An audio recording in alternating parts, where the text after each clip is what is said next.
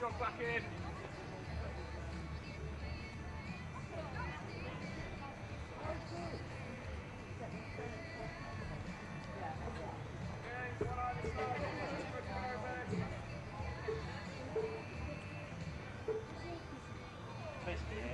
Right.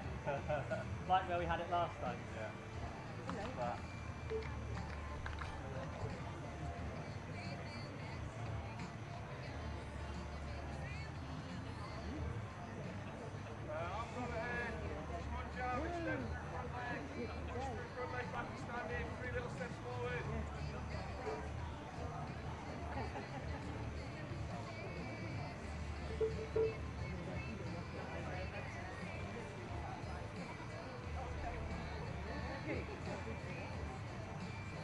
it's not as wonky as some of the some of the one day cup, other men's one day cup things, but yeah, we have put it there before and it's worked.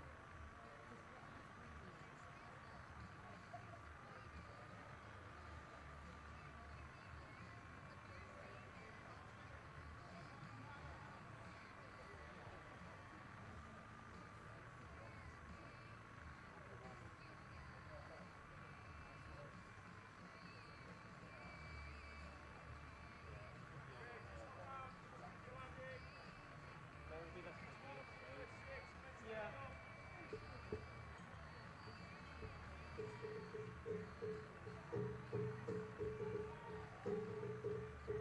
back when you get there.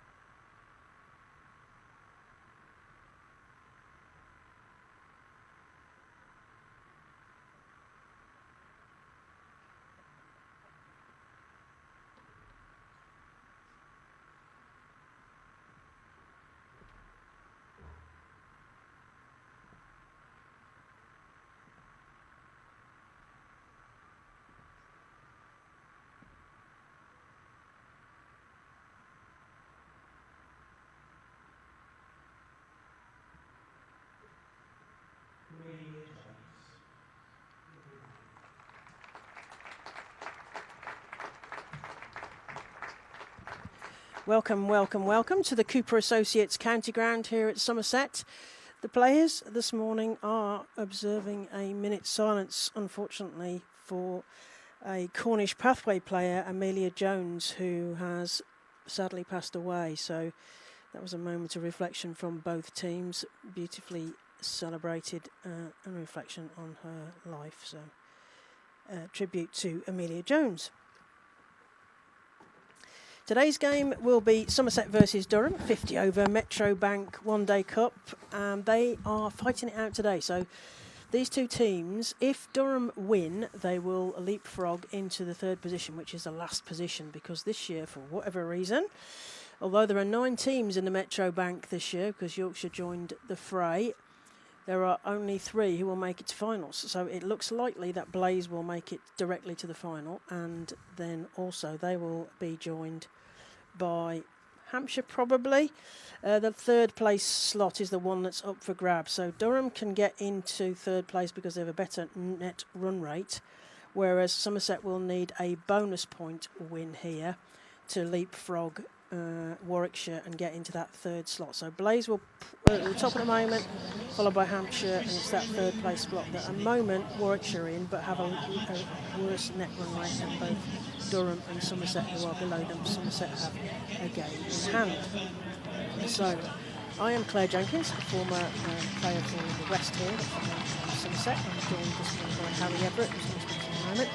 And then Peter Trudeau is also going to be on the screen with us. If you want to join in on social media, Somerset, you are Somerset, hashtag. Both teams coming off 5 wins and 6 losses, although Durham also had a tie in the Diamond Derby that was Yorkshire versus Derbyshire.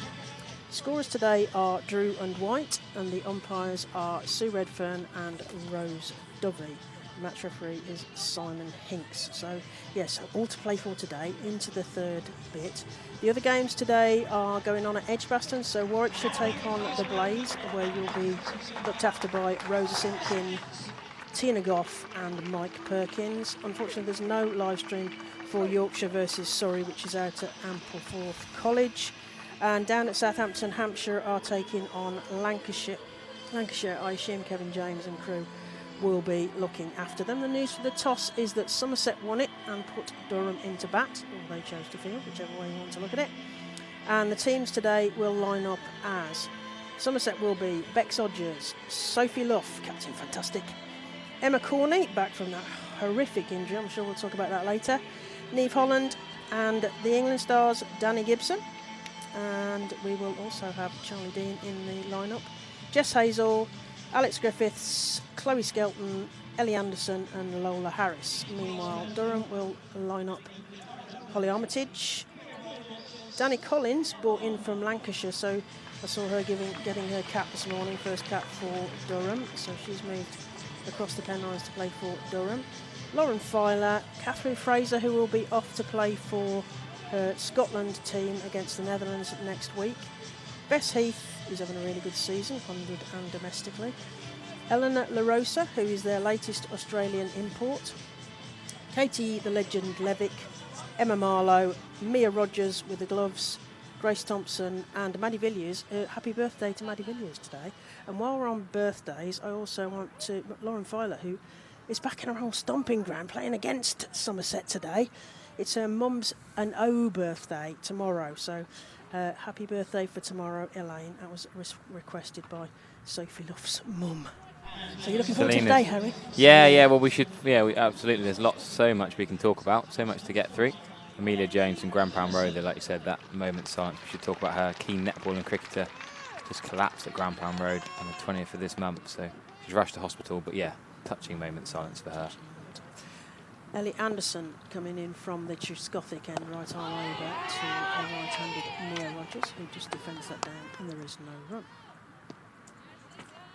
Yeah, so no Heather Knight, but Danny Gibson's back in and Charlie Dean, so exciting couple of England internationals. The Filer Derby, as you mentioned. Yeah. Exciting for her back in. Yeah, back here. Back in today. Didn't play in Durham's last game, but back into the 11.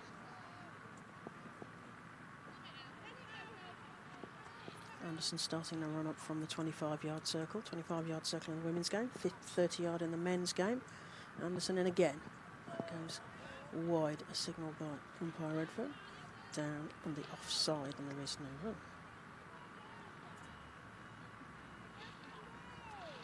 Yeah, attacking on the offside, aren't they? Everyone in on the offside, just that deep square leg back. So in this competition last year, Metro Bank, the games, so Somerset did Durham at Durham, and Durham did Somerset down here. So honours even, but Durham had Susie Bates hit 163 in one of those games. So that's not going to happen today. I think that's bowled. It is bowled. She's out. Ellie Anderson strikes in the first over with a clean bowl. Well, what do you reckon, Harry?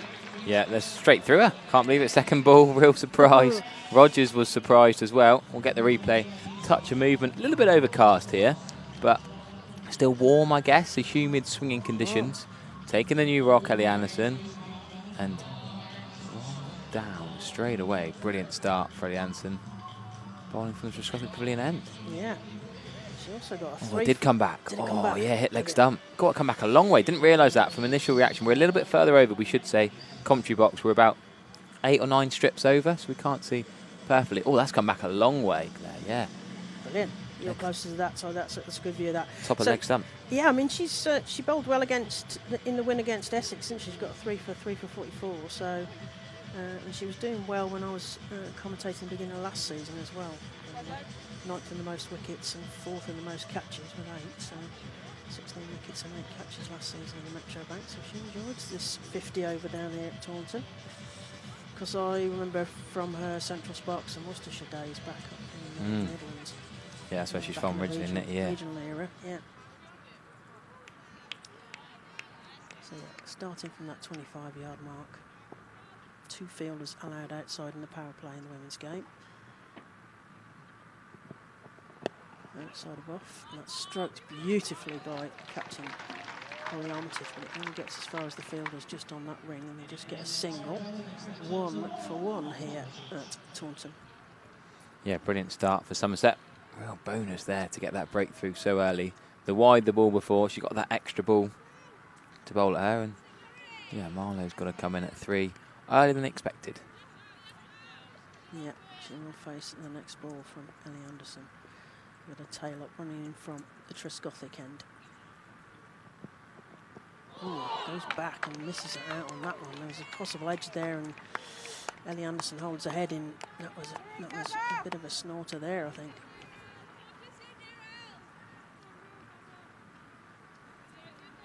As I mentioned, all to play for. So both teams trying to get into their sort of 4th and 5th, trying to get into that 3rd slot to get into that one semi-final that there is this year in the Metro Bank for the women. Ellie Anderson rounds her mark. Emma Marlowe tapping her back, high back lift. Ooh, misses that one as well, straight through to the keeper. And there is no run. Morning those on the live chat. Usual fans, FSM the dog, Mike the museum. Mike's, yes. Mike the museum, yeah. Well, he's at Ampleforth today because the one game without the live stream, which is a bit of a disgrace really. Yorkshire have got pelters on social media for it. Going to a lovely ground. Have you played at Ampleforth? No. Never been there? No, me neither. I played on here and I played at Durham. But yeah, not Ampleforth. No Yorkshire link there. Anderson in again, right arm over. Ooh, manages to get a bat on that, but not convincingly. And that's the end, I think, of a very good over there from Ellie Anderson. So Somerset are doing well in the field, having won the toss and elected to bowl. It sounds like it might have been a good idea, especially as Harry mentioned, there might be a few overhead conditions. We've got some sort of cloudy conditions. It was sort of warm and slightly stormy in the air. And Durham are 1 for 1 at the end of the over. Yeah, so Mike's up at Ampleforth. He's doing a bit of a trip for a few days. Oh, yeah. Doing a little holiday up there. Going to see some friends and family up. I think he's going to go to Durham, he said. He's on the live chat. We've got usual people enjoying from all over the place. Chris Thompson's a Durham fan from the East Coast. We're going to see, as expected, I think Griff's going to open the bowling from the River End. She's opened the bowling quite a lot this year, without Molly Robbins, of course. Had a time for paternity leave, and congratulations to her. She's having a good time off. But yeah, lacking a few seam options, Somerset. A lot of spin. We'll see Lola Harris and Chloe Skelton and Charlie Dean will bowl in the middle overs. But Alex Griffiths to open then alongside Ellie Anderson. Just deep backward square back, and that is down the leg side. Both seamers have started with a wide in their first couple of balls then. Bex Hodges at first slip. Her brilliant partnership with Sophie Luff the other day. Really enjoyed that. Were you at the Hampshire Nursery Ground the other day? No, on Sunday? I was watching. I was trying to watch the live stream, and then it went funk, so I couldn't watch that. So I watched some of the other games that were going on that day. Were you at Chelmsford for the Luff Hodges partnership? No, I wasn't. No, I've been to Chelmsford this year. Yeah. Another wide, just swinging too much on the leg side. But yeah, they were two brilliant games, two consecutive wins for Somerset. They're in different formats. It's a T20 Cup win. Yeah, through the final day at Old Trafford. Yeah, through to their first domestic finals day in the fully professional era. It's brilliant. So it has to be. Erin Osborne must be sprinkling the magic dust to get them to the domestic final and in contention for this one as well. The Aussie touch. So that's sort of almost off the wrong foot there from Griff coming in. That little bit of in swing. Well played and kept out straight enough. She's another bowler who got a 3-for in the Metro Bank win against Essex. 3 for 42 and the best economy that day. She's got 4-for as well. 4 for 22, 7th best bowling in the competition. 3-for against Lancashire and 5th most wickets. In swing action, clear to see. Going good hustle and bustle. Of course, it's the skipper, Sophie Luff, steaming in extra cover. She'll be glad to get another game in with Dino this year. Not played that much together. Dino, of course, captaining England with Nat Silver-Brunt having a few injury concerns. Dino's captain a few, and they've got the series coming up. She'll be captaining, and no keeper for that. I thought it was a bit of a surprise. Capsey's going to keep, yeah. What's Amy Jones up to in September? Well, I suspect she's probably resting, but England need to think about what they do after Jones finishes at some stage. Nice cover drive. Sophie Luff stops it. But yeah, I just didn't quite understand that resting. But then will she play county cricket? Well, she's not had that much work. Like the women's game, they didn't play that. They only had one test match. The Women's World Cup was T20 format, so it was quite short.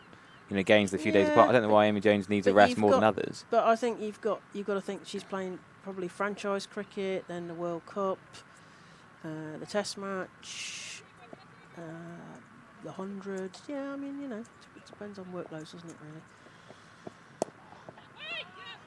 That's a lovely shot. It's going to race away, maybe go for 4, 3 in chase. Yeah, Sophie Luff was trying to get there, just accelerating over the square. Neve Holland's going to come and have a little chat with Alex Griffiths.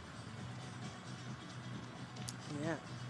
Well, I mean, England need to sort out what they do next because, succession planning for every single position, but particularly for wicket keeping, deciding how they go on from Amy Jones. So I think it's... And also the Ireland series is a great opportunity to blood 1 or 2 more players, so get yourself along to that. So it's going to be a cracking series, I think. That's full, and again, just getting through Alex Griffiths. Yeah, it's funny you say that, David. I was really impressed with Ireland in the World Cup. Gabby Lewis does brilliant work, and I think so many teams underestimate them. I think maybe England have been a bit cocky, actually, thinking we can rest players. Go to Ireland. I wouldn't be surprised if Ireland surprise or maybe turn us over. Try and be too confident, rest a few players, and then go and lose to Ireland. Bit embarrassing, can lose some momentum. Yeah. You saw India men going to Ireland and got battered. You saw Ireland ladies did really well in the Women's World Cup. A couple of close games. I think it's going to be good, but I think the point is it's about Charlotte Edwards' first chance to do a bit of a change. Full again, swinging in, nice straight drive. Orla Prendergast, of course, played here in that brief stint. I watched her bash the ball round at Sophia Gardens to all corners with the Western Storm hat on in those days. She's since then gone off to Blaze to play some domestic cricket here. But Orla Prendergast, Gabby Lewis playing up at Lancashire. She's they're the two main players, aren't they, really? Those are the two that stand out. Yeah. Becca Stokel, 1 or 2 others. But yeah, I mean, Ireland and Scotland in the T20 World Cup did brilliant things. I mean, Scotland nearly turned over a couple of their games. So yeah, all power to the domestic system. Of course, Scotland do have the advantage because their players can play as domestic players in the English regional setup, where Ireland have to play as overseas players because their men have test status, which is completely ridiculous. However, I agree. Anderson in again, and that's just defended down. It's sort of messy, but Armitage just managed to jam it down, and there's no run. Yeah, pretty happy with winning the toss and opting to bowl. Then you'd have done the same, I guess, in these conditions. Yeah, I mean, whichever way the way the corn went, the thing went down. I mean, that's what I wanted to do anyway. Well, no, Sophie Love winning it and making that decision. Yeah, Captain Fantastic, she knows. She's prowling at mid-wicket. Anderson comes in to her fellow captain and just defends that back. There's no run. Be interesting to see how early Danny Gibson bowls. Would you bowl her first change? Her and Neve Holland, I think, in first change before the spinners? Well, I mean, it was great to see her bowling again in the 100 and for England. So, yeah, I mean, it depends. Again, we talked about workloads earlier. I mean, if she's feeling fit and firing, yeah, let's use her because she won't always be available at domestic level. So, yeah, use her while you can. Anderson, 45 on her back. Heels flying into Durham captain Armitage. Ooh, is that a catch? It is. It's another wicket. Second wicket. Oh my, this is going quickly. So 2 wickets down, Durham already. That's a caught behind. Bex Hodges, brilliant catch. Yeah, in the slips. So great catch from Bodge and Holly Armitage, who's been batting well this season, finds herself trudging back to the pavilion. So 2 wickets down. Captain Fantastic's decision to bowl first may well have been a master stroke, Harry. Yeah, Bodge is just a little bit wider, almost 1.5 slips, as you can see clearly on the stream. But actually, it pays off because it's gone right to her. A bit brave to be so wide. It's an easy catch. Gully, isn't it? It's not quite. Yeah, 2 hands low. Yeah, maybe second slip. 1.5 second, 1 3/4. It's that gap between the keeper. But it's worked. Fair play to Sophie Laff, whether it was a Sophie Laff or a more Hazel and Bodge thing to work out. But Ellie Anderson's buzzing. It wasn't the best of balls, a little bit too full, but enticed the drive. And because it was that width, Armitage thought she could commit. She probably should have hit it for 4, but didn't. Look at that head. Doesn't fully commit. That length wasn't quite there. Well bowled. It was a trap, well set and well bowled again. So Anderson gets her second wicket of the game already. Oh, only early doors. And the wicket keeper and the captain both gone inside 3 overs. Yeah. So I mean, they do have a decent batting order here for Durham. So yeah, Maddie Villiers on her birthday is someone I fear, someone I worry about. Yeah, and Bess Heath. They're both having good games. I that mean, sort of engine room in the middle of the batting Heath probably order. wants to whack it more in the middle order, but you can get her in early. Yeah. When she's more vulnerable. Yeah, Villiers a bit more wily. She will face Anderson's next ball. And just defends that, prods it almost to the short cover fielder, Dino. Yeah, how soon are we going to get the Dean roll, which is a sort of completely over the top gymnastic move from the England captain for the Ireland series, Dino. Well, if she was playing on club grounds, it'd be very sensible because the ground's rock hard in concrete. But here it's quite green and soft, actually, by other standards. Been watered well. Yes. Yeah, it's looking good, actually. So painful diving in the heat wave. But yeah, some of the grounds not looking as good as this one as Anderson comes in again. Villiers carves that through point. It's through a gap. And it's going to be 4 runs. So Villiers gets her first boundary. And Somerset scoreboard is having a few problems. I can't quite see the scoreboard at the moment. We've got 2 wickets, but it's 9. 13 for 2. Is it 13 for 2? Right, yeah. okay. Not far away from Neve Holland at point, though. No, it wasn't. Aerial cut shot. Nailed it, to be fair. She did it clean as a whistle, but you never know. They can go straight to a fielder. Yeah. Just a bit short and wide from Ellie Anderson. It is. She's having a little giggle at the top of the mark with Corny. Great to see Corny back. Oh, yeah. Away. Brilliant to see her. Pleasure of doing some commentary, obviously, not for the right reasons, because Corny was off with her injury. But yeah, great to see her back in the colours as that's defended again to Charlie Dean, who was a mad throw to she done there. Keeper, and then does a sort of twirl. She's got too much energy. We didn't get a roll, but we got a twirl from Charlie Dean there. She's had a few days off and she's buzzing. Yeah, full of energy. Yeah, Robbo was good on comms as well. We had Robbo and Corns, didn't we, earlier in the season? Yeah, they did a double act when they were good laugh. One of the days I was here, we left them to it. They seemed quite happy about that. No, they were brilliant. I saw Corns the other day catching up with her because it's been such a long road to recovery. If you haven't seen, go on the Somerset YouTube stream, maybe at lunch or in the interval, the half-an-hour interval, maybe we'll play it. There's 2 11 minutes. We can get them both in about videos about her recovery, her work in the gym. Fascinating. So Griff then from the Botham stand end. It's a nice shape of the bowling. Nice cover drive straight to Sophie Love. Good cricket all round that. Well backed up as well. Yeah, well, there you go. Just Director Sam says he'll play that. So there's 2 videos, 11, 12 minutes long. So that'll be a perfect way to enjoy your lunch in between the innings. It's like behind the wyvern, behind the scenes. For the men's, we had Ollie Sale and Alfie Ogburn in the past, filming a bit of behind the scenes. This is, Emma Corney specifically on her recovery. Oh, that's going to be bonus runs. The inside edge. Alex Griffiths cannot believe that's not hit something. Bex Hodges got a long chase. Yes. It's going to be 3. That's a really long chase. She's been nearly caught up by Neve Holland and Lola Harris. All 3 of them. Yes, I'll be glad that it rained overnight, so it held up there. So at least when you run after that sort of shot, there's a chance of catching it, not just watching it disappear over the boundary. Yeah, the outfield's not quite as quick as it would have been, I guess, as you said, that little bit Yeah, overnight rain. Yeah, saw some puddles. Not this slow, morning. but yeah. Just slowed it up enough. Neither rain anyway. The contacts are still yellow over the top, so They are. rain needed. Catching mid-wicket, catching extra cover, still not mega close, but in the game. Lovely shapes from Griffiths here. Doesn't know whether to go forward or back here, Maddie Villiers. That one's sort of in between. Much better this from Griffiths. A couple of wides early on. Both bowlers had a wide. I think that's something, you can talk about Somerset, how they can improve as bowlers. Quite often in the first couple of overs, there's a couple of wides where they don't get their radar right. Trying to be on it from the start, but Somerset having 2 wickets in the first 3 overs will be pretty happy with that.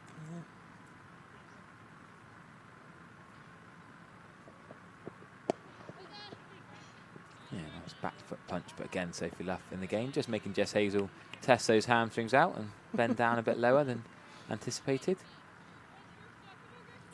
Yeah, as you say, Villiers looks like she's trying to get the measure of the bounce and speed off the wicket as she prods the strip a little. I spent a lot of time coaching with Jess Hazel at Topsham on a Friday night while she was at ex-university, and did a lot of keeper demonstrations, and as this one's back of a length, but Griffiths does well. It's funny seeing Hazel having to dive there, her giving stick to the kids for not doing accurate throws. Do as I say, not as Yeah. I do, is it? Not saying the captain off for the bad throw though.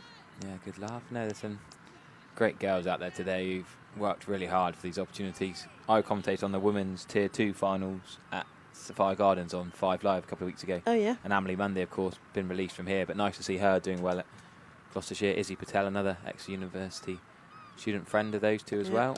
Short and pulled. Going to be 4. Easy 4 that. She doesn't need to chase. No one needs to chase that. Lola Harris will have to get the ball back, but just too short from Griffiths, and she's not quick enough to bowl short. She's not got Filer's pace to hurry a batter. Got to pitch it up and keep it swinging. Just dropped it short there. But still swinging. Good sign. Gloucester doing some good work. I did Gloucester versus Cornwall in the T20 County Cup, actually. Yeah, a lot of Somerset players in both teams, aren't there? Former Somerset players. And that was, I mean, the Cornwall players, the coach was saying his only problem was keeping them calm because they were so excited about playing on the Bristol pitch, and the opportunity to do that, just that, maybe potentially the highlight of some of those girls' careers. So that was and they gave them a good game. They got wickets, they got catches, but Gloucester won that one. But clearly not made it through to the quarterfinals last weekend, because the only Tier 2 was Northampton in the end, wasn't it? Yeah. Anderson in again. And that's squirted backward of square. I'm not sure if she knew where that was going. It's 4 runs, however. And Marlowe picks up a 4 there. What's your thoughts on deep square leg or deep fine here then? If you're Sophie Luff or you're Ollie Anderson, what's your thinking here? Well, it's the challenge with that there, because of going down the hill from Trescothick towards what I would call the Luff end, but that's my personal preference. That is a short boundary there because it goes across the front of the Colin Atkinson Pavilion. So you've really got to defend that. So I think you'd be erring towards more of a fine leg than a square leg. Yeah, but you know, I agree. No, I was thinking the same thing. We shall see. See if they make the most of that. So it goes straight through to the wicketkeeper, and there is no run. Are they worried about Ellie Anderson dropping short and being pulled? But I feel like the tickle off the legs is more likely, or the wide down the leg side. Yeah, I feel like because that's more likely than the short one. Yeah, I don't know how much. Yeah, no, if she was more likely to bowl a really fierce bouncer, you might want a more square leg. But Yeah. even so, you'd want them backward, I think. But yeah, field setting is not my greatest skill. Well, I guess you had to do it a bit when you were playing a few years Yeah, back. to do a little bit. But not much captaining as Anderson comes in again. Stroked to forward point, and there is no run. Interesting seeing Danny Gibson at cover point. You think for England, she wouldn't have been at cover point. Often out on the boundary. Yeah, it's great boundary. Some of that fielding she did in the 100, amazing. Well, it's funny in the World Cup because it almost went from the sublime to the ridiculous. She had a couple that she let through her legs, a couple clangers, like embarrassing bloopers, and then she had a couple worldies where she jumped up one hand and flicked it back. I'd take that mix. I mean, it's inspirational stuff when somebody does something like she can do on the boundary. Again, that goes to Danny Gibson. Tests out Jess Hazel again, and the backing up from Griff. The whole team involved there. Bodge and Griff having a little giggle. Yeah. Somerset in their black kit, Durham in the blue and red and the black. I think they're black trousers. Yeah. Today, Somerset, if you missed the beginning, won the toss and elected to field first, and have made the most of some potential overheads. Durham losing their wicket keeper and captain, as Harry pointed out. Anderson comes in again. That's defended down straight down the side. Deja vu. Yeah. Gibson swoops in. 3 in a row. Yeah, 3 in a row. Well, that's consistent bowling for you, and also dot balls. So compliment. Happy days for Captain Fantastic Sophie Luff, who's clearly got a plan here about how she's going to handle this. Could she have a maiden of Anderson to? Yeah. It's not going to be because the first one went for 4, but how many dots in a row can you have straight to cover point? Happy days. Yeah, because Emma Marlowe, when they played against Essex and won, got 53. So we shall see. She's also ex-England under-19, so no mean batter. She prods that, and Sophie Luff just scoops it up, and we have the end of an over. 24 for 2. Durham here at the Cooper Associates County Ground in this Aeronix sponsored game here, Metro Bank One Day Cup. Both teams fighting it out for this 3rd place. That's the key bit, isn't it, Harry? Yeah, absolutely. And Somerset got a game in hand, don't forget. That game in hand could be crucial. It might well be. So if Somerset win with a bonus point, they can leapfrog because of their net run rate. And if Durham win, they don't need a bonus point, but again, their net run rate will take them above Warwickshire, who snuck into that 3rd position last week. I was up doing that game. Warwickshire, Yorkshire. Still just one fielder, Lola Harris, outside the circle. She's going to be into action straight away as I say that. Yeah. Straight to Lola, as if I could foresee what was going to happen. A little bit leg side from Griff again, but she does well to keep it to 1. Yeah, only using one fielder outside, but that's okay because they're on top here. It makes sense from Sophie Luff. Squeeze a bit, attack. Got the 1 insurance policy on leg side, so Griff can attack the stump. She can bowl in swingers, going for LBW and bowled. Yes, it's not worked out so far, but I like this field set and attacking plan. Again, could they go? This could be 3 again, you know. Bodge and Lola Harris are sprinting. I think it's going to be 3. Yeah, easy 3. Should be an easy 3. Yeah. They're a little bit late coming back for it. It's held up. I remember a couple of seasons ago, they did these drainage lines, which is this just makes sort of like a strange graph shape as we look down on the pitch here. Just slowed it up enough.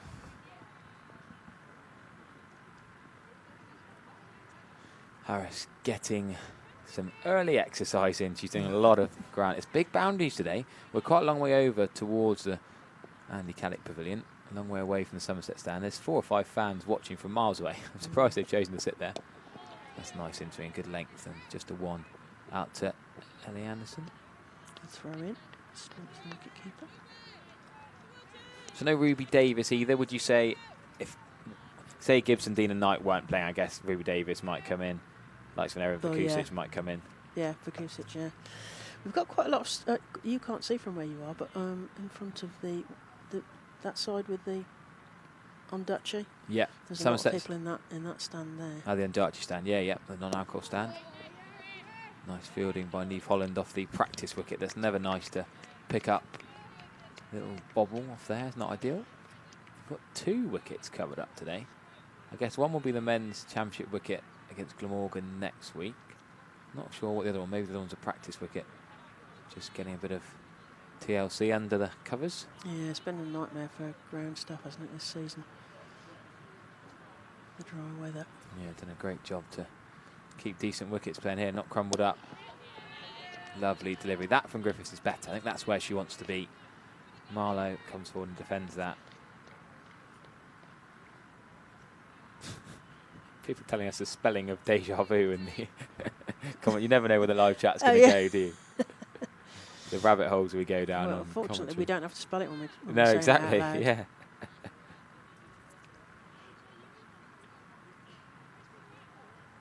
So last ball of the over. Not a 6-over power play. Those who are thinking T20, it's a 10-over power play. What's going on here? So the umpires are having a chat about something. What are they not They're happy about? on Don't quite know. Hard to tell from here. Sure, they're having a little chat. We're not. We might see the slow right arm of destiny later from Rose Dovey, which I'm looking forward to as well. Oh, we're ready to go. As a Dean role as well. We saw speaking into their walkie-talkies. We're not plugged into the walkie-talkies, but lovely shot for no run. Little chat about something anyway. Yeah, not sure what it was. Try and guess. We can make up anything from here, can't we? Yeah. Doing their beautiful, what I would call chocolate purple, being from Birmingham. It looks like a Cadbury's. famous. Oh, you can't. All the chocolates are available, but yes, looks like Cadbury's. We're not on purple to BBC me. now. You can Oh, say yeah. whatever. You're I just trained like to up cover to be. myself. I just like to cover myself. There we can say whatever chocolate you like on here. I've been to Cadbury World in Birmingham. Yeah, Yeah, good trip, good day out. Not far from Edgbaston. No, it isn't at all. And if the wind's blowing, you get a good Smell of nose it, full yeah. of chocolate. Just eat so I, much. yeah, when I grew up in one of the suburbs, and they always said, oh, if you can smell chocolate, bad weather's on. It was obviously the prevailing wind. Yeah. Lots of relatives worked at Bourneville, as male relatives worked at Longbridges. Anderson comes into Villiers, strokes that again, but straight to Charlie Dean, who does a fizzing throw and scares Griff into backing up.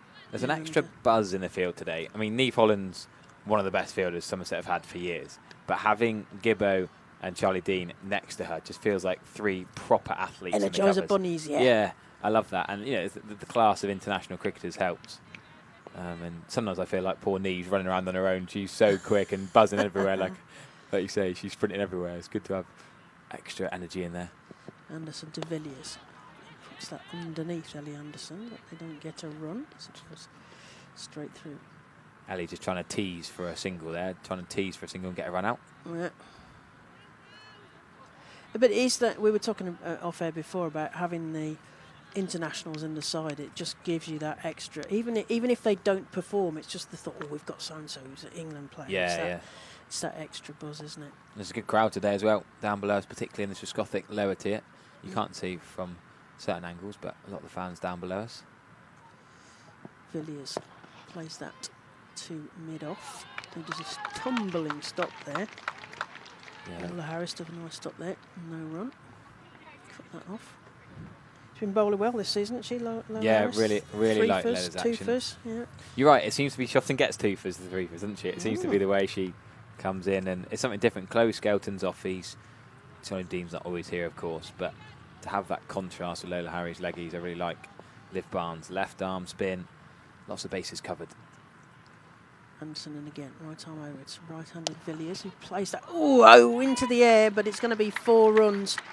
There was a moment where that was possibly a catch as it went sailing past the mid-on fielder, but no, 4 more to the total. 29 for 2 are Durham. They lost a couple of quick wickets, a clean bowled, and a caught at what we reckon is about second slip. So 2 wickets for Ellie Anderson already. 33 for 2 are Durham. Put into bat here at the Cooper Associates County Grounds. Anderson comes in from the 25-yard circle marks. Again prodded to Lola Harris at mid-off, and there is no run. Yeah, of course, no Liv Barnes in the 11 today, but still plenty of spin options. Heather Knight would have bowled some spin as well. I do quite like it when Somerset have Golden like arm. 40 overs of spin, yeah, and they can just well for a few overs. Good for the over rate, good for the pressure. Yeah, speed of play. I mean, the umpires always love that on the short run-ups and quicker through the overs. And we've seen some spectacular collapses, haven't we, in recent years, so spin can suddenly run through a team. Yeah, Anderson in again. It's a catch! And that's another wicket. Charlie Dean does a beautiful sort of lean forward, and it made that look easy there, Harry, and it wasn't. No, and that's a really, really important wicket. The birthday girl, Maddie Villiers, I don't want to say only Charlie Dean would catch that, but that's one of the fielders you most want that to go to. Yeah. Charlie Dean at extra cover, because it only just carried. That's almost a fingernail breaker. It's a little bit full, actually, the ball from Ellie Anderson. It's there to drive, but she just leant back. Poor from Villiers, really. Villiers should be getting over that in that along the ground, but she's given Charlie Dean a chance, and that's a brilliant catch. It is, because when it went into the air, I thought, well, she's not quite close enough, and she's not moving fast enough. But as you say, Charlie Dean is one of the few who could take that so low down in front of her. It should have been bouncing just agonising in front of her, but Charlie Dean gets her hands to that Inspector Gadget style as Rose W just does a back check on the new batter. Yeah, like that. Well, I think if you'd told Sophie Luff you'd have 3 big wickets after 7 overs, she'd have bitten your hand off. And also to be Rogers, Armitage and Villiers. That's 3 big scouts. 33 for 3, that's quite... see, Ed loves all those numbers. He'll kind of look at me with a big grin and he'll say things like 123 for 4 or something like that. Where's Ed today then? What's Ed up to? I don't know where he didn't. I don't know where he is. Where's Ed? We should ask the I'll give him a text massive. tonight. Where is Ed today? Yeah, he's doing something Gloucestershire wise probably.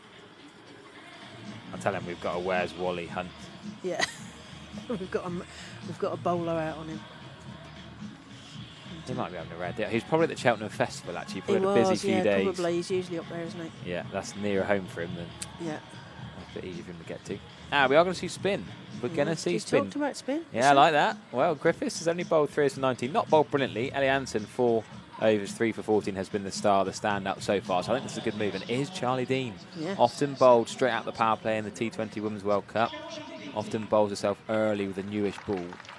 We might well see the Dean roll now because she'll have an opportunity to do some return catching, stopping here. Collins at the non-strikers then. Marlowe is back, and that's skidded on through quick and flat. Not slow, that from Dean. She's on it today. Deep back was square and deep mid-wicket. There's probably 2s out to Lola Harris. It's a long way out there. Do they want to sweep Charlie Dean early? That's the key question. Solidly in behind it. And Charlie Dean can just bowl you 10 overs, 2 for 25. Even if she doesn't go for a wicket, even if they see her out and she just goes to 25, something under 30, happy days. Then they try and target the other bowlers and often get out. Big win for Somerset, having Charlie Dean in the side today. It is. And she's 5th in the best economy for Metro Bank this year. 3.33. Yeah, as you mentioned, captains would be very happy with that. And we'll probably bat. Even without the wickets, because that's the important Yeah, thing, isn't it? Putting just the ties up an end and yeah, makes it so much easier for partner Luffy. And that's a little bit edgy. Backward point. I don't think Neve Holland's going to get that. It's going to go all the way for 4. I mean, it is a false stroke, but actually, between slip and point, there's no fielder, there's no backward point, there's no gully. So actually, it's good batting in that you've seen a way you can score. All you've got to do is beat Bex Hodges' right hand, and it's 4. So good batting with a tiny bit of width from Charlie Dean. Does she change that? Part of me thinks, could you be brave? Bring deep square leg over to point. I don't think they're going to sweep when you're 30 for 3. You've got a big area to cover that side on the leg side at the moment. Yeah, I don't know. It depends how straight she wants to bowl. She is bowling off spin, of course, so with the turn it goes to leg. It depends. Does she want to bowl outside off and bring slip into play, or is she thinking more bold LBW, maybe caught behind where you bowl a little bit straighter? I also wonder how much she's letting Luffy set her field for her and be like, well, I'm England captain now, Luffy. Yeah, I'm going to set my field. I don't think those two would fall out about We've it. got a little nest of England captains in Yeah. Well, could have been 3 could in have the had 11 Heather today. Knight, Yeah. could have had 3, yeah. Heather did play in the T20 last week, of course. Battled on the nursery ground against Hampshire. So talking of T20, Somerset are well pleased to get to their first domestic final Yes. in the fully professional era. So Erin Osborne is obviously waving the magic stick. And yeah, Are you on up Saturday, there? yeah, I'll be off up there to watch that. You on comms or No, just no. watching? Well, not. I mean, if anybody's listening, I'm happy to do comms. I will be there watching. Yeah, I'll be there watching that. So Somerset are going to be in the second semi-final. They're going to be the sort of slightly later starting game up at Old Trafford.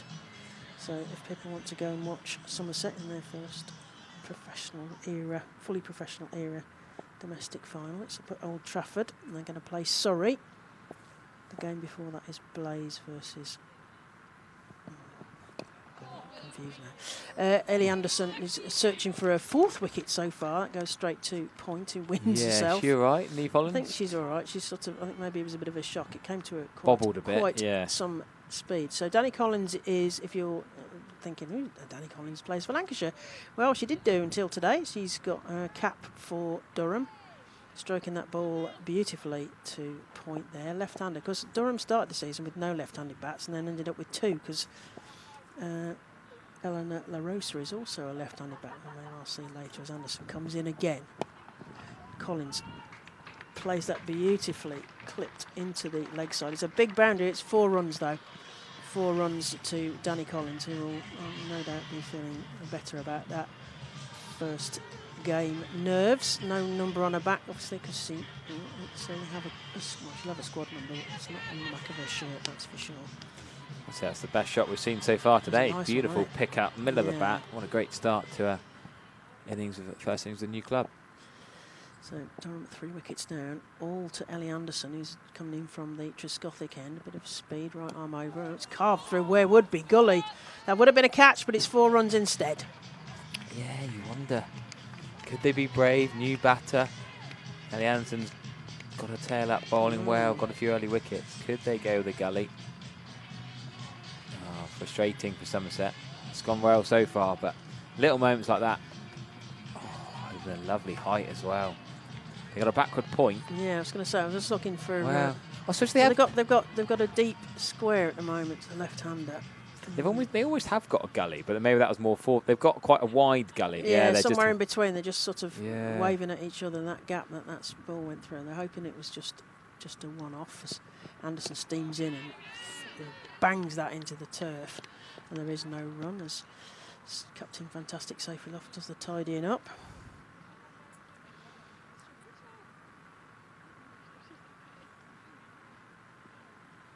Yeah, we're pretty happy so far. In the form of her life, Sophie Luff, great to see.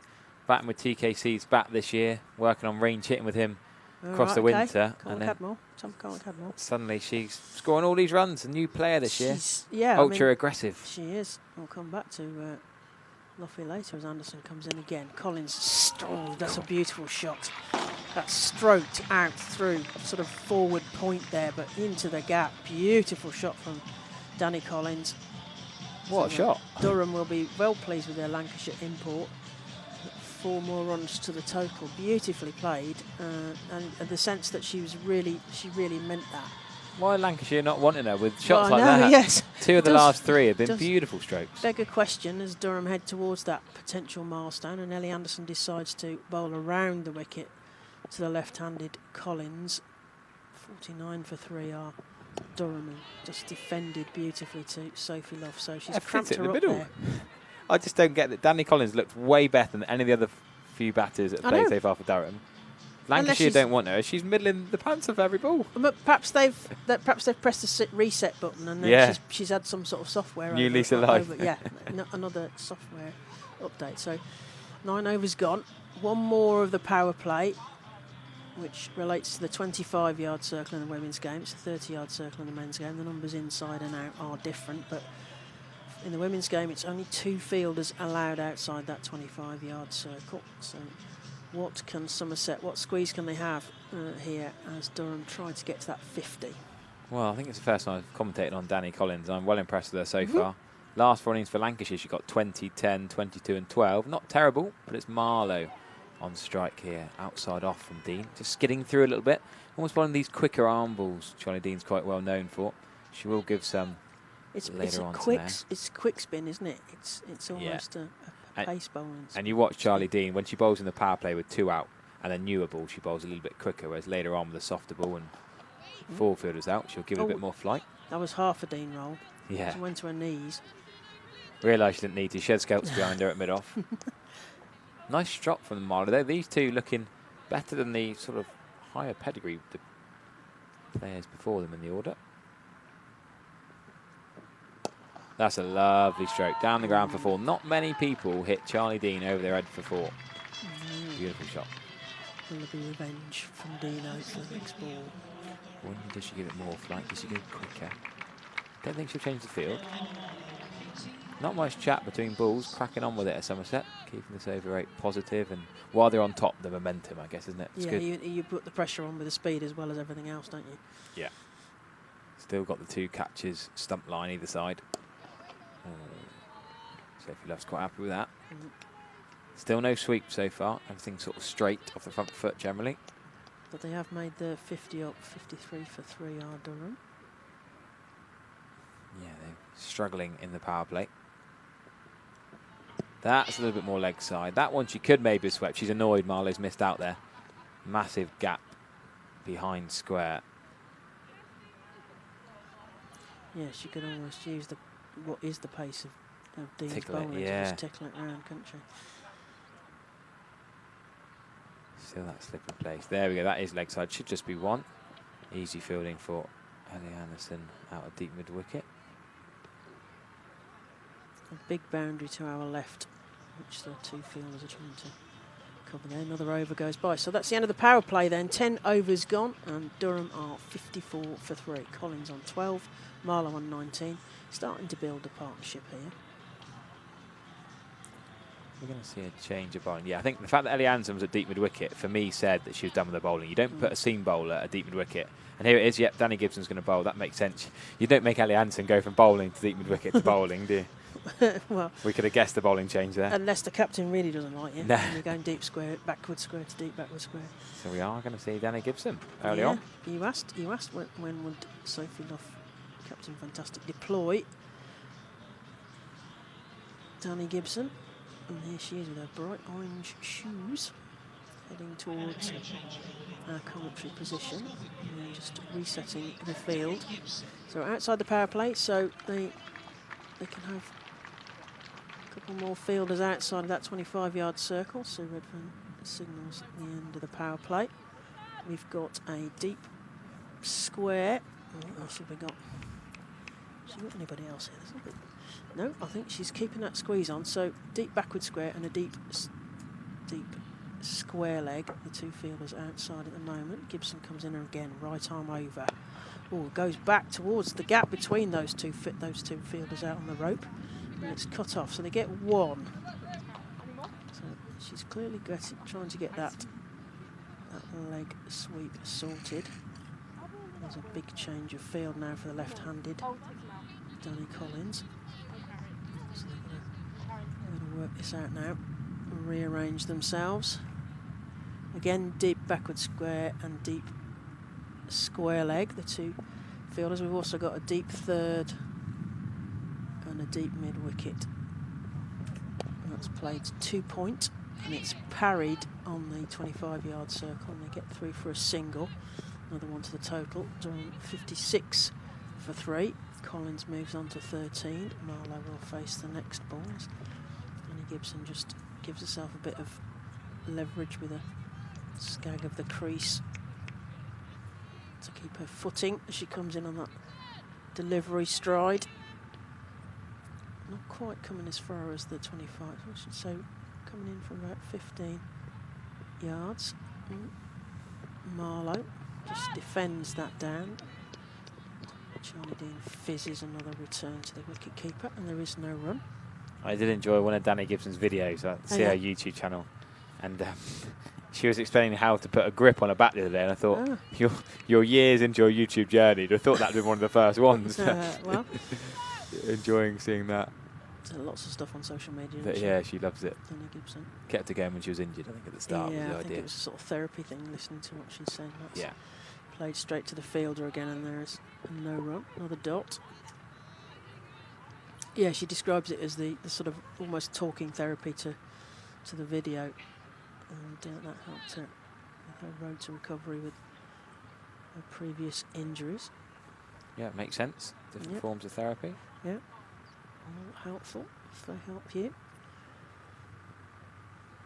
Marlowe. Ooh, attempts a sort of ramp shot, but doesn't quite get underneath it. Goes straight through to the wicket keeper, and there is no run. We like that one? Yeah, I think it was on. It was on, yeah. There's a gap. There's certainly a gap there because the last fielder is the point fielder, so she'd have to hair off after that if it goes over the Well, deep third. wicket keeper. You got deep third back. Oh yes. Oh, she's talking. chatting with I her thought mates, she was. I thought she was one of the 12ths over there. Yeah, there's 2 12ths and 2 bibs and 1 2 not. bibs and 1 not. She's disappeared against them as that's played straight to said Neve Holland at points, and they're going to get through for an easy single. Another one to the total. 57 for 3. Yeah, decent start from Danny Gibson then. Yeah. Not going for a boundary. Just a couple of singles. She'll be happy enough for that. 3 off the over. Yeah, I had a reply from Ed Seaborn. Oh yeah, where's Ed? He said he could have gone in the Durham team bus. He's off to Durham. He's travelling to Durham today. And I said, well, yeah, you got Durham 2 days in a row. He's commentating for Gloucestershire on the men's 4-day, starting up at Chester Street tomorrow. He could have stowed away in the girls' Durham bus and then got up there for tomorrow. But no, he's on the train, long journey on the train from Bristol to He loves a train, Chester as Street. does our Ed. Yeah. I'm off up to Durham next Thursday for the next round of this. Well, at least Durham are only playing at Taunton today, not Exmouth like last year. Somerset have Yes, been I was nice. there as well. Yeah, Somerset have been generous, letting them come to Somerset rather than making them play in Devon an extra hour further on. Yeah, down to the seaside. Dean flighted. That's a nice off break there, just outside off stump. Long on back. That was last year's T20 County That was Cup. a hell of a collapse, And wasn't it? yeah, Somerset The super were over. desperate to give the victory to Durham last Yes, year. Which that they was a succeeded proper in the end. capitulation, wasn't it? Yeah, not one of Somerset's best days, that. No, it's going down leg. One of the poorer super overs, wasn't it? One of the lower scoring super overs you'll see. There was also a big debate, I gather, about whether they should be in their batting or their bowling shirts, but the umpires wanted them to change around quickly, and there was no lights down there, and it was getting a bit gloomy. One over round, yeah. The sea fret can come in at Exmouth by the mire. The mire, whatever you call it. Use of the feet, but can't get it past Milo. With long on back. Slightly different proposition. Long on's a long way away though. Could be a little chip over Sophie Luff's head. It's a big hit to carry long on. I think we'll see Dean and Gibson bowl for a little while here. These two just tying it up for Somerset. Yeah, should probably be Somerset's 2 best bowlers, the 2 international cricketers. There's no overseas, of course. Annie Leroyd's gone back to Oz. Okay. Been useful this season, though, hasn't it, to Yeah. Monica Leroyd? That brilliant 100 at Headingley. Well, it could have been what could have been in the loss, but nice fielding by Gibber at backward point. Right, one more ball for me, and then I'll bring Pete Chigo into the attack. Talk you through the next few overs. Charlie Dean finishing off her 3rd over. Oh, not got control of that as Marley. She's got away with it. No, well, thanks, Harry. That was the voice of Harry Everett, and the next voice you're going to hear alongside myself, Claire Jenkins, will be Peter Trigo, Somerset legend. Thanks, Harry, there. So we've set off well here. The 3 wickets so far, a clean bowled catch, and 2 catches. Anyway, they were all to Ellie Anderson. So that was a fine spell at the beginning. Somerset having won the toss and elected to bat here in this Metro Bank 1-day cup. Somerset in the field against Durham in their blue tops. As Gibson will continue from the Trescothick end to Danny Collins, who's coming from Lancs. That's parried at point. Get through for a single. Sophie Love wangs that into the wicketkeeper. And welcome, Peter. Morning, Claire. How are you? Nice to see you. Yeah, you too. Well, great. What have you made so far? Well, one of the stats, isn't it? 3 wickets in 3 the wickets in power the power play, play, and we like that. Ellie Anderson has delivered those. So really good start from Somerset. I suppose the run rate has remained healthy, which is unusual when you lose a little cluster of wickets. So Durham have done well, but like I said, they'll have a point of concern, the fact that they're 3 down inside those first 10 overs, now 12. So all in all, a very competitive start to the day. Yeah, I think we were speculating that Sophie Love would be happy with the 3 wickets down so early. Surely as Gibson comes in again to Emma Marlowe, waggles a bat. Just defends that straight down to Captain Fantastic Sophie Love. And there is no run, 58 for 3. Yeah, I suppose one of the plus points is one of the openers is still in and scrapping hard, doing the right thing. The run rate isn't spectacular, but with a bit of chaos up the other end. Emma Marlowe's playing nicely and is going to be a key factor in Durham posting a sizable score here at Taunton. Looks a good surface, even though certainly on the offside, as we're seeing it now, it's an enormous amount of acreage for the fielder out there. Niamh Holland to cover. She's going to be sending a GPS unit through the roof at some stage through the day. There's a deep third as well on the boundary as Gibson comes in again. Oh, tries to bounce her there. That's going to be put into the pocket. And Dean struggles with the coconut matting there as to get through for a single. It's awkward on the footing when you haven't quite worked out you're going from grass to coconut to grass again. Yeah, that sort of Hessian mat as well is very grippy on the studs as well. You've got to be, especially if you're is. turning on it, you've got to be very careful for your knees and ankles in particular. And certainly in my experience, you try and avoid at all costs running across the coconut matting, protecting one of the pitches, probably the next championship pitch here at Taunton. Yeah, and that's defended down. Yeah, well, Charlotte Edwards will be taking a deep breath there as Dino struggled with that coconut matting. That's another over goes by. It's 13 overs gone. Durham are 59 for 3, Marlowe on 22 and Collins on 14. But a good start to the day, very competitive as I say. I think both teams will be happy in some respects. Durham's run rate's healthy, but the 3 wickets taken by Ellie Anderson in an opening spell, 5 overs, 3 for 26, has certainly put Durham on somewhat of a back foot. I know it's only a minor part of the game and maybe too early to talk about it, but you do think about the size of the ground. You kind of imagine that running between the wickets, 1s, 2s, maybe even 3s, which is very unusual at Taunton 3s. You might get a 3 down here though. Yeah, might be a factor. It's potentially a 20-30 run swing across 50 overs if you get your running between the wickets correct. And I don't think there's a better exponent of scampering between the wickets than Somerset's captain. Oh yeah, Captain Fantastic Sophie Love. We'll see a bit of that later, as that's carved to point and there is no run. Again, a good bit of field in there, but Danny Gibson picks that ball up on the 25-yard circle.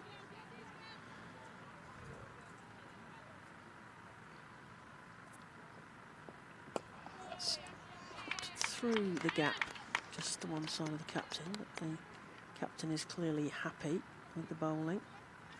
Well, happy in all respects. What a season Sophie Luff is having. Hundreds, rapid 80 in was it the last game? Probably. I mean, she's brought in as a sort of 100 trophy winner. I mean, what 100 trophy winner. What a season. A fine wine, some would say. Yeah, she's getting better. She is getting better. This is the season of her life, I think. She was brought in as backup for batting to Nat Siva-Brunt, who didn't play some of the first games of the 100 Trent Rockets, but then made the sort of 3 slot for Trent Rockets her own there. Yeah, she's had a great summer. I often say that sort of 30 to 36 are your peak times, in particular as a batter. Is it appropriate to talk about an England selection? Well, I was kind of not retired. No. I thought you were going to say retirement then. Quite the opposite, no. Claire. I've been, what? Well, I think she's probably hard done by, really, given that what she's done with the bat. And the leadership qualities that she has to bring to the party, as well as, I'm not suggesting captaincy, but certainly leadership as Skelton comes in again. It's just tickled down by Collins and there is no run. Yeah, I mean, I think she might, there are 1 or 2 who might feel quite aggrieved that they weren't in that squad for the Ireland series. But yeah, I think, at the beginning of the season it seemed a bit mad, but not now, not the season that she's had. Well, I was thinking about it, obviously being very much involved in cricket, and certainly the media side of it. I haven't heard that bandied around, so I wanted to be maybe maybe we should be the first to maybe start talking about it, because if you flip it to the men's game, there would have never been a Michael Hussey in international cricket. If it was an age thing. I know obviously I think international teams prefer to pick from a younger crop of players, but she's had a phenomenal season. She has, and also we had Charlotte Edwards when she took up the England role, saying I'm going to look at domestic form, and she certainly was the surprise package for the 100 because she wasn't even in a team. So to having put herself in that, and also the scores that she's been getting this season, amazing. I mean, we'll come on to that when she's batting, but knocking 80s and centuries for fun. So yeah, I'm biased as well, having seen so much of her play that I think she might well feel aggrieved she wasn't in that squad. Yeah, I don't. Yeah, hopefully it's not an aggrieved situation, but I just think she feel unlucky. I think is a better word. Absolutely, but you think about Luffy's career. She's been a very consistent high performer. Maybe at time hasn't done quite enough to sort of stick your head over the parapet in terms of England selection, but actually quite an unprecedented season. You talk about picking your best teams. She is undoubtedly one of the form players in the country, and I think that should give her huge confidence, and hopefully she feels like there is a way in, because that's a huge motivator. I mean, like I said, there's no reason why the next 2-3 years for Luffy can't be her best. And also when you look at the England side, the thing that they've struggled with, despite what they've said publicly, has been the batting, and she certainly has proved a point with the bat this season. And as you say, fine wine coming to fruition now as Marlowe faces up Gibson, and that's defended down to point. There is no run. Well, in the modern game, and I think this is what really makes me want to promote this as a narrative. It's not just the runs. She always brings intensity with her running between the wickets and her fielding. She's a full-on cricketer, as I would describe it. But her strike rate and the pressure she's been applying to the opposition bowlers, I think that's the most impressive element, because I think it's fair to say, in conversation I had with Sophie when I was coaching, she always felt a bit of a personal toll and about the team's performance on the day. She didn't score runs. Often the team didn't have success, which is factual. And I think that was a bit of an inhibitor in terms of what she could potentially do. Now with the professional era moving to Somerset, a lot of the other players in form as well, I think it weights off her shoulders, and we're showing what she's showing what she can do now. And I think it's the strike rate for me that's the most impressive thing. She's gone from the anchor player in almost every scenario to the aggressor, and she's done it in such a short space of time, and absolutely phenomenal. It's almost like her young charges that you as you say, she's sort of not been carrying, but the weight of responsibility of the young players, they're all starting to come to maturity now. So she's able to concentrate on her own games. That's in the air to the fielder. Oh, it goes underneath her and for 4.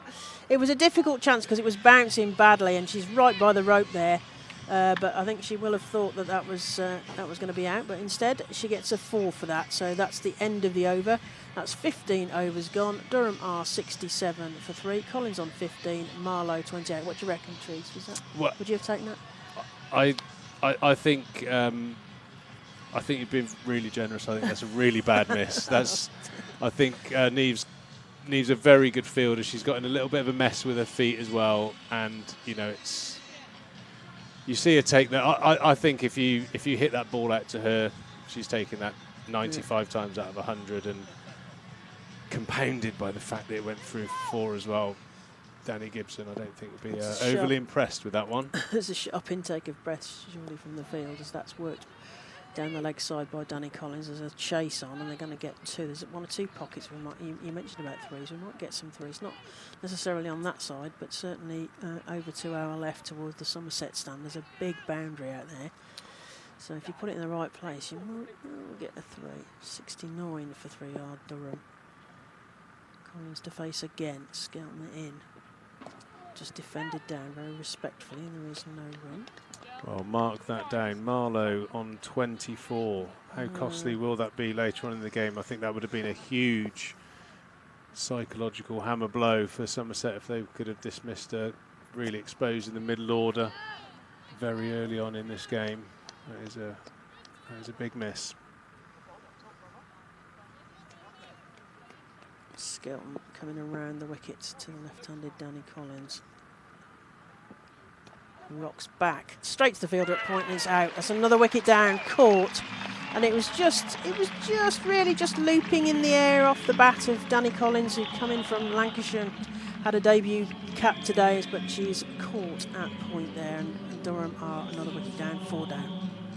Yeah, the 4th wicket, I think that Somerset deserved. Could have been 4 and 5 with that previous drop catch. It wasn't what you'd say it's not the dismissal that Skelts would dream about, but she'll absolutely take it. A little bit of a wide ball, and if you notice the batter in the swing just leans back on it. Yeah, just at that wrong point. Carves it, hits across the ball. Lean back, open the blade a little bit, and Lola Harris takes the catch. Really good, important wicket there. Another blow for Somerset inflicted on the Durham lineup, so they're certainly under pressure. The middle order have got a lot of work to do now. Marlowe, the opening batter, still in on 28. Should have been out the previous over, but Somerset right on their game, bar that one missed opportunity. Yeah, it's a sort of tame end really to Danny Collins, because she's been stroking the ball really quite nicely. And yeah, miscues one, as you say, is back and firing one straight to point. So 4 wickets down. So looking like a good decision from Seyfullah to field first with a few overhead conditions potentially, and the benefit of having had 3 quick wickets from Ellie Anderson in the power play as Skelton comes over the wicket to the right-handed Bess Heath, who's also had a good season with the bat. Also Trent Rockett's 100 winner. She she stubs her own toe, I think, as she gets to the other end. Another one to the total. Durham 70 for 4. Heath off the mark. Marlowe on 28. As you say, she's been in there from the beginning. So anchoring the innings is Emma Marlowe. She just twiddles that underneath straight to long on. Another one to the total.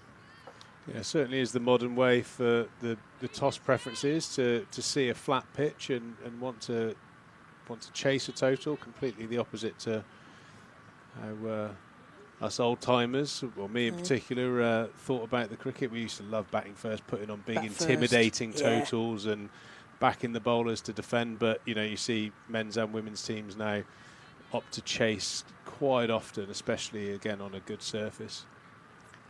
Yes, it is more the choice now, isn't it? Know what you're chasing. I mean, in previous seasons it might have been because there was a weather worry. I mean, this season has been less weather worries with the summer that we've had. Because if they're going to be DLS altered totals and things, as Gibson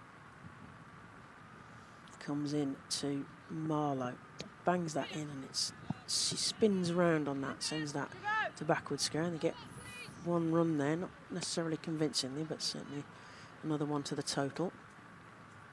Yeah, a little bit of frustration there, I think, from Danny Gibson, going for that short delivery again that was miscued the previous over. Yeah, Danny Gibson is one of the bowlers that does like to utilise the middle of the pitch from time to time. Yeah, she's sending her fine leg to more squarish. There's a sort of strange shape here at Taunton. It's almost hexagonal, the pitch, as Gibson comes in again. Can only send that Heath straight to her 100 compatriot Seyfullah, and there is no run. Yeah, it's almost like the modern era. The phrase scoreboard pressure seems to have gone out the window. You know, I think chasing teams aren't as intimidated. They back their stroke play to chase whatever total they're set, and that's a pretty good thing. We saw it come undone a few times here at Taunton in the men's version of the Metro Bank. I think whenever you see a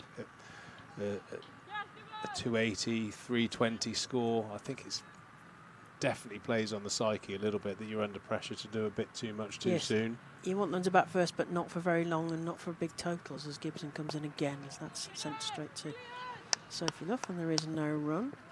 Sort of becalming the Durham innings here a little. 73 for 4. Heath on 2, Marlowe on 30. Into the 17th over. Gibson, having moved her fielder, and the ball went straight to her a couple of balls ago, but she's gone back to the original position as Marlowe faces.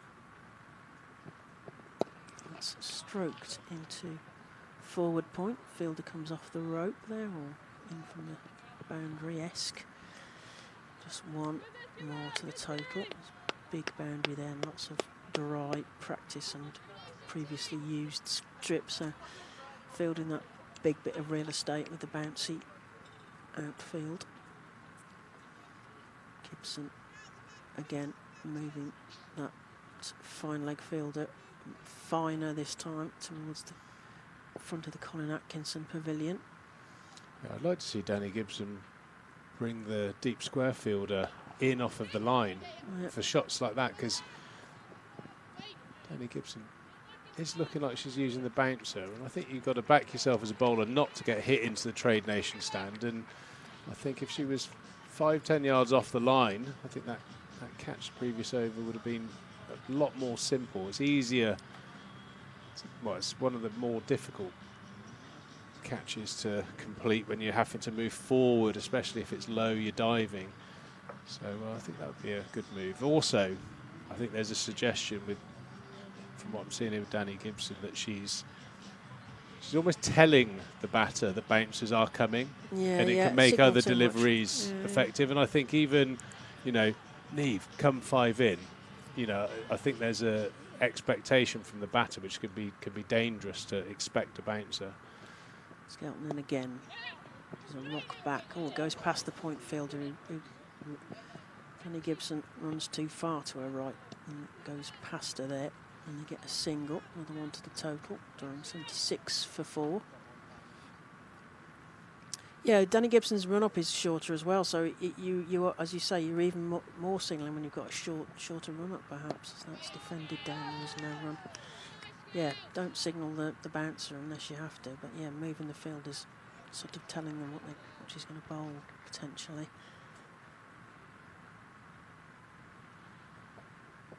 Marlowe plays that into the leg side. There is a fielder at mid-wicket who's coming in. Sends that back to the wicket keeper. Just the one to the total.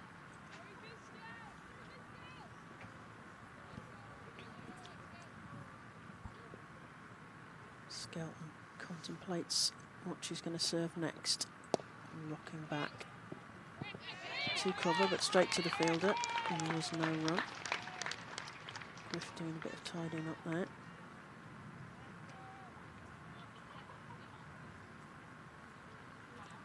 Skelton sending her mid on to long on.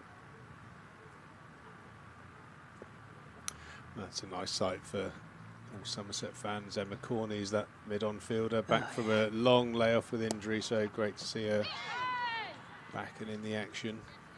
Yeah. We were talking about that earlier, and that we're going to see at the interval, they're going to play the video that she's done about her recovery, which was... Oh! What?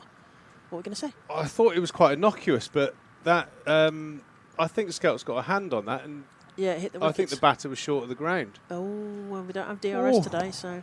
Referee. No double checking on that. Let's get another replay of that now that the over's finished. 70. I thought you were having an episode. 78 for 4. Let's have a look. Did Skelts get a hand on it? Let's go back. Let's go back. We need a slow-mo. Come on, team. We love a bit of controversy. Here's a replay. Did Skelts get a hand on it? That's the question. I think she did, and she is comfortably out. Oh, well... No replays for the umpires and no DRS today, so it can only be sight. She tries to stop it, doesn't she, but inadvertently parries it onto the stumps. Although the batter is lunging back, so it would have been a close one, I think. Out. Triggs is giving it out. I'm not allowed to comment on the umpiring today. As Gibson comes in again, right arm over, bangs that in, and it's played to mid-wicket. There's no fielder there, so that's 4 runs easily as that bangs the Ondatchis Stadium hoardings, advertising hoardings. Another 4 to the total as Danny Gibson's going to move the field again. It's fiddling with that fine leg. It's going, the fielder's going squarer to that corner almost. 4 more to total. Durham 82 for 4. Heath on 9. She's about to face now. Gibson coming in. That's 3 point. They're going to get at least 1 then. They might get 2 because there's a lot of ground there for that fielder down there to cover at deep third. And they do indeed get through for 2. 84 for 4. Heath still on strike. She's been batting well this season through the 100 and domestically for Durham. Looking at her figures as Gibson has that distinctive start to her run up. It's defended down to mid on. There is no run.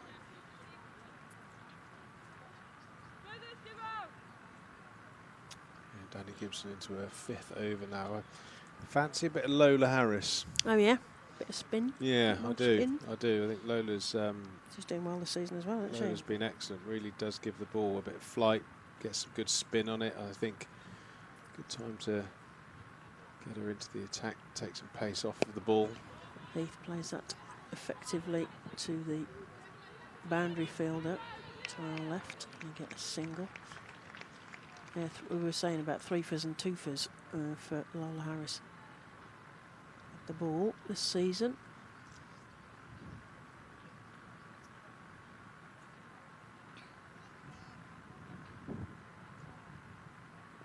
Both teams fighting for that 3rd slot here. A win for Durham and a bonus point win for Somerset will put them above Warwickshire. Somerset have a game in hand as that's parried into the leg side and they get a single. She's signalled a leg by. And on to the total. 86 for 4. Yeah, Somerset have a game in hand. So can they make the most of that? If they could get a bonus point win, which 4 wickets down, well 3 wickets very quickly and 4 wickets down at this stage. Only in the 19th over here at Cooper Associates County Grounds. That's played 2 points, which is stopped. Good stop there. And there is no run, so another over ticks by. 19 overs gone. Durham 86 for 4. They were put into bat when Somerset won the toss earlier today here at the Cooper Associates County Ground. Metro Bank One Day Cup 50 over game here. Both teams doing well. How do you feel about Somerset in their first domestic final on Saturday at Old Trafford in the T20 County Cup? The men don't have an equivalent, so but it's an FA Cup style where every level of the game gets a chance, come through qualifying rounds and into semi-finals and final. So they're going to play Surrey on Saturday. Will you be there? I will not be there because I'm still playing cricket myself. Are you? Yes, believe it or not. But no, it's what you play cricket for, isn't it? Yeah. Finals. It's I think there's 2 wins, isn't there? I think within any cup competition, making the final and obviously being that the team that wins it. I mean, they're great occasions. So yeah, good luck to the team. Yeah, well, he called for Lola Harris, and we've got some Lola Harris. Emma Marlowe will be the first to face as Jess Hazel does a bit of rearranging of the field, backward square, square leg back, slightly backward of. Deep mid wicket, 10 yards off the rope. Yeah, certainly the end that. Oh, that's a Bit of a thunk of the pads and a slightly hopeful appeal there to Rose Dovey, but no right arm of destiny yet. No slow right arm of destiny from that looked really good Dovey. from our terrible angle that we've got here. Going down. Good decision. Good decision, Rose Dovey. That's dug out by Emma Marlowe. She can't get that ball away. Instead, it just goes straight to Luff at mid on. There is no run. So always the danger facing spin, especially anything turning away, is predicting that it is going to spin and the one that slides on in towards the stumps or the pad. Most spinners get a high proportion LBW bowled, their wickets. That was the case, that first over there. This is the end, river end at the spinners. They like that do end, preference, yeah. but I think there's a number of reasons. The seamers often like this end, certainly the taller seamers like bowling from this end, even though it is an incredibly flat surface. So I don't really know if there's too much of an advantage, like there is at grounds like Lords or Canterbury, but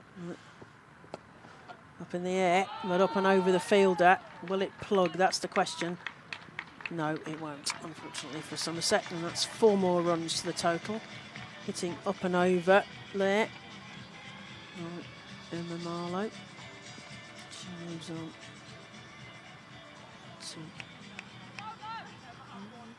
to 34. 36, even 36. Harrison again. That's Marlowe rocking back, sending that through the point gap for another single. And I am going to take a rest, bring back Harry Everett, and leave you in the capable hands of Peter Trigger. Thanks very much, Claire. Good stint. 20 overs under your belt and 4 wickets to your name, so a good spell. I'm not, because he's gone. I'll stay around for a bit longer if you... An extended spell. An extended spell. As we've got another change of bowling. Danny Gibbs is being replaced by, it looks like, Charlie Dean, thanks to WPA Health Insurance for their continued support here at Somerset across all of our cricket outputs. We certainly hope you're enjoying the live stream. We do keep an eye on any comments, so feel free, providing they're insightful, funny, any of the above. Yeah, we had a bit of Where's Ed, and, which we had a reply from. He's travelling around the country on his train. As you say, Charlie Dean's change of ends here. She's going to go.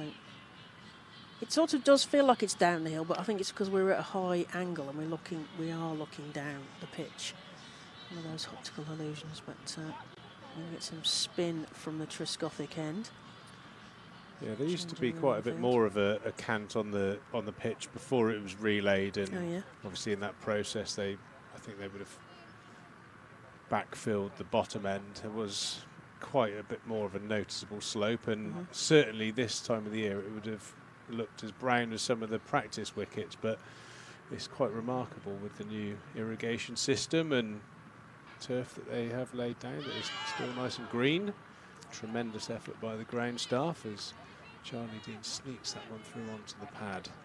And I think if you were a spinner and you could ask a player to play a certain shot as an off spin, it would be please play backwards. So step back.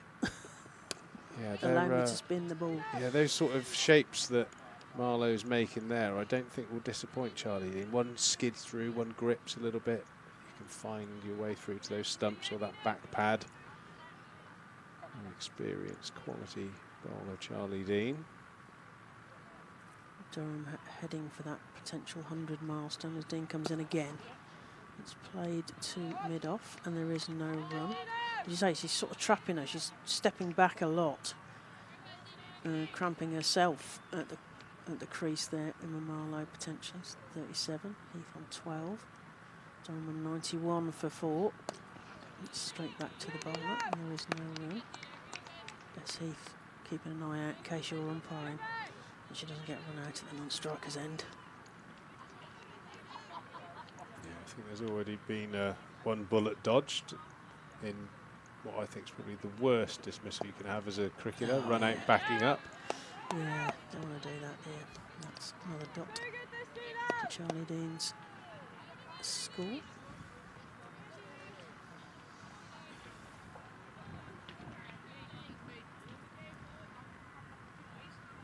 Dean flicking that ball distinctively right to left. Straight through to the wicket keeper. Marlowe leaves that one well alone, and that's 21 overs gone. Durham 91 for 4, and I will take this rest now because Harry's back, and I'll leave you in the capable hands of Peter Trigger. Well, it nearly was a wicket in your extra over, Claire, so you nearly made that breakthrough, but yeah, good time to grab a coffee, take a rest. 21 overs gone, Durham 91 for 4. Marlowe standing strong on 37. Did give an opportunity to deep square leg. Neve Holland missed out on that opportunity, which I think even she would describe as quite a straightforward chance. So a little bit of a missed opportunity for Somerset. He's played nicely, 12 off 13 balls. Played the horizontal back shots in particular quite well.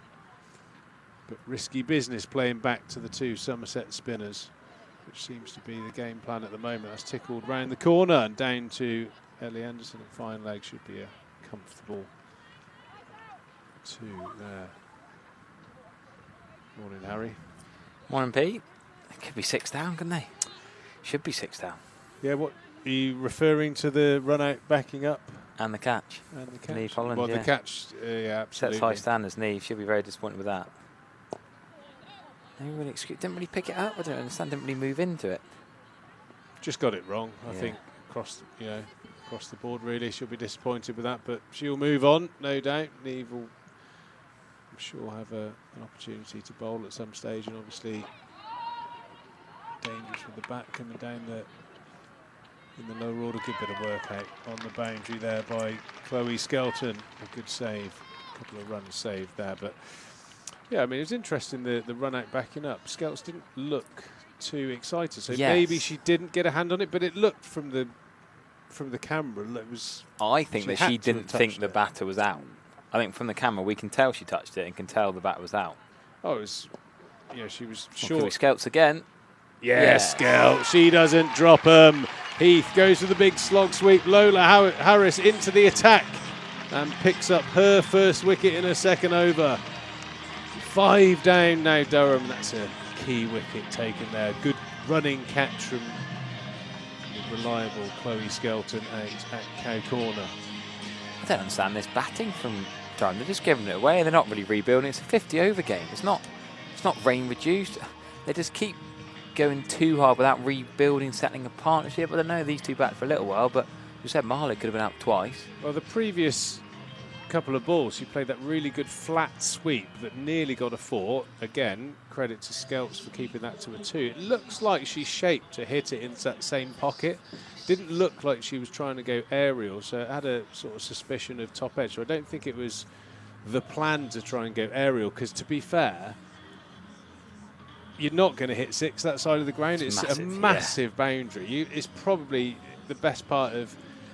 It's going to be a 90 metre shot to get it over a fielder for 6 there. So, I suppose, benefit the doubt to Heath. It looked like she was trying to smother it into that gap, but just got a bit top edgy on it. But Somerset won't mind, because it's 95 for 5 and a real opportunity here to chase something quite sensible. Durham have got a lot of work to do.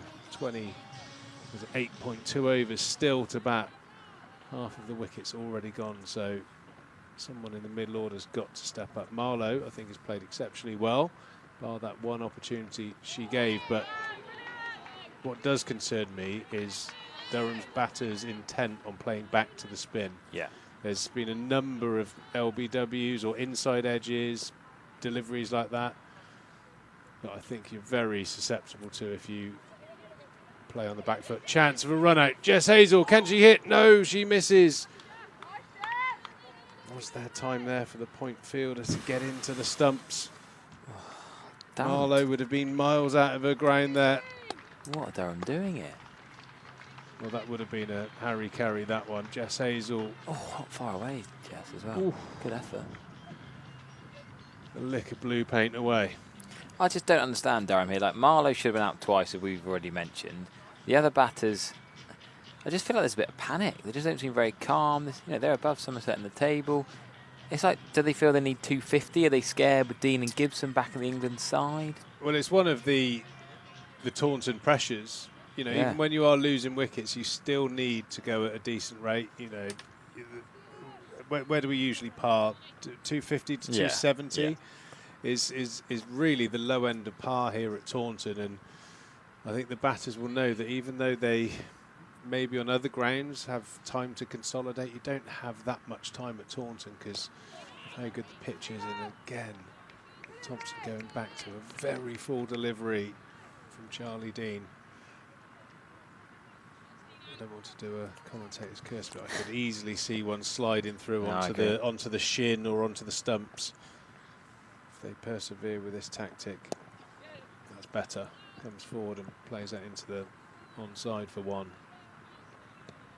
I don't quite understand so much of the back foot. I agree to some of them, especially when Dean will skid it on and slide on. She's clever, canny bowler. No, I totally agree. It's risky.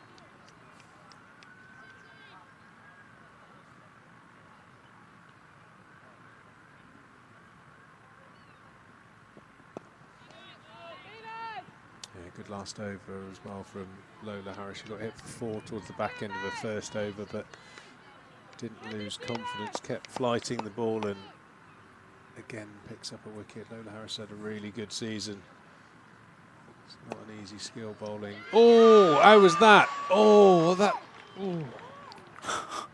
That looks out for me. Yeah, see Redfern this time. The other end, we saw the run out.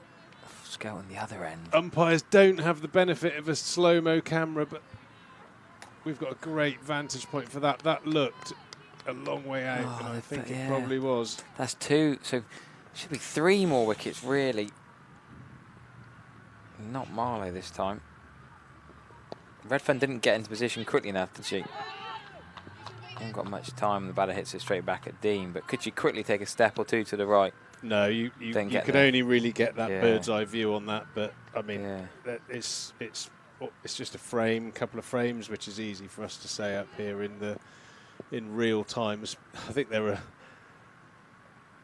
are a number of ways to look at it. When the ball gets hit back at you, not that I am an umpire, but there is a little bit of a self-preservation thing as well. You need to make sure that you're not going to get cleaned up first and foremost. Let's have a little look there. Touch out. Oh, but it's a frame, isn't it? It's nothing. Very hard to give that by the naked eye. That's probably harder to give than the other one, I'd say. Yeah, I agree. They're both out, but that's closer. Yeah. I'm not sure Dino's meant that either. I think she tried to stop it and it's just hit her fingertips. She celebrated straight away though. But I guess benefit of doubt goes to in the live picture. Benefit of doubt goes to the batter, but we can see there's no doubt in the stream. Yeah, like I say, it's easy for us to say. But a couple of chances going Durham's way then. Well, I think the acid test to both of those is we'd probably like to see another replay before we're absolutely sure.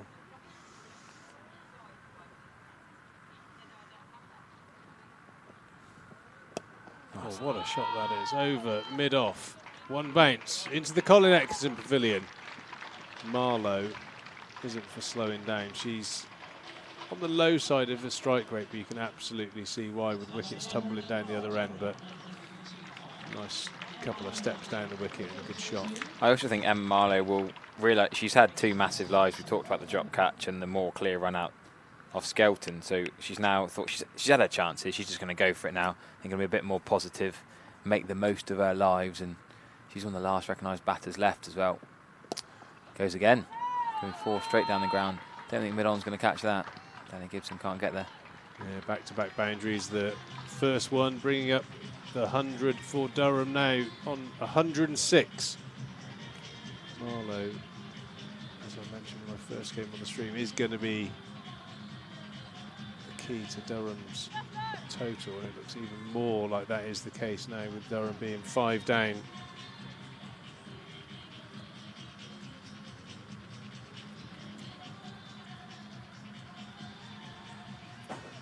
So Marlow's open the batting and she's still there somehow, but I think, yeah, like you say, they're going to keep being aggressive here, Durham.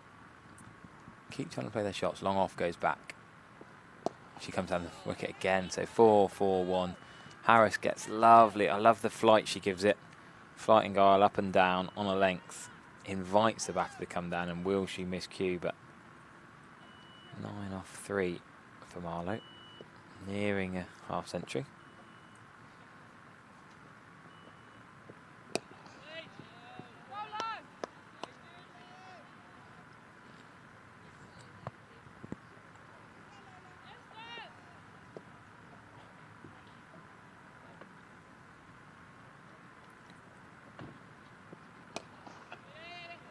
Gibson does well here. Can she run him out? Oh, good arm.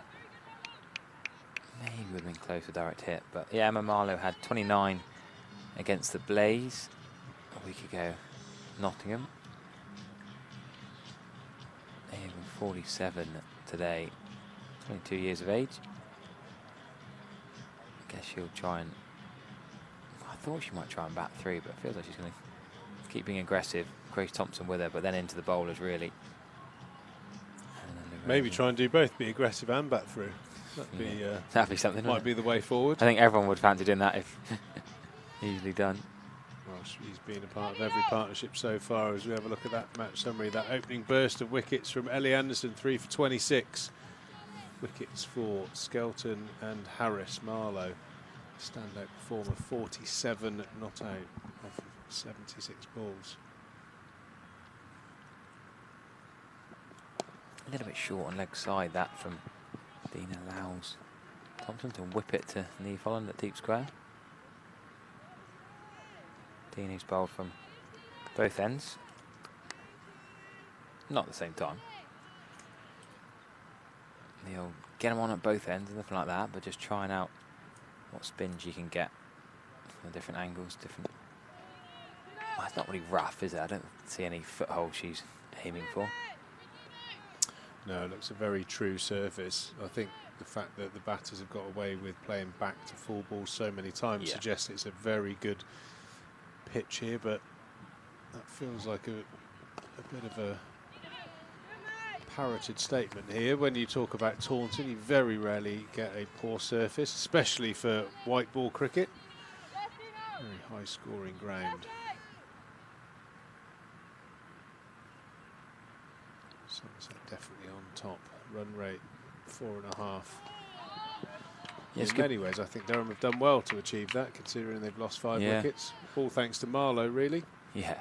And you wonder how much net run rate might come down to. We talked about these two being next door on the table, Somerset with the game in hand, but Somerset last game here, they played at Taunton Vale 2 weeks today, but otherwise on the road for the rest of the season. How can they hammer Durham today? Good energy from Danny Gibson. You could say pointless energy, but it's the intent, the enthusiasm. Beck Soldiers was probably going to stop that for a dot ball anyway, but she dived across. Some extra cover just to keep those high levels of intensity up. Good work, a backward point. Tell you what, other than that Neve Holland drop, Somerset have been pretty good in the field, corny this time. Good energy levels, good buzz, and we're going to see the halfway drinks break, quarter of the way through the match potentially, halfway through the lot of overs this innings. The players will have a drink.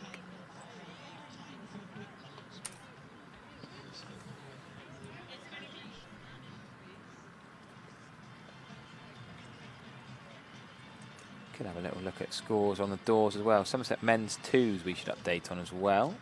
There are plenty of Somerset fans listening in, so they're playing at Taunton Vale as I speak. Against Surrey men's twos, Bertie Michael and Sav Pereira. Absolutely brilliant opening partnership. Nearing a 200 opening partnership, Sav Pereira closing on 100. You've got Tom Kohler-Cadmore and Will Smead with Padrash. The two openers have been batting together for 50 overs. Bertie Michael of Taunton Dean and King's College, Sav Pereira of the Saka, who of course played so well in the one-day cup for Somerset. Somerset fans might have seen Mamraj Johal, the former Warwickshire seamer, playing for Somerset twos in this game.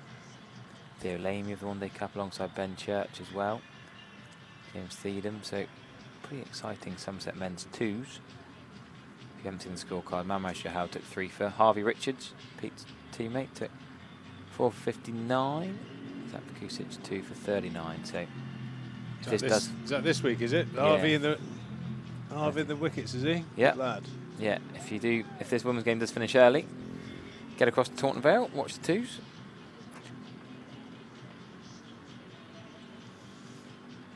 Yeah, quite a funny conversation with my brother yesterday. He said, Pete, go on this Canada T20 live stream.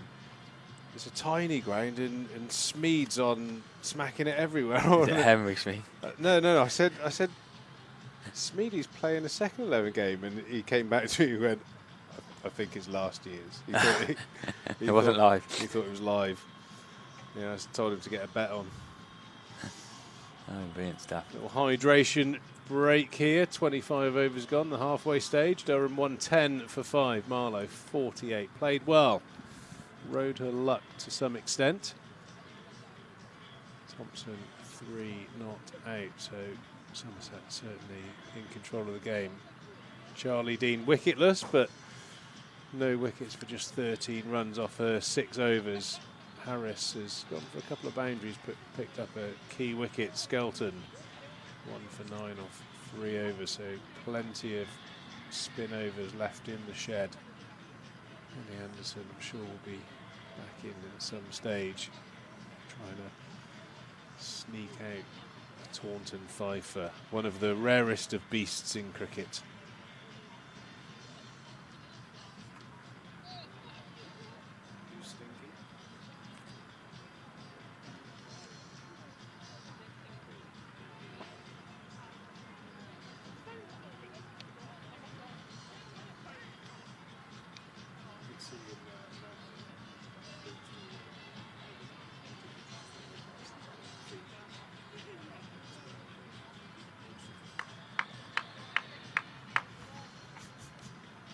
That's quite a long drinks break. No real over-rate urgency pressure, I suppose. They're going to bowl so much spin. There's only wickets have fallen, not an over-rate issue. Well, we're used to all sports now, hydration breaks. We often 2. Have you been having in the Whipple? Have you had 2 drinks breaks on 17 and 34? In that very hot spell, we had a couple of those games. It was sensible to a point, I think. We're still doing it now, I think, to be fair. Not sure we need it now. And the August we've got a bit cooler, but I just then end up drinking too much and need a wee. No idea. Anyhow, Lower Harris is going to continue with 4 fielders outside the ring. And that was a good appeal, though, they would have said. What do you reckon? 4 replayed. A good stride in, but I can't imagine it going over the top. I'm sure we'll get a replay at some stage. It'd be good to see that, but Marlowe batting in a good position against the ball turning away outside the leg stump. Oh, lofted over mid-off just. And another boundary. Charlie Dean as well, isn't it? One of the best and a fielders. very well-made 50. Had a couple of lives, in fairness, but in between that, played some cracking shots. That one there just inches over Charlie Dean's outstretched hand, but 4 runs nonetheless. 52 off 81 balls and well played.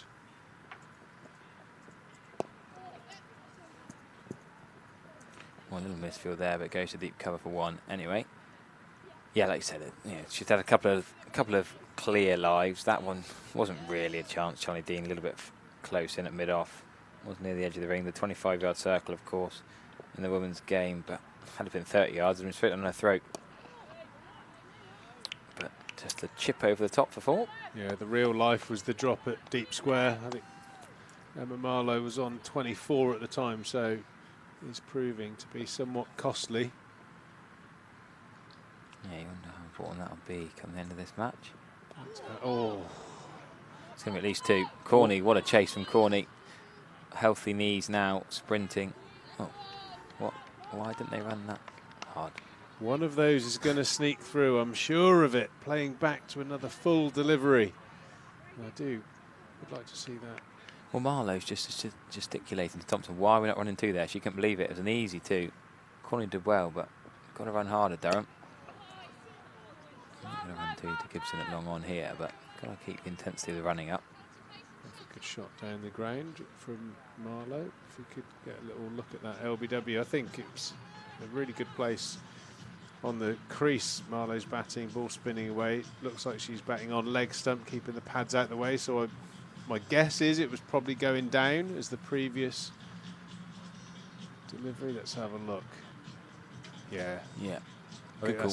That's very smart batting there. She knows that anything coming in with the positioning is going to be going down, and anything on the stumps is going to find the middle of that bat. Bat on leg to the leg spinner.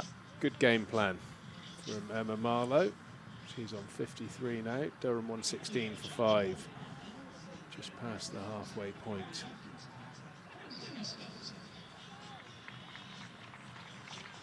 Yeah, we were talking about that in the men's game the other day, weren't we? Bat and leg stump to the leggy.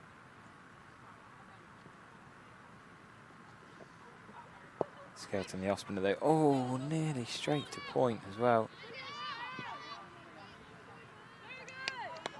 Skelton just floating it up outside off stump. Corney in the action there. Ellie Hansen does well to come round and sweep it up.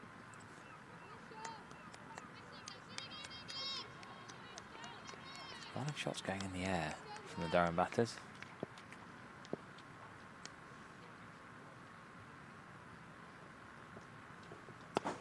Nice hard strike out to the short boundaries, deep mid wicket for one.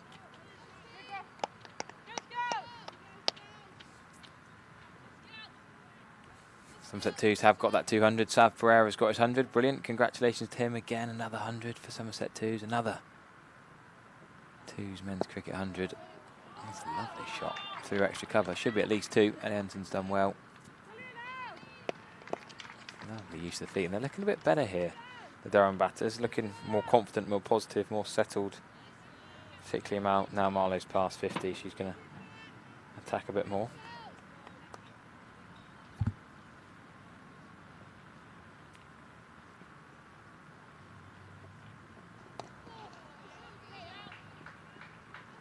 What are you on the rest of the week then, Pete? I'm not sure what you're up to.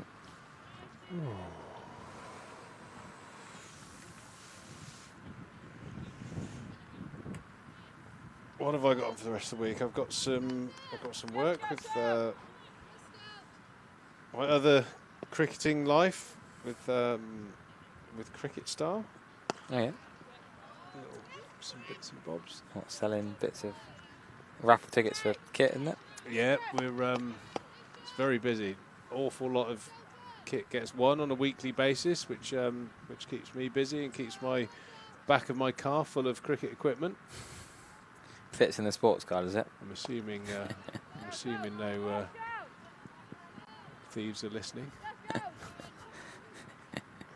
Thief lock on the live stream. Yeah, I think I'm going to a charity cricket match. Are you going to Ronsbury Cricket Club? Yeah, I don't really quite know what I've signed up for. Do you know exactly what's happening? I know I've got to do a little bit of coaching at some point. Oh, shall I join the queue and have a bit of coaching from you?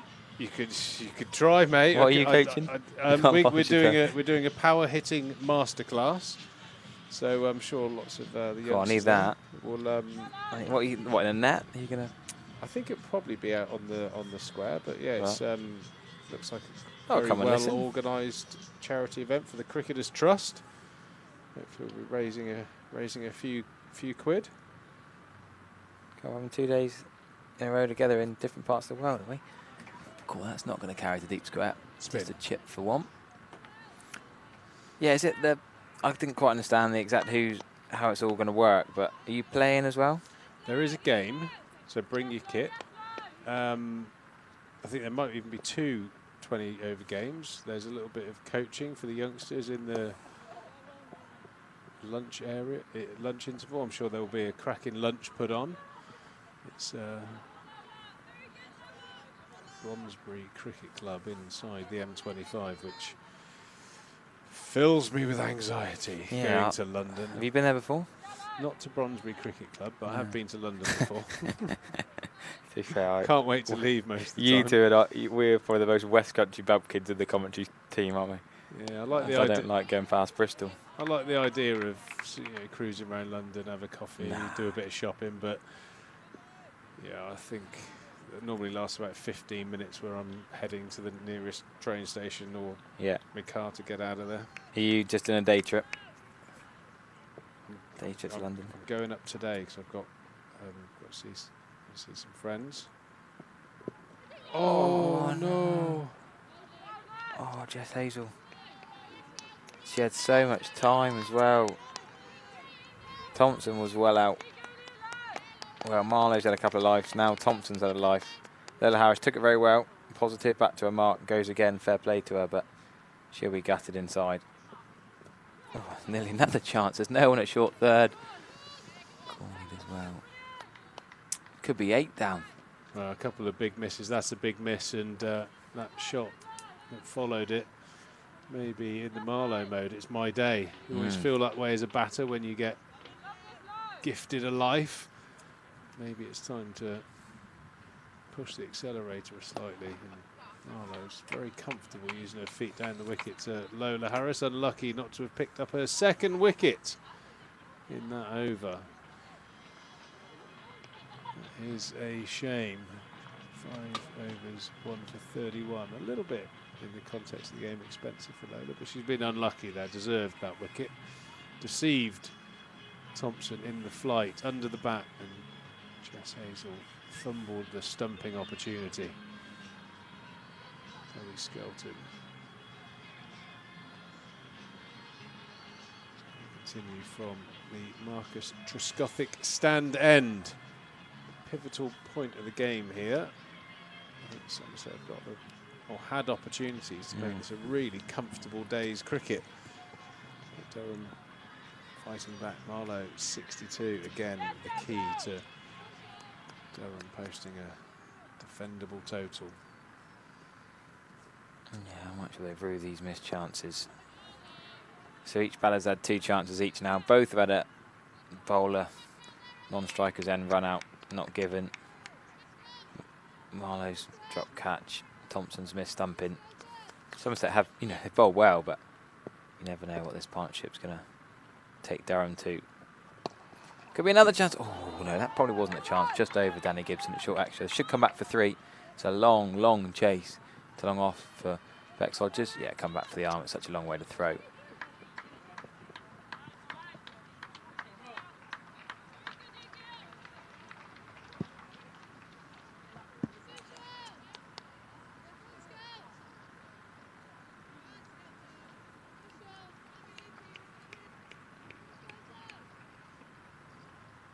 Chance of rain around the next couple of days, they reckon. Well, it's been a glorious summer for cricket. Very few games, I'd imagine, would have been called off or rain affected, so everyone's had a great time. All those people that were moaning about it being too hot will be wishing for those days back as Thompson goes down the ground straight all the way before Charlie Dean has what I'd probably describe as a bit of a token slide at that. Nowhere near it really, but good commitment showed there from Charlie Dean. Thompson, almost the minute she escaped that stumping, she's really opened up her shoulders on 15 now. Another ball tossed up, an attempt of another powerful shot down the ground.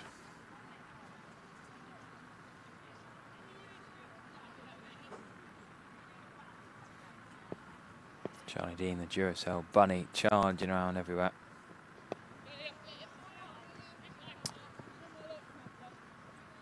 Yeah, it certainly does help when you're returning international players play with such high intensity. Even now, Charlie Dean sprinting from long off, or long on to long off, long on to mid off, so she's covering plenty of ground. But yes, I think it's great for the Somerset players that don't play internationally to see the top of the game players come back to county cricket and give it their all. Thanks to our match sponsors, Aeronix. That sounds funky, doesn't it? What do Aeronix do? Don't know, to be honest with you. Airy stuff. Well, I think the technical term we've just had, air freshener, mouldy type stuff.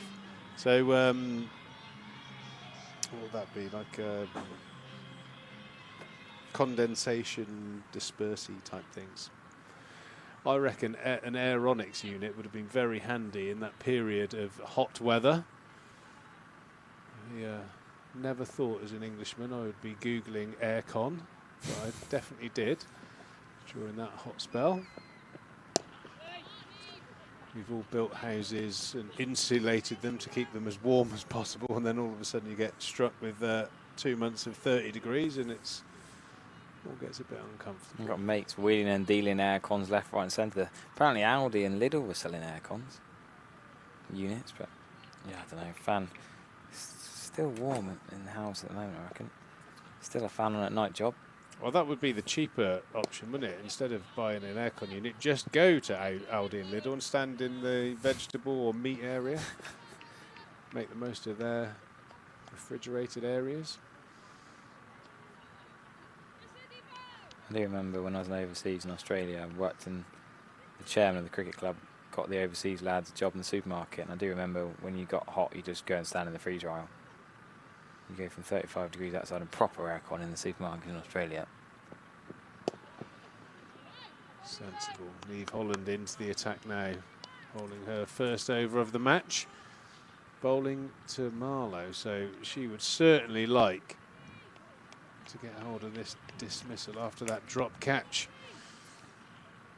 140 for 5, creeping up to that 30 over mark. Another one of those cricket algorithms. You can double what you have scored in 30 for those final 20, and that would give Durham some in around 280. Long gone. Another opportunity there. Alex Griffiths had plenty of time to take aim. Narrowly misses out on another run out. What are Durham doing? Extraordinary stuff from Durham. They've just pretty much given Somerset the opportunity to take about 17 wickets so far today. Don't know what Durham are doing. Some brain dead decision making. There's never a run there, straight to extra cover, and just thought we'd sort of stand halfway down for a little bit. Show that again, here we go. How much time she's got. Was there, that's close. Was there a yes, no, sorry call? That's what we didn't pick up on the effects mic. Always one of those horrible moments when you misjudge one and you've got to send your batting partner back. Pray the fielder doesn't hit the stumps. A good start there from Neve Holland, just conceding those 2 runs. Lola Harris should have had 2 wickets, but was a little bit on the expensive side. It looked like Marlowe was pretty comfortable coming down the wicket. A number of boundaries, so Neve Holland has got that opportunity to put a spell together now. As we see one of Somerset's youngest supporters enjoying their day out. What a bonny baby. Yeah, a few of them around. Should mention Molly Robbins, Craig Overton, both having their first child this summer. Skelton then. Rotation of the bowlers has been a key thing for Sophie Lufton. It's very rare we see Neve Holland not bowled till this late as a 7th choice option today. Well, there's plenty of options with Charlie Dean and Gibson in the lineup. Oh, Sophie Lufton not far away from stopping that. There's going to be one down the ground.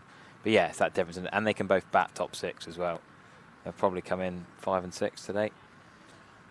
Yeah, I'd imagine in the bowling sort of rotation, Neve probably would have bowled the overs that Danny Gibson bowled potentially, but yeah, he's going to prioritise Danny Gibson, the international player. Mind you, I did watch Neve Holland here make her debut for the England A side against the India A side here a few weeks ago now.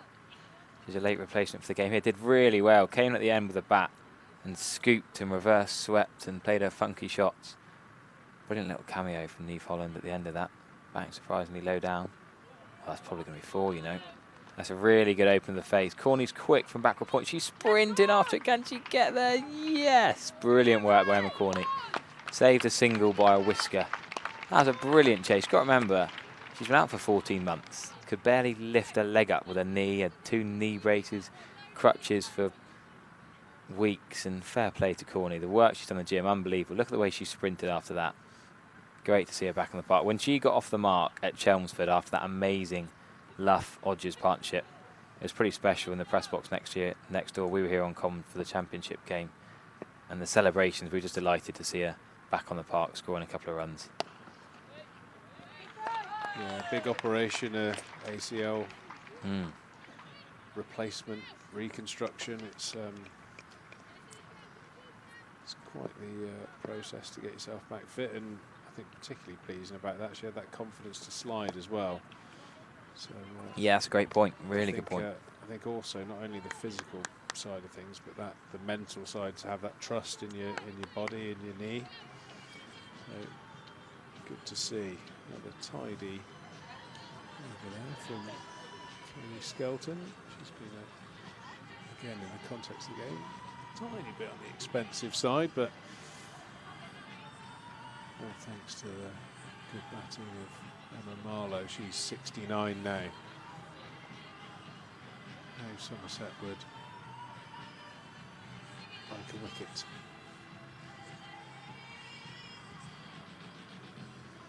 Thatcher's deck quite busy today. I don't think it's a corporate fancy do. I think it's just members and fans enjoying it today. Popular spot.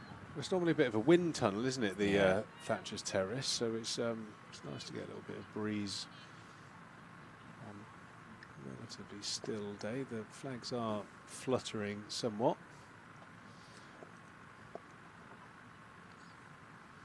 Keeper up then. Hazel up to Neve Holland. A modern trend, try and keep a bit of pressure on. Think of Neve Holland bowling full and straight. That T20 here against Essex, remember she's brilliant. Full straight, bowled LBW. Oh, fake nick behind. Big fan of Neve Holland. The sad thing is she was best mates with Corney, wasn't she? And I think she got her Somerset women's professional debut when Corney was injured. Yes, we remember Neve playing for Storm, Western Storm, as a real young teenager. Came in well, but played England under-19s. But then suddenly Corney does that ACL injury, and Neve Holland was tending to her as injured, and then got her game the next day because of it. Still only 21, Neve. You think she's been around for so long. Yeah, she's a brilliant character to have around the group. Very combative cricketer. Bats, bowls, fields. I think she's like 26. Just like we've been commentating on her playing cricket here for years with Somerset women before they're professional, Western Storm, mentioned England A. Got on the 100 quite early on as well.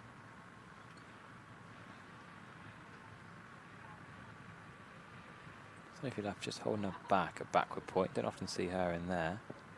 Oh, we see her there, extra cover. A nice piece of fielding by Griff, and no run again. Neve bowling full and straight.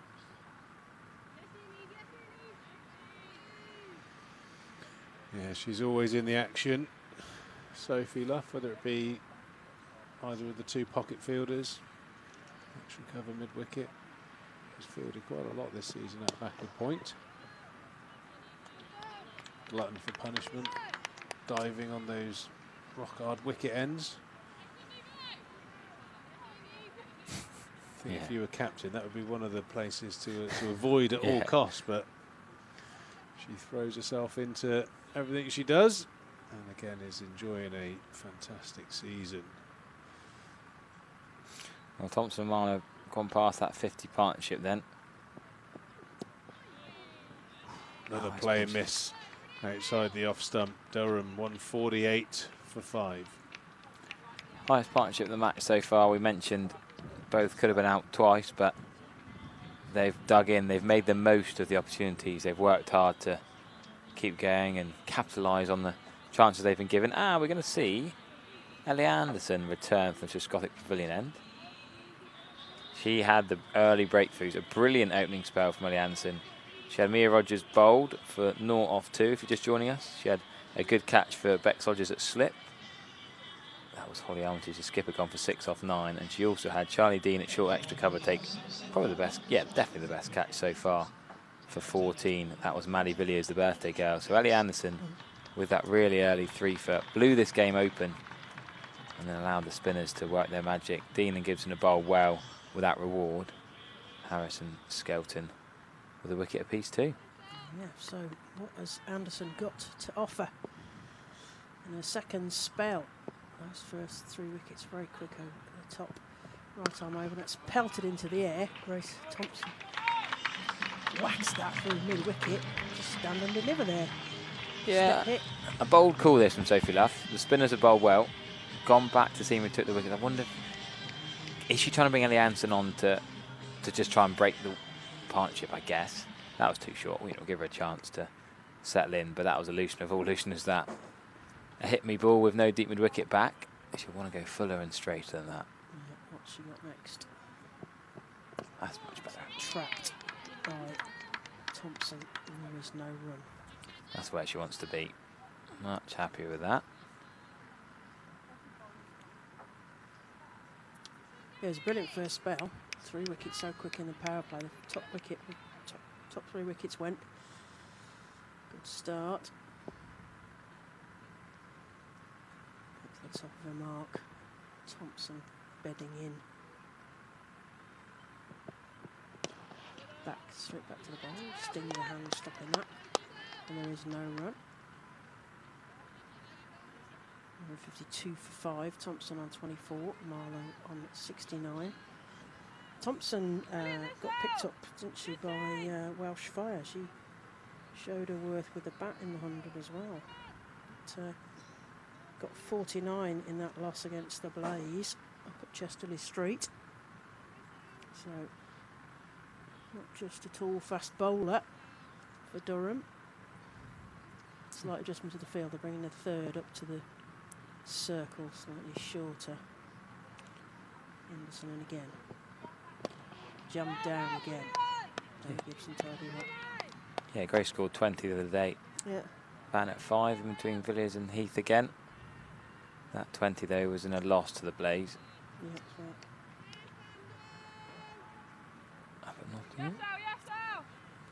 Oh, that was because they got beaten twice by the Blaze. One in the Metro Bank last game, and also that T20 game in the Cup. Yeah. Anderson in again. Thompson launches that, but it drops a couple of yards in front of Captain Fantastic. Yeah, that was cruel though, wasn't it? Really, because it was teaser. Just that. Yeah. And you can't dive forward on that. That's too short, Sophie Love. Not that you or I would ever have a bad word to say against Sophie Love, but no. we are impartial up here. And we are. She couldn't have got that. No, even she couldn't have got this, even with her superhero cape on. Anderson in again. Thompson smacks that through mid-wicket again. It's cut off on the rope. Good fielding. Good sliding stop there. Just the one then. Griff out there now doing the work. This is just out of my view there. It's the end of the over. 33 overs gone. Durham, who were put into bat when Somerset won the toss this morning, 153 for 5. Thompson on 25, Marlow on 69, and a partnership building here, Harry. Yeah, it's a tricky one because we can keep mentioning it again and again. There's been 4 clear chances, 2 not given by the umpires, 2 mistakes from Somerset fielders, and all 4 chances the 2 batters have had the biggest partnership. So Somerset have only really got themselves and potentially politely the umpires to blame, but they were hard. The umpire ones were hard Close to give. ones, At the non-strikers end, it's hard to see. We're not going to be too harsh on them, but it's just most frustrating when Somerset have taken the chances. The bowlers have done their bit, but just needed the catch and the stump in to be taken cleanly. Somerset's ground fielding's been good. Yeah. There's been a couple of half-chance run-outs missed, but the ground fielding's been good. They've stopped on the boundary nicely. They've chased well.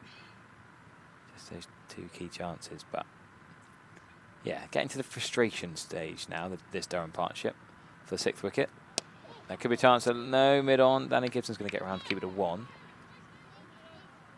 The lovely, because there's been a little bit of rain, it's probably easier to slide on this green outfield. That lovely, just a bit of sheen. That's a good noise. Yeah, that's exactly the noise. Yeah, because when it's so dry and hard, it just doesn't really work. But no, you just dunk. You just stop. It hurts. Yeah. Knee falling into a 3rd over. Bowling quite late in the piece. Oh, the slower full toss.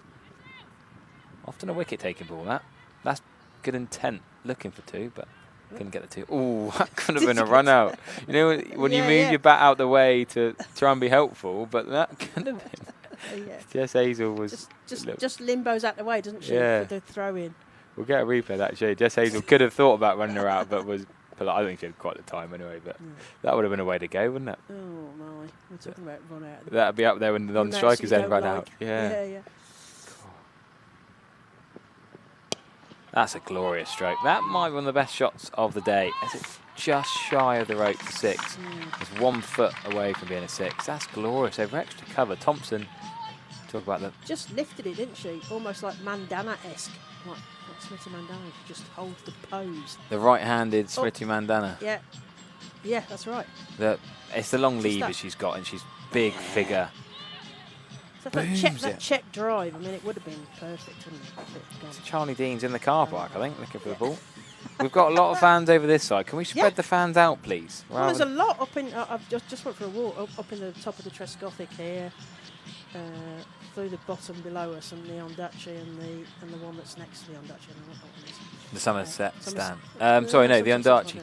So there's a non-alcohol Ondaatje, stand and and the then the next Ondaatje one. stand. Yeah. Oh, the Rolex, the new one. The one The sort of next to Rotec stand, next yes. to the where the covers are. Yeah, the lurking. Rotec, the new But temporal they're stand this year. pretty full. So yeah, I'm pleasantly surprised at how good the spectators are. Maybe some success in the domestic competitions always breeds a bit more interest, doesn't it? Absolutely. Well, long on's gone back. Oh, another of the slower balls full from Neve Holland. Nice to have Charlie Taylor pop in and say hello. Oh yeah. Pick up the charger he's left here about a week ago How and is it? keep forgetting about. It's on the back of the door, I think. I don't know how he's coped without juice for the... Yeah. He's not a laptop Is that juice. Well, he cycles, so he cycled the juice back. Cycle the juice back. That would be funny, wouldn't it? Got to keep my mobile going. Neve is full again this time. That's a lovely cover drive. Should just be one. Good fielding, Charlie Dean. Little fumble, but it should still be only one. Yeah, I should have been more helpful and found a way to drop your charger back for you, Charlie. Sorry, I've let you down there. Poor old Charlie Taylor without his laptop for a week. We'll have a bit more of Charlie over the next couple of weeks. Make the most of the summer. He's doing some of that men's cricket, is he? I didn't even know men played cricket till he told me. Corney's back at deep third. Oh, and as I say that, it's a wide outside off from Holland. Good take from Jess Hazel. Quite a long way wide. Moved away a touch. Here he is. He's got it's a massive charger as well. Well, fortunately, he's probably got one of these fancy modern laptops where people have got the same chargers. Yeah. He's probably borrowed it. Been alright. Like an obscure one. Yeah. You'd have to work really slowly then if it's going slow. That's in them. Another over. Bye, Charlie. It's a nice little visit. 34 overs gone. Durham 361 for 5. Thompson on 31. Marlow on 70. Big partnership here. Somerset will want to break that. What's the plan, Stan? Lee Anderson to continue from the Trescothic end. Ball handed over. To 5 on her back. What's the plan? Well, here comes the captain. It's the plan. Look, it's the plan. We should just clarify, because in the men's game, this is the 34 over mark where the ball, you choose the ball. Do you notice that in the Metrobank One Day Cup in the men's? I See any of that? I don't even know men play cricket. Yeah. Don't watch any of that? No. Not seeing that. I do. What do you do Actually, when there's no I'm women's only games making- on? Oh, watch men's cricket. There you go. Got you. This is normally where they choose the ball. Ah, okay. They choose which ball they're going to continue with for the last 16 Well, they've got overs. a ball each, haven't they, for the umpires here, Yeah. so that'll be fine with the women's games. That's thunked into the leg side. And Rose Duffy could have fielded that there, talking about the umpires. Just Getting out get the a way, wouldn't single, she? yeah. Signal leg bite. Sue Redfern. Good energy, Bev. Tell you what, Alex Griffith's getting some mileage in today. She's got They're a all gonna- Fitbit or Strava on. Anybody fielding over towards that Somerset stand is going to get a lot. Or even more over there, yeah. Well, Yeah. Lola Harris was doing it earlier. Ellie Anderson's been doing it. Then, depending on who's bowling, it's changed around a bit. That's it, Marlow to face. Oh, it's a thump on the pad. It's a big appeal. Sue Redfern says no. It's good enough for me. Good enough for me. Good from. We should There is remind an you angle. again. We're at long off Yeah. here. We're 6 or 7 strips away from behind the bowler's arm. Tell you what, that looked quite close from here, though. Maybe it's going down leg. If it's close from here with our angle, it's probably going down leg. Yeah, maybe. Not by miles. Good bowling from Ellie Anderson. He's making a statement here. In again. Underneath Marlow, who tries to dig that out. Doesn't get a run.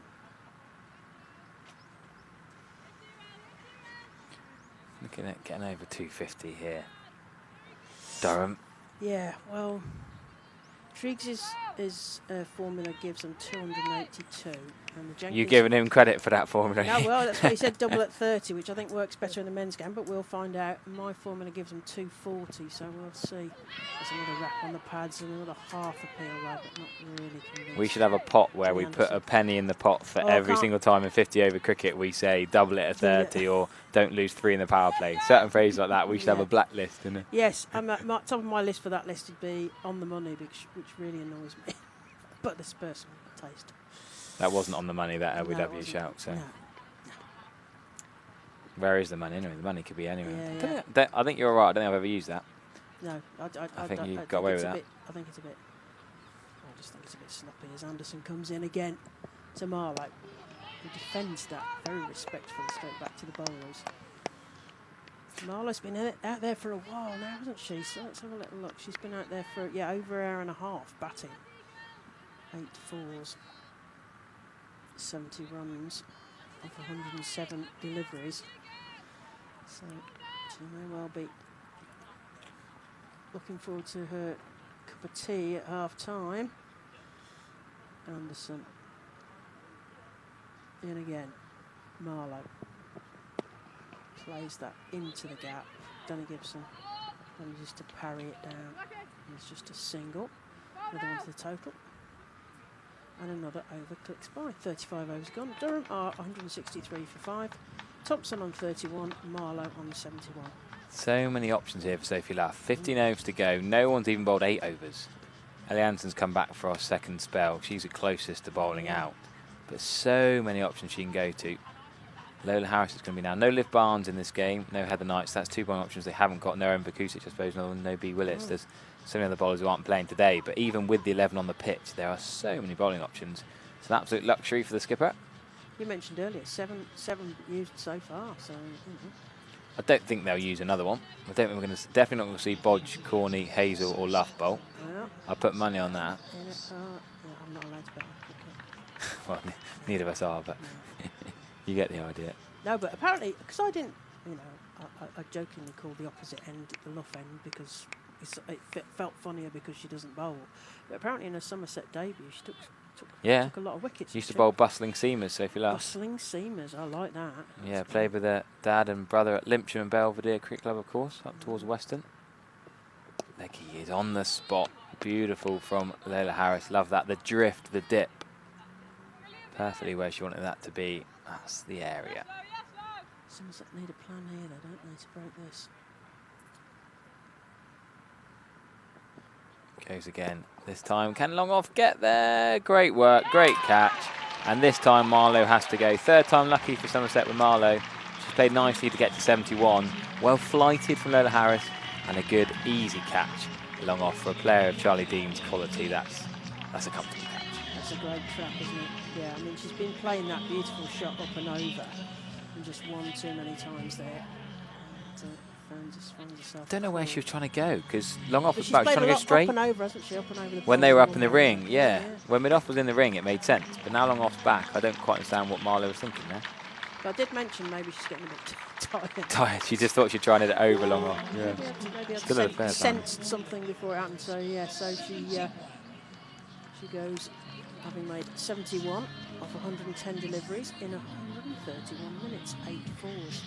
112 balls she faced. That's a lot. Yeah. I'm just looking at the. Yes. That's quite a lot actually. If you think of the percentage of the match, that's quite a lot of balls she's faced. You have to be patient, doesn't yeah, she? I'm not saying she's farmed the strike, but she's faced a lot of it. I think it just shows the patience, doesn't it? That she was waiting for each ball, and then she played some glorious shots, sort of power play at the time, up and over the 25-yard circle, away from us, particularly. But yeah, one too many there, and gets caught. So new batter, La Rosa comes in. Oh yeah, Eleanor La Rosa, the Australian import. I saw that when she was given the cap to Holly Armitage, the 3rd Australian we've had this season. Doing well in their recruiting. Yeah, quite a lot of Aussies come and play in the county cricket in England. They look, oh, that's flighted full. So left-handed batter, the left-arm fast-medium bowler. Probably an all-rounder, probably a bowling all-rounder we'll call it. Adelaide Strikers women and Australian under-19s. La Rosa's scored just 4 and 4 in her last couple of games. That's a lovely cover drive there. What a way to get underway. There should be at least 3. There might be 4, you know. I think that's going to just trickle. Yes, just gone to the rope. Scored 4 against the Blaze last week. Before that, her last games were back in March. Last professional games back in March in Adelaide, Canberra. Yeah, she's Adelaide striker, isn't she? Well, yeah, plays for South Australia women, yeah. Plays in a 50 over comp for South Australia women. Women's National Cricket League, which is the equivalent of this Metro Bank One Day Cup 50 over domestic competition in Australia. Yeah, it's a lovely way to start her innings. Going back, that seemed a bit risky, but she's whipped it leg side nicely.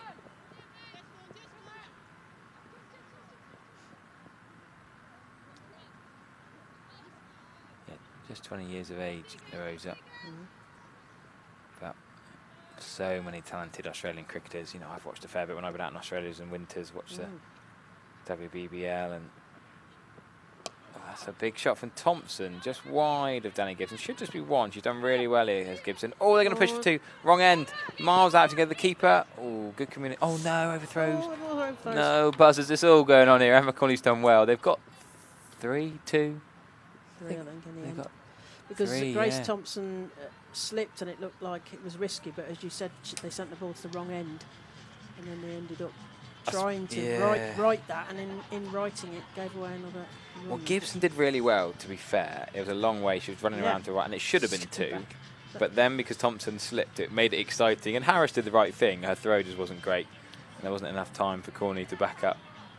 Because the angle that Corney was backing up Hazel for the throw from Gibson is very different to the angle to back up the throw from Harris. You can't really blame Corney either. Just one of those things. Oh, well, a little bit of drama, a bit of excitement as Charlie Dean's going to replace Ellie Anderson A change of bowler. in the MTP. Captain having a word with Dino, and a change of field. So they're sending they're going to have a short fine leg in here.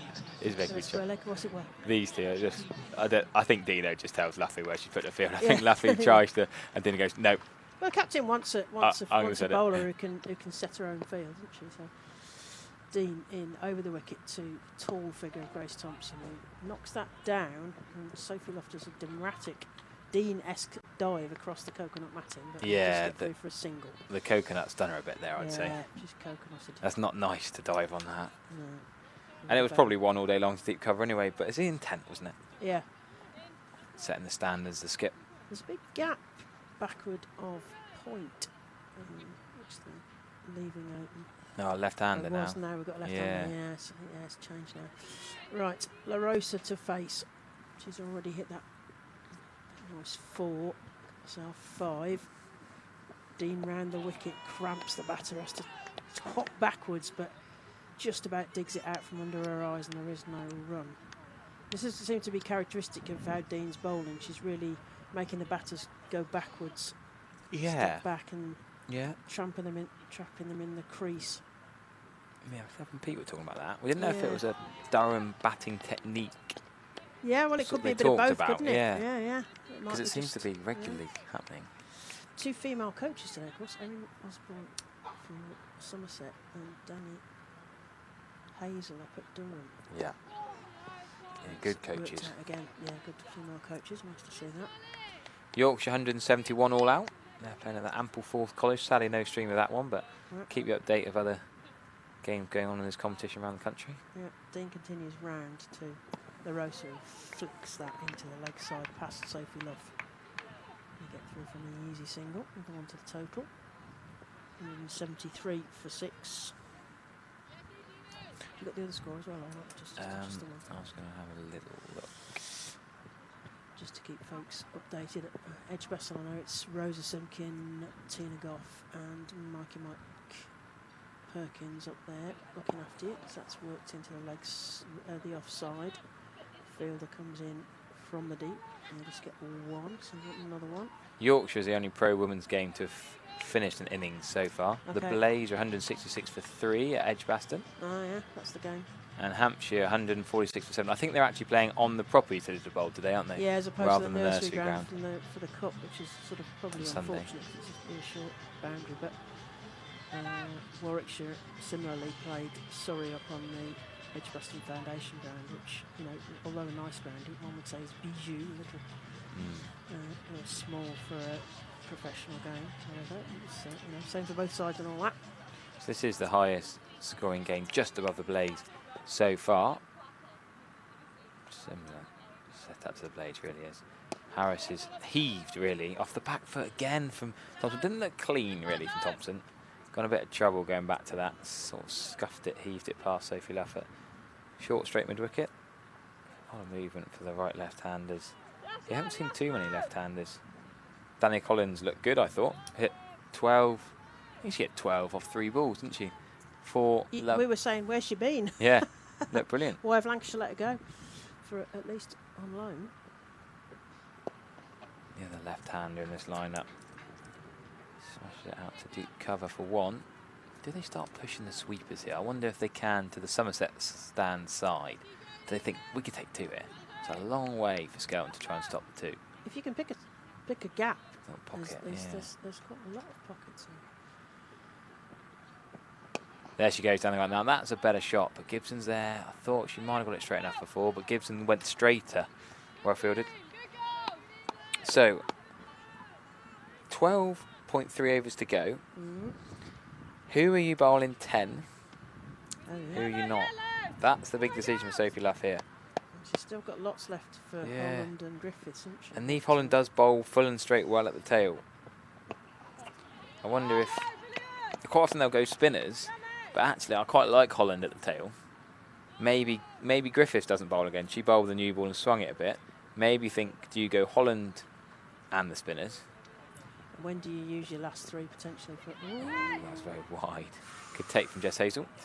Just got back in time, did Rosa. Yeah, Dean's got to bowl 10. Who's your lock-in? Well, your lock-in says Dean's going to bowl 10. Well, you'd like to think Gibson, wouldn't you? She hasn't taken a wicket yet. And you never quite know with Gibson's fitness coming back this summer, whether she wants to bowl 10. Yeah, you never know with England management workloads and all that. Oh, over extra cover, that's going to be 4. Sophie Luff's not getting that, and Danny Gibson's not a mid-off neither. Not in full control, but powerful. You think of Aussies hitting the ball. Reminds me a little bit of Beth Mooney's batting here. Oh, yeah. The sort of drop kick left-hander. Yeah, drop kick left. I love that drop kick. Yeah, well, she's punched that over extra cover, whippy sort of wrists. Nice shot, as you say. Sophie Luff would have needed a step ladder to take that catch. And she'd have to have been on the 25-yard side. She'd have to have Selena on her shoulders, I think. Yeah. She's down there sunning herself. Of course she is. Yeah. I haven't seen her for a couple of weeks. Loves it. Spends her summer watching. She says her 2 girls now. Oh, yeah. Dino's her adopted other girl, of course. Yeah. Yeah, I've seen it quite. Seen Selena at various things.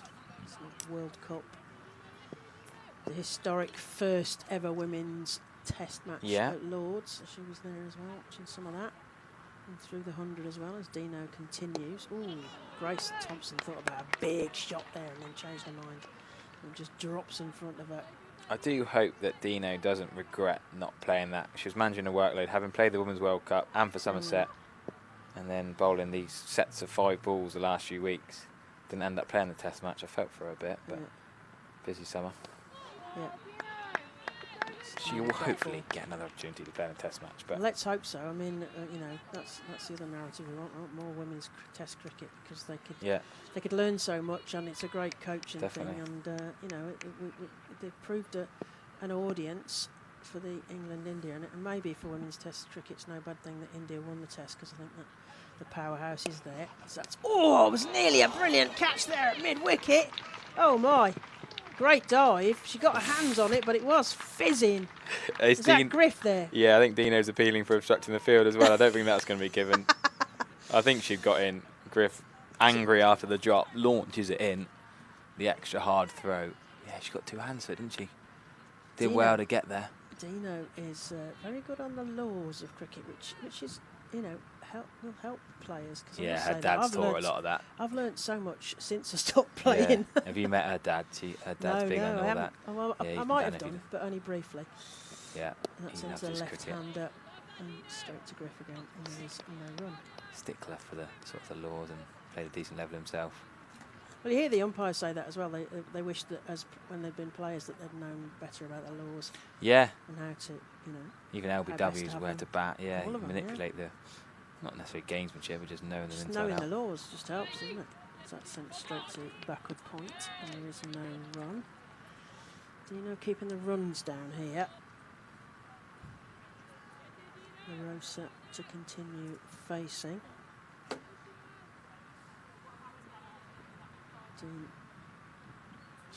spinning around the wicket. In the air. There's a fielder underneath it. Oh! Danny Gibson nearly got a hand on that. Ellie Anderson cuts it off, so they're not going to get a boundary. So close to a catch there. Gibson just... the other thing is that I would move that 25-yard circle out to 30 yards, in which case... There'll be 2 wickets. Should have had that, yeah. Because there's that one we mentioned a couple of overs ago. Just that fielding restriction is not helping the women's game, I don't think, in my opinion. That's Yeah, the end of an over. 39 overs gone. Durham 184 for 6. Thompson 39. La Rosa 13. Well, don't brush over that. I think that's a good point you make. Yeah. What is it going to change? Do you know any? No, are you involved with conversations? Anything you know about that? I'm not that powerful. It's just my opinion. I just think, Well, yeah, I don't disagree. I mean, the idea of the 25-yard circle is that it's to try and encourage batters to hit up and over the top, and I think the women's game has not made the most of that. And what it means in practice is the fielders are very close and there are very few gaps, so it actually has the opposite effect. Well, Harris continues and again she uses her feet as Thompson. Thompson's almost attacking every ball now, which is about right. 11 overs to go. She's got to go. She's the set batter now. They've still got wickets in hand, Durham, somehow. Looked like Somerset were all over Durham. Remember Somerset had them 9 for 2, 33 for 3, 69 for 4. 1 for 1 and all the rest of it, yes. But anyhow, La Rosa's a typically nuggety, low-order left-handed Aussie bat. She's going to find a way to score runs quickly. Yeah, I'd put the 25-yard circle out to 30 yards. Yeah. I'd put the boundaries out as well. I know that the sponsors like... To be fair, they are today. They're They are about as far as they can go today. But I wouldn't bother with a different boundary for the women. I'd just don't send it out. And you see some of those boundaries hit in the 100 or the World Cup, and you wouldn't matter, you know. On the T20 Blast here, Sophie Devine, she's putting it in the seats, so it doesn't matter where they are. Danny Gibson as well. That is a lovely shot down the ground. Not going to be 4 though, because Long On's done really well. Charlie Dean again gets round and keep it to 2. Danny Gibson beating it mid-off, but the mopping up from Long On. No Katie Jones, so Jess Hazel with the gloves, jumps up well. It's nice to have 2 decent wicket keepers to choose from. Yeah, luxury, isn't it? Just tough on the person who misses out each time, I guess. Yeah, Jess has worked hard on her batting as well. Had a couple of important innings, got runs in the academy a couple of weeks ago. Somerset Women's Academy games. Oh, that's going to be another 4. Danny Gibson's not catching that. I'm going to tell you that now. She could save her legs, but she's keen and enthusiastic and shows good intent chasing it. But not far off. You're not chasing that on this outfield. Well, batting from the Rose. This is the problem with Somerset. Those early chances they missed out on, and suddenly now 7 and 8 can come in with a licence. 7 and 8 can keep attacking and being aggressive because there's only 10 overs left now. They can keep going hard. This is going to be happy hour now, isn't it? Yeah, and they can try and push over 250, even against this strong Somerset bowling attack. They've done well, but just not taking their chances here. What can they change here? 10.1 balls remaining, or legitimate deliveries remaining anyway. Certainly felt like Somerset had the palm of their hand at the beginning definitely. in the power play. It was like, this is it, we're on the squeeze. Let them off the hook, really, I'd say. Durham got back in this.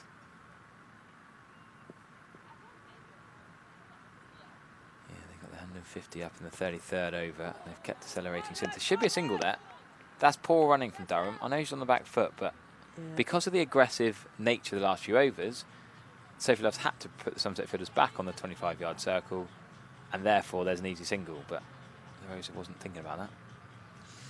Elsewhere in the Blaze game, Georgia Elwes is continuing her also great, we're talking about great season, she's had a great season as a stalwart, ex-England of course, 54 ball 50 with 6 boundaries, so she's another fine wine.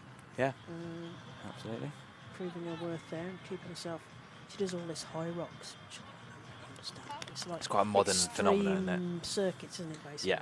Yeah, it just looks like a circuit with a few extra rowing machines and ski ergs and all that. Keeping herself very fit. I feel like it's a thing of turning it like a barn or a warehouse into a gym, isn't it? The new High Rocks thing. Any space can be used. Yeah. Lola Harris in. No, Skelton. We've gone Skelton. off spin. Skelton. Beg your pardon. Skelton Lots of changes, isn't it? Lots of changes today. Thompson reaches for that one. Probably should have left that as a wide. That was what I was kind of contemplating as she went and just more or less played a one-handed shot. Not Davina Perrin one-handed scoop to 3rd, but on the way to it. Yeah, not quite like that. Skelton around the wicket to the left-handed La Rosa, surveying the field, eyeing up that leg side potentially. She hits it through mid-wicket. It's going to be 4 runs, I imagine. I can't see that. Yeah, great It is shot. 4 runs, as that smacks the advertising hoardings. Nice shot there to La Rosa, who's looking like she's going to be a good addition to the Durham lineup. They, of course, earlier in the season had Heather Graham and Talia Wilson, which is why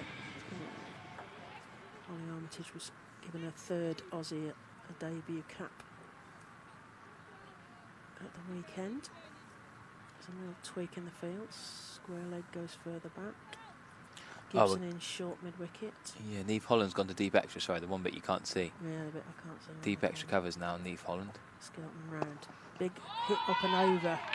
Ellie Anderson there. It's going to be 4 runs. Nice shot there from La Rosa, who's looking increasingly confident as she, what do you call it, left-hand step hit?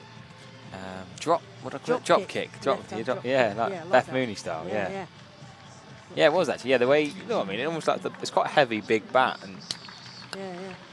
Talking of big bat, that was interesting. They were interviewing Sophie Devine, because you imagine the ball, what I mentioned about hitting big sixes, and she, when I was at Sapphire Gardens, strong hitter, put the ball into the taff as people do at Sapphire Gardens. But she uses a very light bat. Yes, and, it's gets all the bat speed, strength and timing, and yeah. That's because one imagines that she's using a massive bat, but she isn't. Anyway, La Rosa to continue to face. She rocks back, puts it through point. That's a gap threaded well there. It's 4 more runs to La Rosa. I mean, there wasn't much of a gap there. Tiniest of gaps. Skelton's hands, well, yeah, on her head. Hands on it, because you're right, that was the eye of the needle. That's probably the smallest gap I've seen a 4 hit between all day. It's about 3 yards between Harris and Odgers. Harris could have got something on it. Odgers left it for her, but did she dive over it? Maybe. Here we go. Yeah, didn't quite get it. No, it was. To be fair, credit the batter. That's amazing placement. She did. I think she knew exactly where. I mean, if you hit that straight at one of them, you think I've missed out on a wide, not long hop, but short wide ball from an off spinner. Should be hitting that for 4. And she's nailed it. Look at the gap. It's about 3.5 yards. Brilliant batting. It is brilliant batting. So what's she going to do next? She keeps looking at that leg side, but she posted it through that offside shot. It's worked into her leg side. Sophie just tries to pick it up, but can't quite get her hands to it. Scrubbling for that. And they get a single, another one to the total. 205 for 6. Oh, I'm keeping you up, Harry. Stay with us. No, it is quite warm in here, I have to say. It's that, yeah, the aircon's on and off. The aircon's, yeah, decided it's having a rest, shall we say. Skelton to go over the wicket to the right-handed Thompson. Plays that into the leg side, but almost does the splits at the same time and decides against a run. I guess she got outside the line of off stump there, was the idea. Take AW out of the equation, attack the short side. Yeah, it didn't quite come off, and she's pulled her shoulder, which has not been good for her bowling later, potentially. It's pretty warm. And that's the end of the over. So 41 overs gone. Durham are 205 for 6. Thompson on 41. La Rosa on 32. Building a fine partnership here. Somerset need another plan now to break this one. New gloves coming on, or is it? Message on new gloves, maybe? Or is it? Yeah, it is new gloves. New gloves. Oh, she's not been there very long. Yeah. She didn't know the new gloves were coming out. I didn't see that. I was surprised. No one needed them. Forgot about That's that. like, I think, as the message, happy hour. Oh, she's only been out there for about 5-6 overs. Oh. Well, perhaps she does. Some people do have the need to have them more often than others. I've been trying the liquid chalk this year. Did you ever use that when you? No, I used to bat with the inners. Yeah, I tried them. A bit better grip on the bat. Yeah. And then when it's been so hot and sweaty, you're going through gloves all the time. It has sort of worked, but then it dries your hand out. Then in the evening, you need moisturiser so you dry your hands out again. Yeah. Squeaky hands. Yeah, there you go. Just a new pair of gloves. 163 for 6 was the last wicket. Yeah. So the 42 is his partnership. Well, you were asking about what the bowling changes are going to be. We've got bowling change. I like this. Neve Holland could bowl 4 or 5 overs to close it out from the river end. I like this from Sophie Love. And you could rotate the spinners, Skelton and Dean probably to finish from this end. I think job done. That would be my thinking. Excellent. I mean, Somerset won't be pleased that they've got over 200, let alone what they're going to get to now. Thompson getting her feet under the table at 41. LaRosa looking confident at 32. So, and it's difficult when the field starts to spread as well. Those gaps get a bit bigger. Ball just one wide earlier on Neve Holland. 3 overs for 11. Oh, that's a full toss, but full tosses do something to bring wickets. No deep cover though. It's a deep extra cover, so it is 2. Don't mind that. You can get away with the full toss to the long boundary. And because Neve bowls full and straight and attacks the stumps, as we mentioned many, many times when she bowls, she's going to bowl some full tosses that sometimes are cloth to fielders. Mid-off and mid-on are both up in the ring though, so that's something she's got to be aware of. That's a deliberate plan, of course. There you go, and that's been exploited all the way. 6 runs, wide of long on, well over the top to the Connaxton Pavilion, and 2 full tosses to start from Neve Holland. I bigged her up. I said it's a big move. One again, and she's gone for 8 off 2. Somerset are blaming you. Yeah. First 6 of the game, is it? Yeah, I think so. That was nearly a no ball as well. That was really high. That was a hit me ball to a left-hander to the shortest boundary. The Thatcher sign she hit is probably as short as it gets, actually. Yeah, buffet bowling. Help yourself. Fine leg comes up then, long on back. Exactly. I'm not saying it's necessarily ball following, but probably makes more sense at this stage. Yeah. Long off still up though. Mid off is Danny Gibson. Good one. And then suddenly that's 9 off 3, and Durham have won the over already, really. You think, generally last 10, if you take 9 off an over, you're pretty happy. Durham have got 3 bonus balls now. How can Neve Holland close out? A wicket would win her back the over, potentially. You'd probably sacrifice 9 runs for a wicket. After a brilliant start from Somerset, Durham firing back into this game. Yeah. A little bit more batting to come, but these two will fancy teeing off most. Both long on and long off back now, as makes sense for Thompson. Long levers, deep mid wicket, deep cover. Should be no run. Luff to Jess Hazel, should be out. Should be well out. Yeah, Sue Redfern puts her finger up. Grace Thompson has to go. Somerset missed a couple of run-outs earlier, but Sophie Luff, the captain. Grace Thompson again. She's been halfway down a couple of times, Grace Thompson. Not sure about the running. LaRosa sent her back correctly, I think. I agree with LaRosa. There wasn't a run there. Sophie Luff with a nice throw to Hazel. Hazel took her time for a second just to make it close, and then it was out. That's the replay of the full toss for 6. But we'll show you the run out in a sec. Here's Jess Hazel. Watch Jess Hazel's gloves. Sophie Luff. That's the 6. It's folded. I'm sure we'll get an idea of that later. As the new batter comes out to the crease. Catherine Fraser, Scottish international. Rose Duffy just putting the bat for the back gauge. She comes to the crease. Yeah, a lot of back gauging today. Seems sort of inconsistent. Sometimes they're really hot on it, sometimes they're not. Whether it's a directive, some games. I think it's just a spot check, isn't it?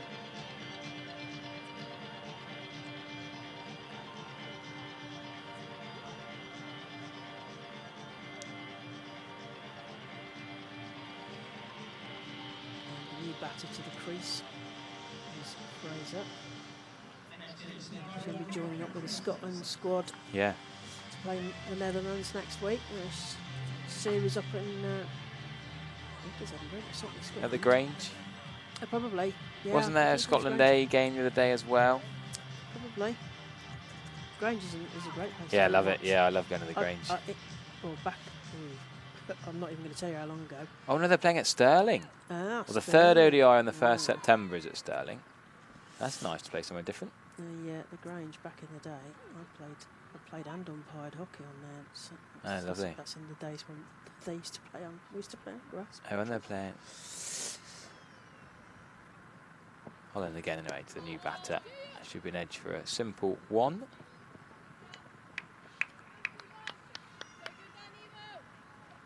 Yeah, so have you played on the Grange wicket? I haven't played cricket on there. I played hockey and umpired hockey on there, but not cricket. Oh yeah, there's I Scotland was women. at college. I did my postgrad in Edinburgh, so I was fortunate to pass it. Oh, lovely. Yeah, my Hockey brother up and sister there. live in Edinburgh, so Oh, been there a few lovely city. times. Great place to go and watch cricket as well. So Yeah. that series would be great if you can get yourself along to that if you're listening from further afield. Well, they're playing at Tipwood in Glasgow on Friday in the first ODI, so not got much notice. 2 days' time. Tipwood in Glasgow, I don't know that ground. No, I don't know. Scotland women, Netherlands women. Yeah. And then Sunday the 30th they play in Stirling. Yeah. And then again in Stirling, Tuesday the 1st. Right. Should be maybe settings. Meanwhile, we've got Sri Lanka women against Indonesia women in the Women's International T20s. That's at Dubai. Yeah, women's cricket. Oh, is that the Asia Cup? Well, then Asia Cup? there's Or the are they women's, warming up it's for the Asia Group Cup? B. It's Group B, is it? Could be. And then they got that Ireland series we were talking about earlier on. Thursday the 3rd, England women are playing their second ODI against Ireland at Derby. Then India women are playing Hong Kong. Yeah, it's that Asia Cup. Yeah, Group A and B, of course it is, yeah. Talking of internationals, England women will be playing Bangladesh here this time next year, September. So I'm told that if you want to register interest in some tickets for that, England versus Bangladesh here at the Cooper Associates County Ground. Dino has a little bit of a refusal there on her first delivery to Fraser. Rocks back. Oh, clunked on the pads, but well outside the line there. Didn't know quite how to play that. Fraser just takes a breath, taps a bat.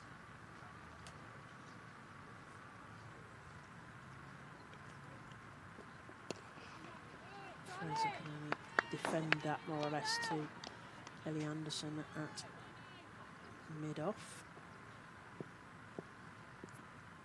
Dean kept the lid on the runs here for Somerset. So can only work that to the other side this time to mid-wicket, and there is no run. 15 for 7 Durham put into bat when Somerset won the toss this morning. Deanan again. Fraser rocks back, sends that into the gap between mid-wicket and square leg, and they get a single. Oh, the bounce. Oh, that was a weird bounce, wasn't it? Jess Hazel can't do a lot about that. That's nearly taken her head off. Good backing up. Emma Corney, credit where credit's due. That's brilliant backing up, because that's rocketed off the surface. You can see from here she's laughing about The it. concrete side strip. Yeah. Dean's going to go round the wickets to the left-handed La Rosa. Mentioned Durham started the season with no left-handed bat, and now they've got two in Danny Collins and Eleanor La Rosa. Aussie player, Adelaide striker, still at the crease, plays that to point. Oh, through the point fielder's hands. Oh, that's going to be so frustrating, and they're going to get 2 runs for it as well. Yeah, another drop for Somerset. It's been a day of drops. Straight through her hands, burst through her hands. It was going at some speed. Lola Harris, Left-handed yeah. La Rosa. 3 close proximity there. Point, cover point. Well, it's like backward point, point and the cover umpire, point. because of the left and Trying the to get out of the right way, yeah. Yeah, The Dean point umpire. in again. Oh, God, she's really cramping the batters in here. Next a class above here to Charlie Dean, doesn't she? Yeah, yeah, and that was unlucky because she should have got a wicket off that one. But she's keeping the runs down mostly, and that's the end of another over. 43 overs gone. Durham 218 for 7. Fraser on 2. La Rosa on 43. If she gets to her 50, Somerset will want to stop that if they can. We're going to see Niamh Holland continue then. Didn't bowl her best last over. The full toss hit for 6, the full toss hit for 2. Went for 9 of her first 3. Came back a bit better. The run out was a bonus. Not probably to credit Niamh Holland for that, but Sophie Luff and Jess Hazel combined for the run out. Yep.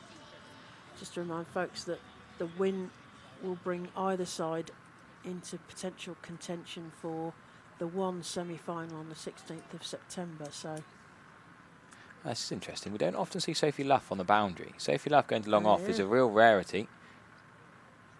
5 in the ring, 4 out. Sophie Luff's one of them, yeah. I can't remember ever seeing her at long on. Yep. I think it's going to be a catch there.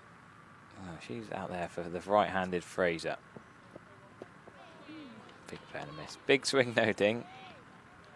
All those phrases there we go. This makes sense. Charlie Dean swapping Sophie Love. She said, You "Oi." come closer because you've got to tell these people where they've got to go. I think it's more. I've got a better arm than you. That was my way of looking. There's a bit of both to it. But. Bit of both. So we saw Sophie Love at long on for 1 ball. There you go. There you are. That's a collector's item, exactly. Yeah. Charlie Dean out there long on then. Late cut, can't beat Bex Hodges at short third. Or Bodge. Yeah, a bonus point win for Somerset takes them above Warwickshire, and a win of any sort for Durham takes them above Warwickshire on net run rate. Net run rate, always a crucial factor. Not quite a wide, close. Fraser's annoyed, Hazel and Holland are happy. A little word from La Rosa. Stay calm, hit the next one. Yeah. Well, for the first time they used to ever batted together in a professional match. New Aussie signing. Pushed for 2, I reckon, in that pocket. Yeah, Charlie Dean's a good fielder, but she's not stopping 2 there. Yeah, someone trying to defend Lola Harris in the chat here. Maybe the excuse of the white ball with the white seats of the Somerset stand. I guess that's a factor. Yeah. Picking the white ball from the white Somerset stand. If it's Excellent higher, point. if it's lower, you've got them. But it was sort of shoulder height, wasn't yeah. it? If it was a red ball, it would have been an easier catch. Yeah. Yeah. Maybe they should make seats blue. So again, can they push 2? No, it should just be 1 this time. I wonder. I guess if you're going to play red or white ball or pink ball cricket here, all 3 are played here across the formats: the men, the women, the club cricket that's played here. Could they make seats all blue, for example? Yeah, something. And then that works with red, white, and pink. We've got a mixture of blue and white seats. I wonder if they think that before they put the seats in. They probably should. Someone's put a baseball emoji in the live chat. I'm not quite sure what that's all about.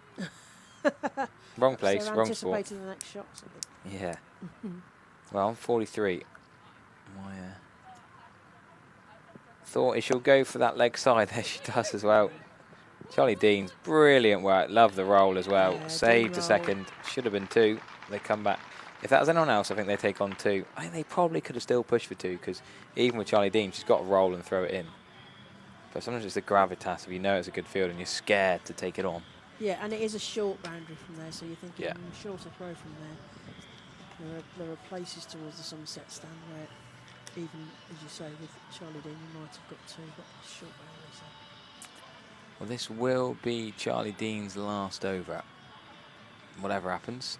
Her last over. Oh, no. It's going to be Ellie Anderson. Well, that's interesting. Would you not just bowl Charlie Dean out? I don't know. We've got 6 overs left. What would you say 1-4? Would you go at the end, or would you not just rather wrap it up? I'd be surprised if just maybe 10. it's just because she doesn't. Just trying to strangle this, prevent La Rosa getting the 50, prevent them getting any kind of partnership again because they suffered from the last partnership, which from Somerset's point of view will have gone on too long. Luff is going into point. Lola Harris going to fine leg. Anderson warming up to come around the wicket to the left-handed La Rosa, who's on 44. 222 for 7 on Durham. Banged in. She's got her. She's bowled her, and that's out. Took a big swing. You mentioned swing and no ding. She mentioned a big swing. The ball goes through. So Ellie Anderson is on fire. Her 4th wicket today. Yep, 3 early on. Yeah, 3 in the power play early on. And she gets her 4th. And the big wicket of Eleanor La Rosa, the Australian import, who's looking increasingly settled. 44. 30-ish balls that she faced. Well, it's not going to be Lauren Filer in next, is it? Lauren Filer's going to be saved to number 11, is she? I wonder what reception she'll get if she comes out at number 11. I think they used Levick at last. I think Levick will come in at 10. I'd have Levick at 11, but we'll see. We'll see what transpires. So, wish. So, Durham 222 for 8 There's Levitt coming here, right? Levitt comes up. I'd put Levitt as a Levitt, but she's coming ahead of Lauren Filer. Like you say, maybe formerly of this stomping ground, and welcome to Filer if and when she gets to bat. Quite good mates with Danny Gibson still. Of course, still plays with international cricket with Gibson and Charlie Dean in this 11 today. Yeah. Levitt, the legend. Should see her bowl later, no doubt. A bag of tricks. Spin bowling. She's just watching the field changing. As she comes to the crease. Third has gone out towards the boundary. We've got a deep sort of extra cover out to our left. Short cover. Captain Fantastic. And the short mid wicket, so we've got the squeeze on with those pocket fielders that Trigo mentioned earlier. Anderson in. Ooh, bang. On the pads, but well outside the line. A dot ball from Ellie Anderson. Follow the batter there. Danny Gibson just tossing the ball from hand to hand. Not much shining needed now. No, a bit late, I don't know. Get it soft. Yeah. 4 for 32 so far from Anderson. Right arm in again to Levick. High back left. Plays that defensively straight to mid-off, and there is no run. Attacking field placement from Sophie Luff. Yeah. 5 in the ring, squeezing. Yeah. Short mid-wicket, short cover. Debate. Back to Anderson. 4 wickets. Can she make it a 5 for? Is there a board here? If you get a 5 for it? They're in the old catering bit in the Andy Cannock Pavilion. There's a couple of boards in there. Not sure how regularly they update it or how many can see it. I feel like you could have more public. There's a Legends wall behind the Somerset stand. Yeah. Actually, the named stands. Pete Trigo's got his broom cupboard behind us. I didn't see that sign on it. It must have, Nah, it must used have to be fallen off. it used to be a biro on a post-it note. Oh, It's is fallen it? down. We wind him up about that. His mates Hildreth and Trez obviously have got their stands. Nah. Gentle teasing. Anderson into Levick. We assume that 2-2-2 had the same impact as 1-1-1. Double the Anderson, impact. Yeah, double the impact getting that wicket on 2-2-2. Is that a Richie Benno thing, isn't it? Yeah, chew, chew, chew. Yeah, Yeah, that's a right, good yeah. impression now. Yeah, yeah. The Aussies like the twos and numbers, don't they? Well, it got La Rosa. Pronounced. It got La Rosa, didn't it? It did, yeah. How that's apt what is I'm that? saying, yeah. 2-2-2 getting the Aussie. Chew, yeah. She was a victim of Richie Benno. The only Aussie in the game, I reckon. Yeah. Yeah. In the plenty playing at 22. Fraser, Scottish international facing. Flicked into leg side. There is a fielder who's going to cut that off. Just get the 1. Managing to tick this round, these two. That's the end of an over. And that's 45 overs gone. Durham 224 for 8. And Fraser on 6. Levick on 1. So, 5 left. Another 30 on the ball. Yeah, I guess it depends Takes how us if beyond these two can stay 250. there. Yeah. They're going to want to get to 250 at this point, aren't they? Yeah. At least, and anywhere north of that to give them something to bowl at. So, Dino coming on. We wish Dino coming on for it. Well, I wonder why the change of ends. She just fancied the other end. Neve Holland was not bowling her best, but then there's a predicament of who bowls. Just got at the pavilion end. Well, we'll see. Dino, anyway, to finish off her 10. Straight away, could be a catch to Danny Gibson. No, it's gone wide and short, actually, over in the end. Just a 2, a slog sweep for 2. We'll be happy with that. Another couple to the total. 8 extras, not too bad from Somerset. A couple of early wides, but 8's not terrible across 45 overs. Yeah, very good. Where can Dean pull some magic out from here then? No wickets for her yet. Got the catch at long off Lola Harris to finally get rid of Emma Marlowe though. And got that really good catch off Anderson at short extra, so she's been pretty useful with the 2 catches and good ground fielding. With her trademark sunnies on as always. Yeah, that nice round arm off East. Pushing them back. Should be Captain Dino for England versus Ireland. Yeah, sadly Somerset will be missing Charlie Dean in a couple of weeks. Yeah. Won't be playing much in the next fortnight for Somerset. Probably not at all actually after today. Probably our last game in the Somerset shirt, you'd think, this season actually, sadly. Danny Gibson as well. Shame really when you think other sports, but cricket, you know, you get called up to international when you can't play for the team who pay your wages and you. Yes, like you say, it doesn't. It's a shame, really. Not the same impact across other sports. You get penalised for doing well, you get penalised and you can't play for the club with your mates and where you've trained and work hard all winter and then you've got to go off and play international, which of course is an honour, but just a shame. And an honour for the club to have represented. Yeah. Oh, that's going to be edge for maybe 4, you know. It's slowing up a little bit. Corney's done well. Bex Hodges, they're racing.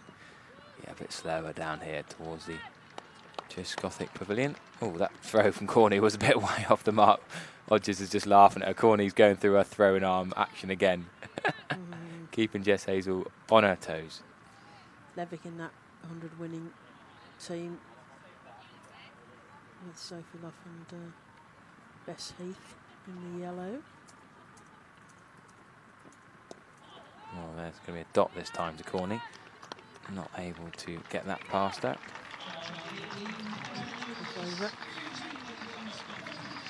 Well, I'll have a bit of a ear, what do you call it? Pete calls it ear tippness break we get from these headsets on our ears. So I think I'd better give my ears a break. Let Pete come on for the last few overs. Okie dokie. Thank you to Harry Everett. Joined again by Peter Trigo. You're listening to the voice of Claire Jenkins, former West player. West became Somerset. We've got 4 overs to go here in the Metro Bank One Day Cup 50 over. Cooper Associates County Ground. Some key balls to be bowled here. Anderson to carry on from the Trisgothic end to Catherine Fraser. Oh, it's clean bowled. She's got a fifer. So we were asking about whether there was an honours board here at Taunton, but if there is one, it's another name for the totaliser. Ellie Hansen gets a fiver. Clean bowls, the Scottish international Catherine Fraser. Oh, he brought a wicket. What a great time to come on, Claire. A rare as hen's teeth fifer in one-day cricket at the Cooper Associates County Ground. Let's have a look at that replay. Yeah, perfect length, nip back slightly, a big hike across the line. Wasn't short enough to pull, and Ellie Anderson bags a Michelle. Lovely bit of nip back onto that off stump. She'll be over the moon with that. Those key wickets in the power play, and now doing a job at the back end of the innings. Great performance from Ellie. Very, very satisfying. Sort of top of middle there, is it? Smashing. No doubt there. So Durham are now 9 wickets down, 229, and we're going to see Lone Filer. Former stomping ground, of course, at Somerset, so there'll be 1 or 2 words of greeting, no doubt, from her former colleagues.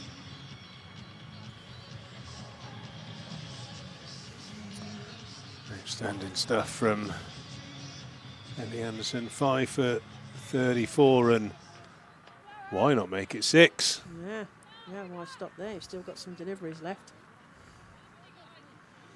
Lauren Filer's got a big, Mum's got a big birthday tomorrow. I'm not going to say which one because one shouldn't say how old a woman is, but it's her mum Elaine's birthday tomorrow, apparently.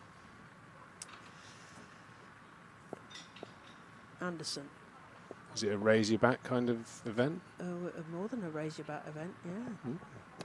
An O birthday, because that's worked into leg side by Lauren Filer, whose field is descending from different angles. Just the one. keeping that scoreboard ticking. Last wicket. Can Somerset do the moral victory of skitting them all out? And talking of milestones that start with 6, maybe Ellie can pick up her 6th. That would be a great way to finish off this innings. 230 is certainly defendable.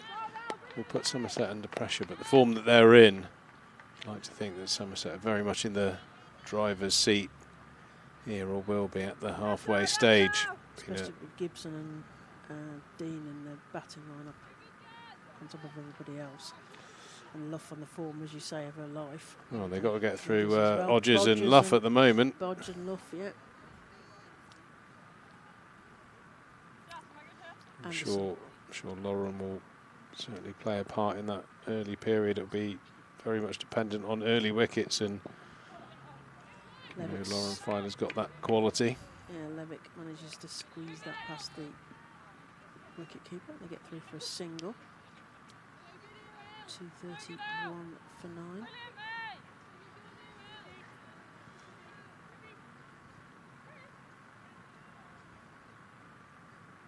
Anderson into a 9th over. 5 wickets to her name already.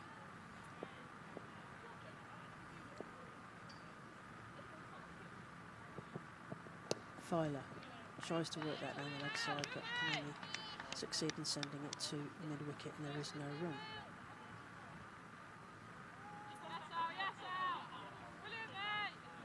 We've had sort of swinging of power backward and forward in the game, haven't we? It's felt very much in Somerset's grasp early doors, and then the partnership that Durham had in a couple of partnerships in the middle, and the score has got to a much larger total. Oh, it's a full toss, and it's dealt with, and we're going to get a discussion about the height. Maybe was somebody hit on the head? No, it's the end of the over. So 47 overs gone. Durham 231 for 9. Filer on 1 and Levick on 4. Yeah, I think Durham have, rescued a difficult situation, haven't they, really? I think Emma Marlowe's 71 the key in that partnership. I don't think Somerset have been clinical. Number of run-out opportunities and drop catches have just helped out Durham put this total up together, that big partnership in the middle, as you can see, between the gaps in wickets on the wiggly worm. But still, I think Somerset will be relatively happy. Alex Griffiths coming on to bowl. These death period overs at the river end. Levick on strike. Durham will be trying to edge as close to 250 as possible, but Somerset will be very happy with 231. Oh, it went in the air but past the point fielder. I'm going to get a single there. Filer and Levick. Fast bowler and spin bowler. The last 2 batters here for Durham. Griffiths steaming in from the river end, sending a square leg backward off square leg. Also moving the deep mid wicket to more conventional square leg. Let's hope this isn't a signal like you mentioned earlier.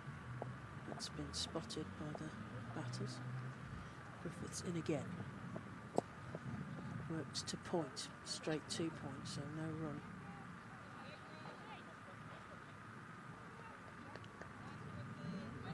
Somerset need to keep Durham below as much as they possibly can. Give themselves an easier target to bat towards. Second innings. Griffiths in again. Filer slices one through cover. There is a fielder on the boundary who spots the spin and manages to cut that off. Just the one more to the total. 233 for 9, Durham.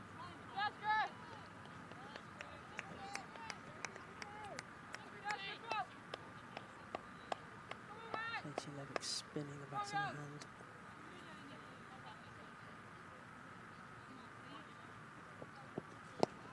again carved through the point region. Another single. Keeping the scoreboard ticking here, 234 for 9. Yeah, I feel like that's the way to go, really. You know, number of balls left, run a ball, bat on ball. I don't think they're in a position to take any risks, because obviously innings over if they make a mistake. Run a ball, pretty much get you to that 250, which is a bit of a psychological milestone, certainly at the lower end of what you'd assume would be par. Filer hoiking that out towards the leg side for single. Western Supermares Lauren Filer has made the move up north, in and out of the England squad. It's good to see her playing back here at the Cooper Associates County Ground. Yeah, there's always a risk that the last partnership will go a little bit too hard, and it's one of the no-nos, really. Not batting your 50 overs, even if you get another 5-10 runs, can make a difference in one-day cricket. And again, that 250 mark just gives you a chance. Like I said, it's the lower end of the par. I think in the women's game, on a good surface here, I think throwing into the melting pot of ideas, that massive boundary on the outside, I think lowers it slightly, but you'd still think 262.80 is in the par range, so Durham will be a shade under that, but could have been a lot further under it if Somerset had held their catches and taken a couple of chances. Run-outs. Anderson in again, 5 wickets already. Oh, that's a thump in front of the stumps.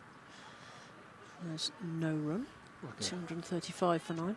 Looked like a back of the hand slower ball, that, from Ellie Anderson. She's developed a number of skills since being a Somerset player. Obviously had a great day, a proper day in the sunshine. 5 for 36 at the moment. Filer waits. Straight to the fielder, safe enough, and there is no run. Short cover. Last few deliveries. 10 deliveries left. That would leave them at a run a ball a little short of 250.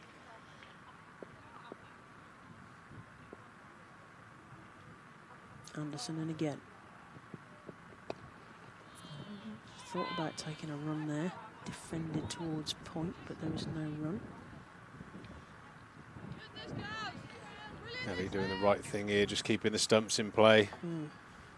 Lauren Filer looks visibly frustrated after her hand on hip 9 balls. I'm sure she'd like to get a boundary away, so just keep bashing away at those stumps. Feel like a big shot's brewing. There it is. Yeah. It's up in the air. It's going to land safe. Lauren's going to pick up a single, not perfectly timed, but you could see that something was brewing there. Good spot.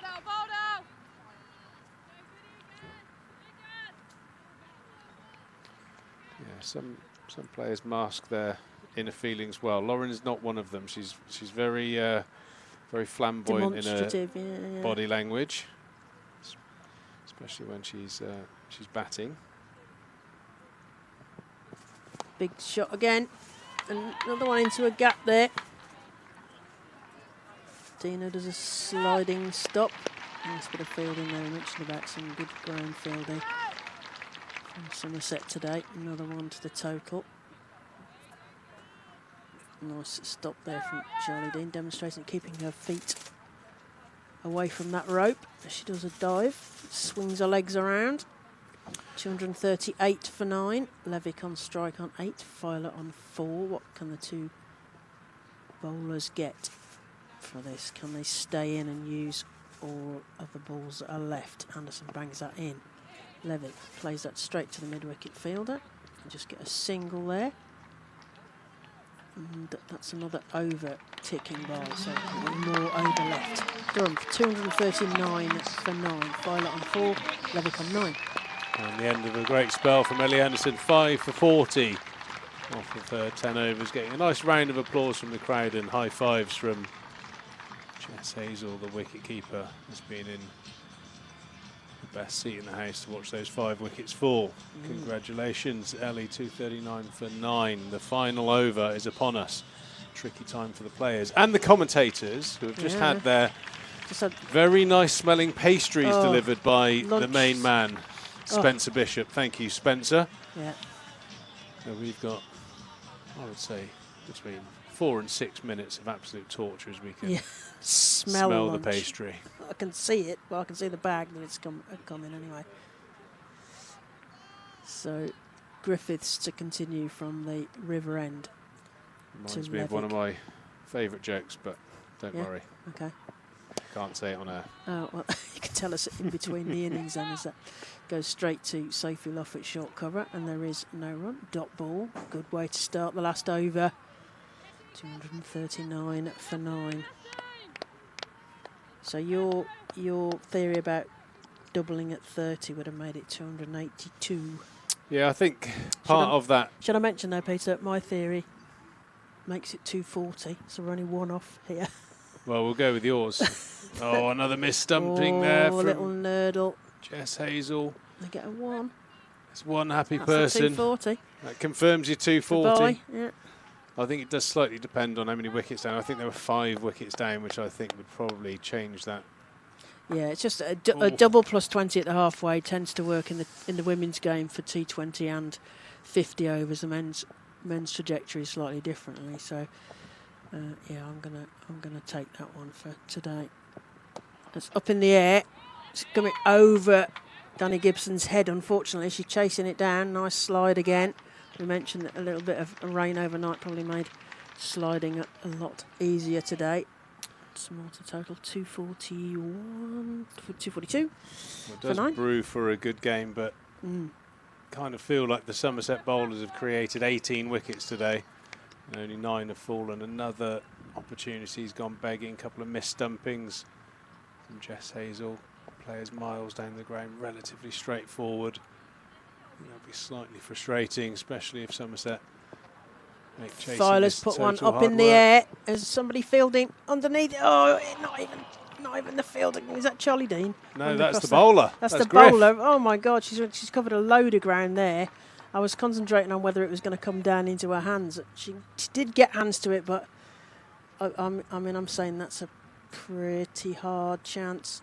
Although getting your hands to it always frustrating. She maybe even had another chance as it came down. She face planted onto the coconut matting. Yeah, I think that's a great effort from Griff. I think with her high standards, she getting 2 hands on it, she'd want to hold it. But the fact that she's made the ground there and made it even possible is a pretty good effort. But again, that's 19 wickets down for Somerset today, and Durham have massively been let off the hook and are creeping up towards. Certainly a defendable total if Lauren with her bowling boots on can make some inroads at the start. Yeah, that's another one to the total. 245 for 9. Well, they're going to bat all of their 50 overs because we've got the last ball coming up now. What can Griffiths serve to Katie the Legend Levick? Levick taps her bat. Ooh, nice nerdle past the diving fielder at short. And stopped before the rope and managed to reel that back in again. Question is how many they managed to run. Is that 3 they managed to run there at the end? I was watching the fielder trying to reel that in. So yes, so runs. Durham finished 248 for 9. They did use all 50 overs, so just that last wicket Somerset wanted.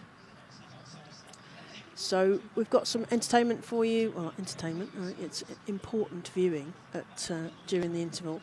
Emma Corney's video about her recovery from her horrendous injuries, and great to see her back on the field again. That will be some entertainment for you at the halfway. So Durham finished 248. Somerset will need 249 in the second half, as it were. I think the highlights really were Ellie Anderson's 5 for 40 off her 10 overs. A couple of wickets for Lola Harris and a wicket for Skelton. What else would you pick out of that? Peter? Well, I think Emma Marlowe's 70. I think she played beautifully with a bit of chaos, you know, in the middle of it. I think one of the unfortunate features was Somerset's poor catching and ground fielding across the board. I think they'll be disappointed. I think there are probably two teams going into this, both feeling quite positive. Somerset are positive because I think Durham are a little bit under par, but I think Durham are also going to be quite positive because they probably scored about 60 to 80 more than they should have. So we've got a fascinating second half of the game coming up, and we'll be back with you in about 40 minutes. Well, Emma Marlowe's was at 71 off 112 balls in 133 minutes with 8-4. So yes, it certainly was a highlight. We'll speak to you after the break. Did want to quit.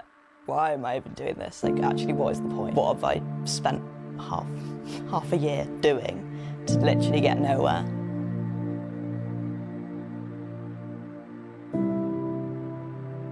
October is the second best bit about playing cricket. First is obviously playing cricket. Second is a nice 6 weeks holiday at the end of the season. So everyone else was away in the team, but I was here training. There was basically no one about. The car park was empty. But I started running, started doing some jumping, like doing a lot more kind of interesting stuff in the gym, but it was very lonely. There was no one about. Yeah, we were just grafting away. It was pretty isolating just being in on my own, but I think I was like aware of the challenge. Like, it was so visible that the challenge was being in on my own that I think I could deal with that better, because you can just accept that it is what it is. And actually, I guess I took motivation from the fact that if I can do this now when no one's watching, it's going to be worth it in the long run, and like, I can be proud of what I've achieved there. Yeah, I think some things are pretty scary, getting back into it, like hopping, jumping, stuff like that. And when there are a lot of people around, you kind of got to put on a facade of, oh, it's fine, like, I'm not scared. But actually being able to do that on my own and having the space to hop 1 centimetre because I'm scared, like, was actually quite nice. And that first time jumping onto a box, I cannot tell you how high that box looked. It felt like Mount Everest, but having that space to just like, okay, I'm just gonna work it out and it's gonna be fine. I know nothing's bad is gonna happen, but it's still kind of terrifying. Yeah, it was good to just be on my own and work it out. Yeah, definitely the mental battle is, I would say, greater than the physical one. I think your body recovers, you know, you work hard in the gym, you get stronger pretty quick, but it just always feels like there's like subconscious you inside trying to just prevent you from taking any risk or getting in any situation that something bad could happen. And even when I felt confident doing something, it still feels like a massive hurdle to just try and do something new that we haven't done before, or something that is just a bit scary. It takes quite a lot of energy to just go for it. It was a frustrating time, but I guess I did keep fairly positive through that period, just based on the fact that like we could make it a bit of fun. There's only a few of us in, like we could make the most of the time that we had, and I just knew that the rest of the team were going to be back soon, so that was a motivator to kind of be like, right, they're going to be back in a month. I want to show them how much progress that I've made in this time when they've been away. Yeah, I felt like your identity does get taken away pretty quick. I was just someone that was in the gym, doing some rehab, whereas actually like I am someone that plays cricket and I love being about the team, I love contributing, I love trying to just be a positive influence, and all of a sudden everything that I bring there is taken away, so it's kind of stripping it back and be like, actually, who am I and what am I doing here? And why is this important to me? I think working that out is a little bit of both, a little bit of, you know, on my own, actually, what is important to me? Why do I do this? Why do I play? Why do I keep coming back each day? But also, you know, spending time with people around me and working that out with them as well. And I guess realising that actually I am just someone that plays cricket. I'm not solely a cricketer. Yeah, when everyone came back in November, initially I was very excited just to see everyone, but I guess it's different to that time in October when the challenge was so visible that I was on my own, but actually now everyone's back, but I still felt just as isolated even with everyone there. And I guess seeing everyone doing what I want to do when I felt like I was getting really close to it was so hard. But trying to be a positive influence on everyone. Like, I don't want to be a drain in our team. Yeah, I think playing a bit of a role, a bit of a character helped me, and I guess me within the team. Like, I guess it is just a way of absolutely faking it until you make it. Like, you can just avoid how you're actually feeling. And when you're within the team, like, it's so much easier to just put on a show and it's all great and just try and keep on giving, which, yeah, makes you feel a little bit better and makes you not realise actually it does suck. I kind of just knew something was wrong. You know deep down, but it's like, oh, I'll crack on, it's fine, it's fine. Actually found out that something was wrong, so had another surgery. It was pretty minor in the grand scheme of things, but I guess just a pretty crushing blow at that point, smack in the face. Yeah, taking a few big steps back. Have I worked hard enough? Have I been doing the right rehab? Have I communicated well enough? Yeah, I guess you kind of just get filled with doubt that I've actually just done something wrong and it is my fault. But at the end of the day, there wasn't really anything anyone could do about it, but you still just feel like a bit of a failure for getting to that point. In January, after surgery, so there was a month where I wasn't allowed to bend my knee past 90 degrees. So I've been doing fielding, I've been doing batting, I've been running, I've been jumping, all of that stopped straight away. And yeah, I was just like, why am I even doing this? Like, actually, what is the point? Probably like the amount of effort it took to do anything and then feel like I was literally doing this 4 months ago. What have I spent half a year doing to literally get nowhere? Yeah, did want to quit, but we're still here. But yeah, it was pretty tough coming in and just doing something that felt a little bit pointless. I think the thing that probably turned it around was just getting back to batting. Like, I love batting. I love talking about batting. I love watching batting. And I think it just made me realise, actually, this is what I really love doing. It will be worth it, and I know that I've got the strength to do it because I've been through a big chunk of the rehab. I've got bowed back down again, but we're still here and we're getting closer, so I just want to bat. I think the most important thing is being disciplined. I think motivation feels like a bit of a sham. I think your motivation goes up and down so quickly, even in one session. It goes from, I'm terrified of doing this, I don't want to do it, to, oh, I can do it, I'm amazing. But I think the discipline of just turning up, I think, is by far the most important thing. Because if I didn't turn up on the days where I wasn't motivated, we'd only have been here half the time. So I think trying to just understand what is important and what is necessary for me to do today, and can I do it to the best of my ability, and yeah, just be disciplined in each kind of like part of the rehab, whether that is on the bike, doing actual rehab exercises in the gym. I know that that discipline is going to keep me moving forwards, and the motivation will waver, but that's okay.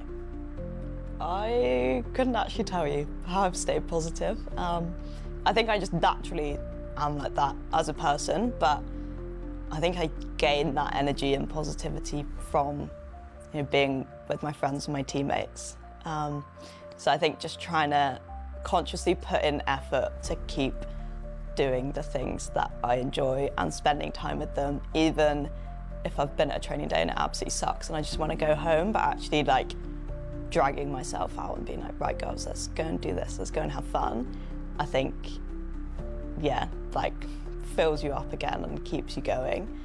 So yeah, just say when you don't want to do it, just do it, because it's worth it. Afterwards you feel better for it. I think the club have been so good and they've looked after me so well.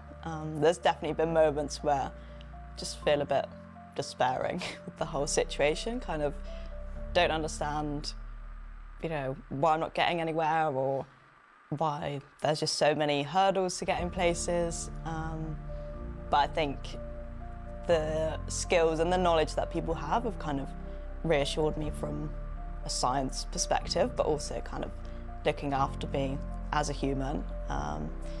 And yeah, working together to actually work out what do I need. They've been so good. Yeah, rehab is draining physically and mentally, and I think it is also just all-consuming. It's all about, right, what have I done today? How am I going to recover tonight? How am I going to go again the next day?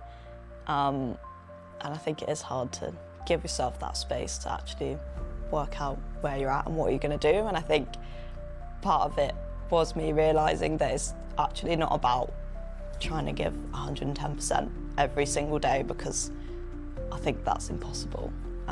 But probably trying to reach that and feel like that was a necessity to do rehab well, then it kind of brings you down when you don't feel like you're doing that. But actually, I think I've just worked out, can I just try my hardest every day with whatever I've got, whether that is 60% because I don't want to be there and I've had to drag myself in, or I'm feeling great, it's a good day with all the team. Actually just giving all of what I've got.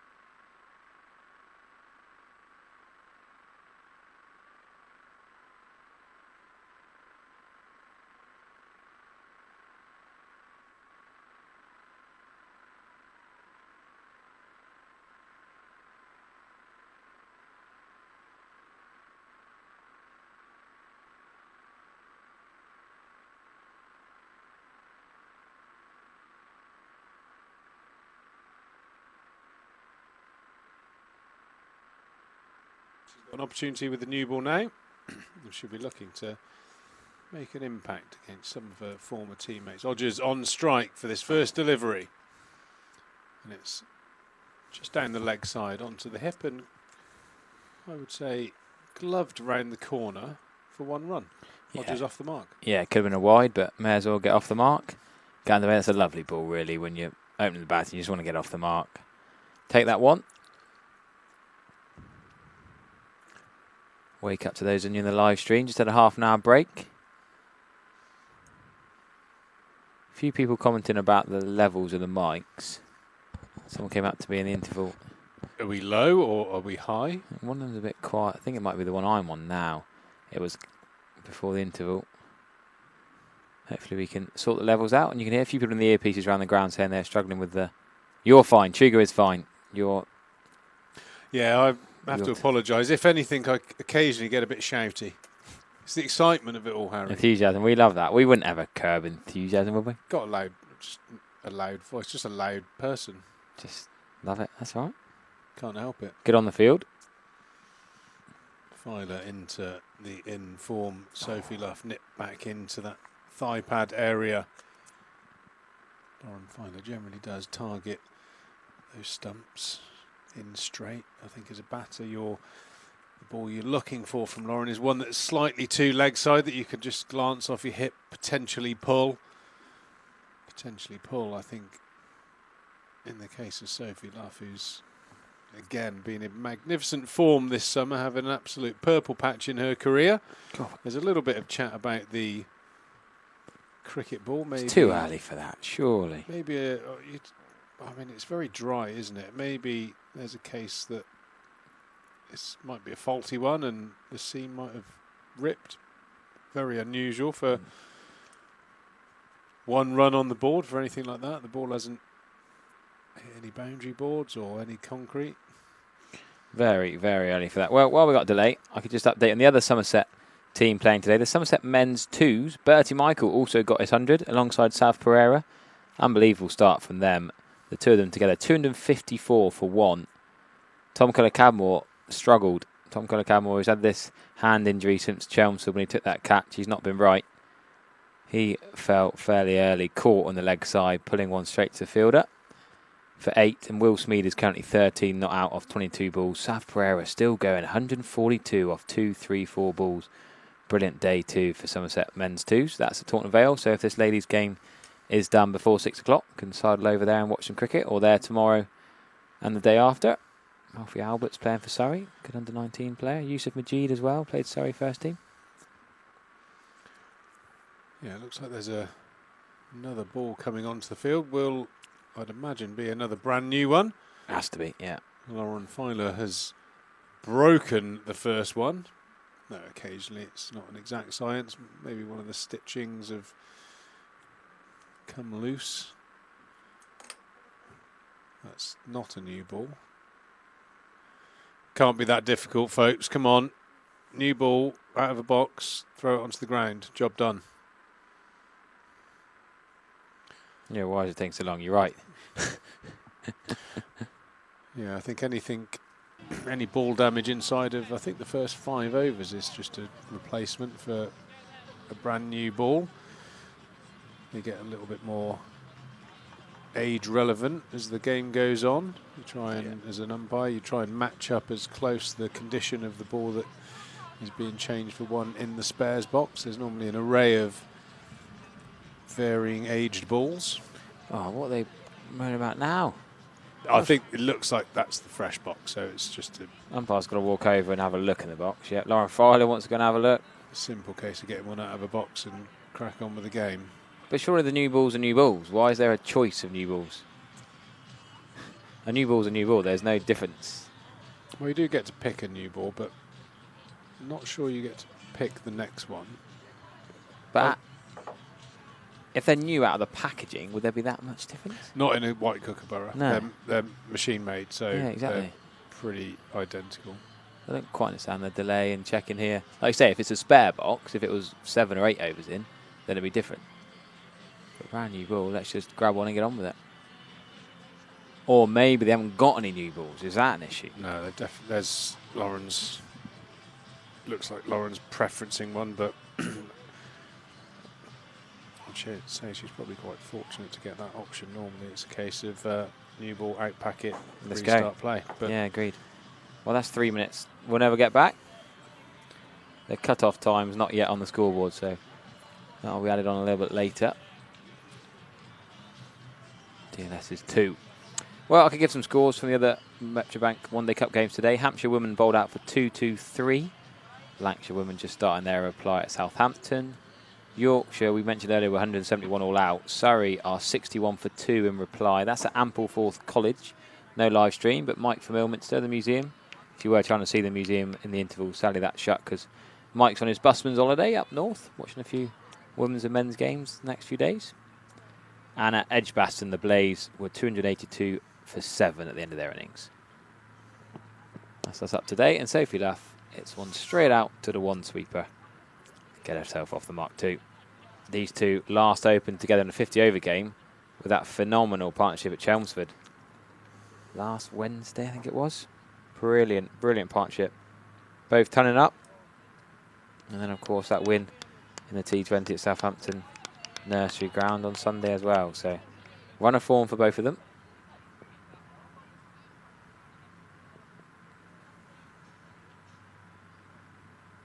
Filer with a tail up. Quick, full Yorker, wide Yorker.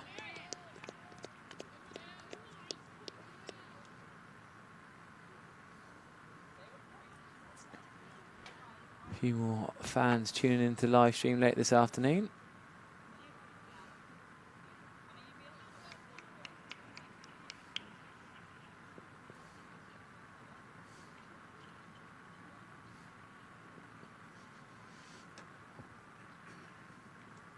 One slip in place. That's well down the leg side.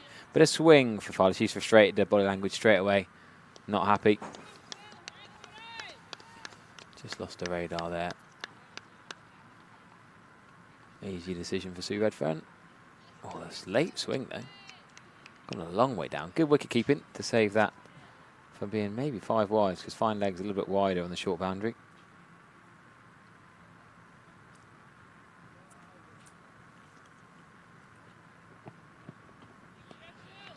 Nearly wide the other side, but just inside the blue line. Well, given us just inside the blue line, should I say. Oh, on the blue line. good call. Yeah. Right on the limit, that one. A sedate start there. 3 without loss off Lauren Filer's first over. Oh, there's the new balls. So suddenly we're seeing all the Kookaburra boxes of new balls. Maybe we just couldn't find them. There's about 5 of them now. Next, Aaron Osborne on the dugout with Kieran Peters, Liv Barnes, the kitchen staff and subfielders. Got loads of new Kookaburras with them now. Liv Barnes is probably working hard at the intervals, just catching up with her lunch. Not in the side today. A bit hard done by, but she'll be used again. We're going to see left arm seam the Aussie, I reckon. Yes, Elena La Rosa is going to bowl left armers from the river end.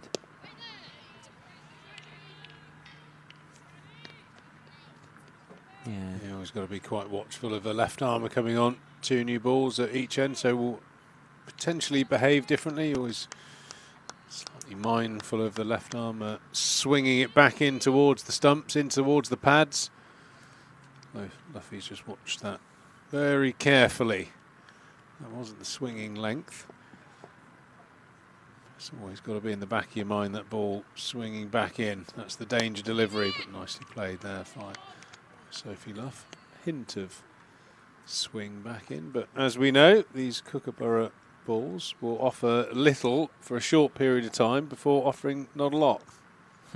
Yeah. Tough school here at Taunton. I was mentioning with Claire, we talk about the 34 overs in the men's game when they get to choose a ball, don't they? Although that's not a universal rule. Would you be up for that being in this as well? You know what? We continue with different ball. Well, I'd imagine you'd get to choose your balls for the start of play. Yeah. Normally, it's sort of down to the umpire's discretion, because you imagine 10, 15 overs, the amount of deliberating and arguing there would be for Yeah. between umpires and players. I want that one because it's a bit shinier or a bit newer, and you normally leave the umpires to that kind of stuff. Oh, big full swinging ball missed out on there by Sophie Luff. A bit of width. Let's have a look at a replay if it's possible. See if there's any big swing. It looked like late back swing in. after the ball went past Sophie Luff's bat. Sort of went past Sophie Luff, past the stumps, then swung late. Keeper took it to her left.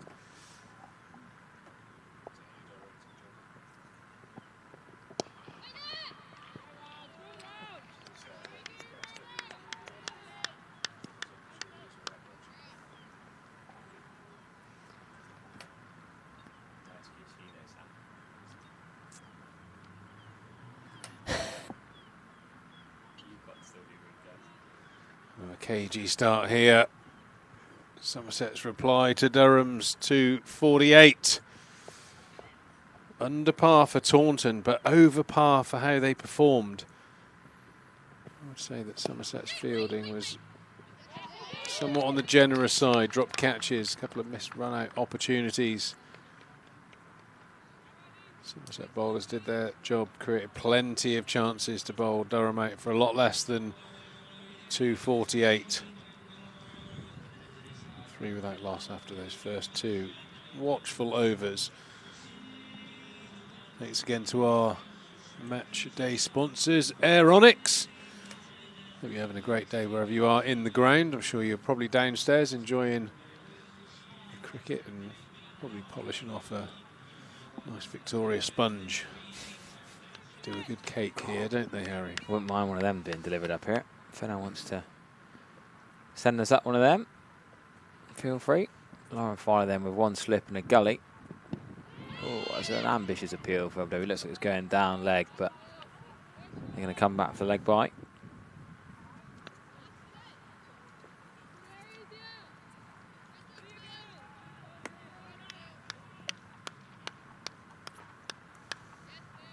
Durham are going to take early polls, you'd have thought here. Somerset had 1 for 1, 9 for 2, 33 for 3, 69 for 4. All over the Durham top order. But then Emma Marlowe capitalised on the couple of chances she was given. Batting well in the end for 71. Still leg side from Filing. Not got her radar right. Not happy with her shoe now, the left spike. Yeah, just getting a little bit stumps greedy, Lauren, at the moment with the lines. The fact that she's getting that in swing as well. Just needs to maybe target bowling through to the keeper's gloves, bringing the ball back onto off stump. I think she'd be a lot more threatening if that's the line that she operated in. One of the quicker bowlers around, Lauren Filer. Another one quite a long way down the leg side. Nervous, back on her old ground against her own mates.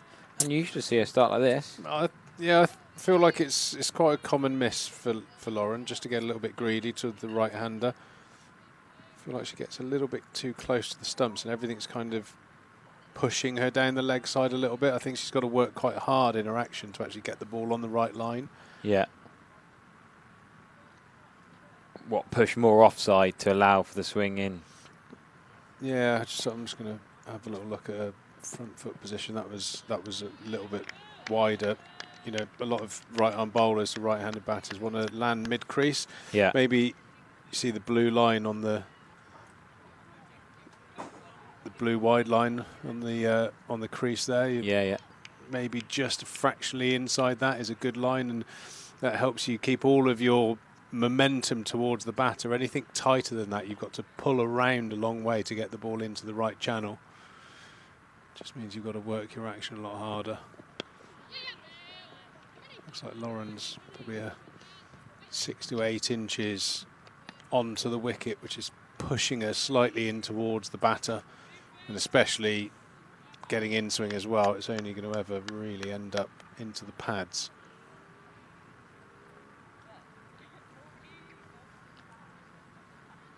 Yeah, we saw a bit of in-swing for Alex Griffiths at the start of the innings. Ellie Anderson got those early breakthroughs.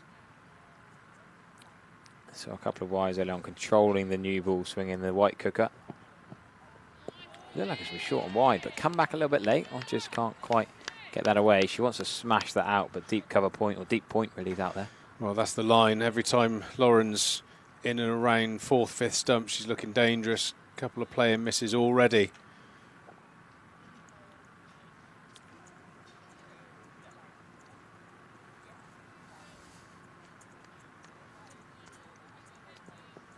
Rogers is a strong puller of the ball, so no doubt she'll be looking for anything banged in short. Full, straight and well played. Good Yorker there from Lauren Filer. So you worked with her a fair bit. What did you work on? No. No? She was always away with England. So Oh, fine, okay. So you haven't... I'm just thinking the Western and Somerset not had much. I would say I would just an observation, just the way that she's aligned at the crease feels like if her natural shape was a bigger way swinger, I think it's probably not too much of an issue there. Oh, that's a lucky inside edge. Gonna go all the way for 4. Every time she's in and around that off stump, she's looking threatening, but that one is a moral victory for the bowler, but the batter, will be happy to take 4 there. Odgers with a big inside edge just past off stump down to fine leg. Ultimately, I think when you're bowling, you want to make your action as clean as possible to end up with you being able to deliver the ball on the target line. If you're sort of having to get rotational to pull across yourself, it just brings that inconsistent line in. And I've seen a couple creeping towards the wide line on the offside, and then and I think when you don't really work the body, I think Orange has got a tendency just to bowl into the hip of the right-handed batter. Yeah. I think her action is fantastic. I think it's just I think where she lands on the crease a little bit too tight to the stumps, not giving herself a bit of a margin for error there. I do worry when she completes her follow through. She's often her head's down and not even looking towards, as we see. Could have been a couple here. A little bit loose this start from Durham with the ball. Not being whacked to the boundary by the batters, but a couple of wides. Now these 2 byes. Yeah, I think the falling over thing is potentially connected as well. Yeah. Again, when you close yourself off and have to work around yourself, your front foot is going to twist slightly. And I think that's the reason why she then falls over. I think if she was a little bit more mid-crease, as they say, where foot goes over foot and then right hip goes over, I think she'd just be much more balanced. Looked a bit high on Sophie Luff. Oh no! The really slow finger raise of death. It looked high, I thought. Sophie Luff's got to go for 2 off 12 to LaRosa left arm seam. That just looked... Sophie Luff's pitched outside leg. Oh, well, we're going to have a look at a replay, but that was a Rudy Kurtzen-esque raising of the finger. That was the slow death. Let's have a little look. She's quite short, Sophie Luff, and it's quite high on her. I think it's got to swing back. Yeah, it's probably pitched outside leg just, but I can see why it's given. It's not high. No. I think with the length. Just didn't look really convincing appeal from everyone, but then the slow finger was up. Oh, the keeper went for it. The keeper was right up. Couldn't hear much on the effects mic, but yeah, I suppose. Yeah, fair call that. Got to go. Fair call that from the umpire. I think fractionally just close to pitching outside leg, but again, I think cool. I think it's that close that's a pretty fair decision. Okay. And the inform Sophie Luff has got to go. It certainly wasn't going over the top. Emma Corney, the batter that all Somerset fans have been desperate to see out there for a long time. It's back at the Cooper Associates County Ground and will be very hungry for runs after a long layoff. Missed the best part of 2 seasons pretty much with that injury. She's back.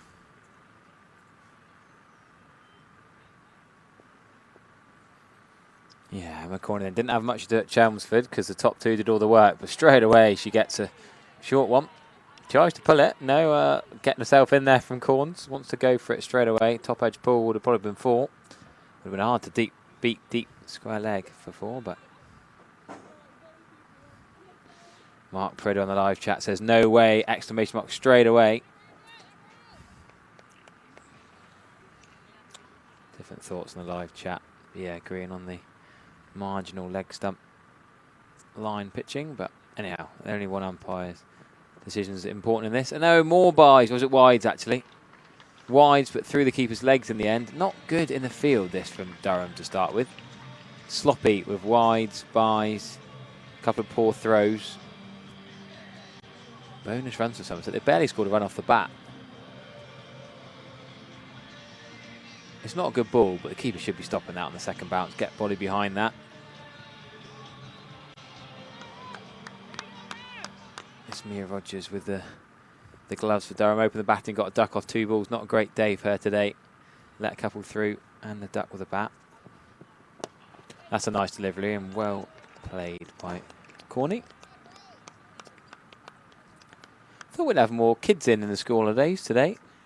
Slight surprising last week of school holidays. I thought there'd be youngsters wanting to make the most of the sunshine, and particularly young girls wanting to come and watch some of their heroes here today. Still available if you're listening at home. You still get tickets on the gate. You still pop down if you've got your membership. Still a couple of overs cricket left here. Come on down and watch.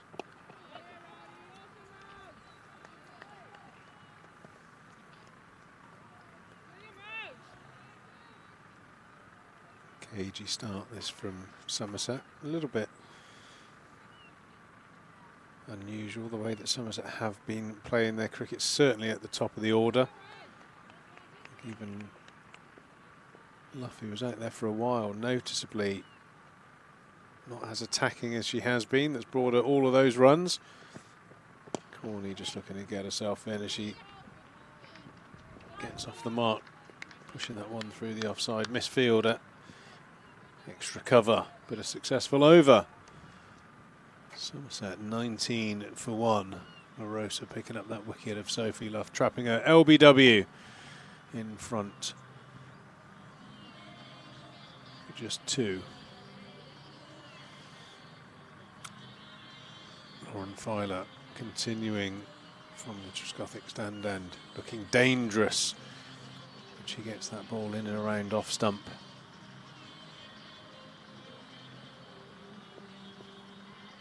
Definitely got the pace to skid through any of the defences. Odgers, from my mind's eye, does look like a pull shot. Anything short, she'll be eyeing up that slightly shorter boundary.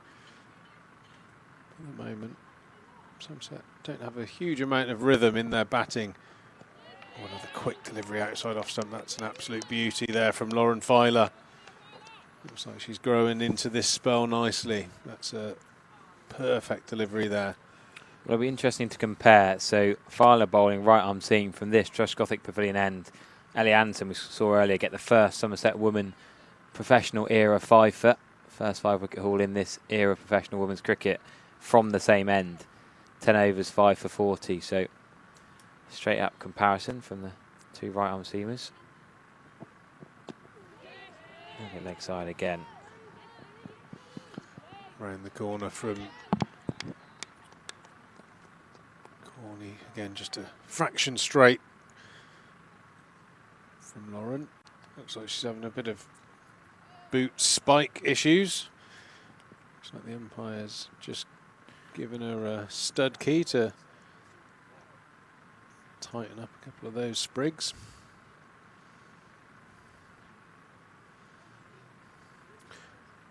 Obviously, when she gets new spikes, needs to get down the hardware store, treat herself to a little tube of Loctite, and then you'll never have a spike come out again.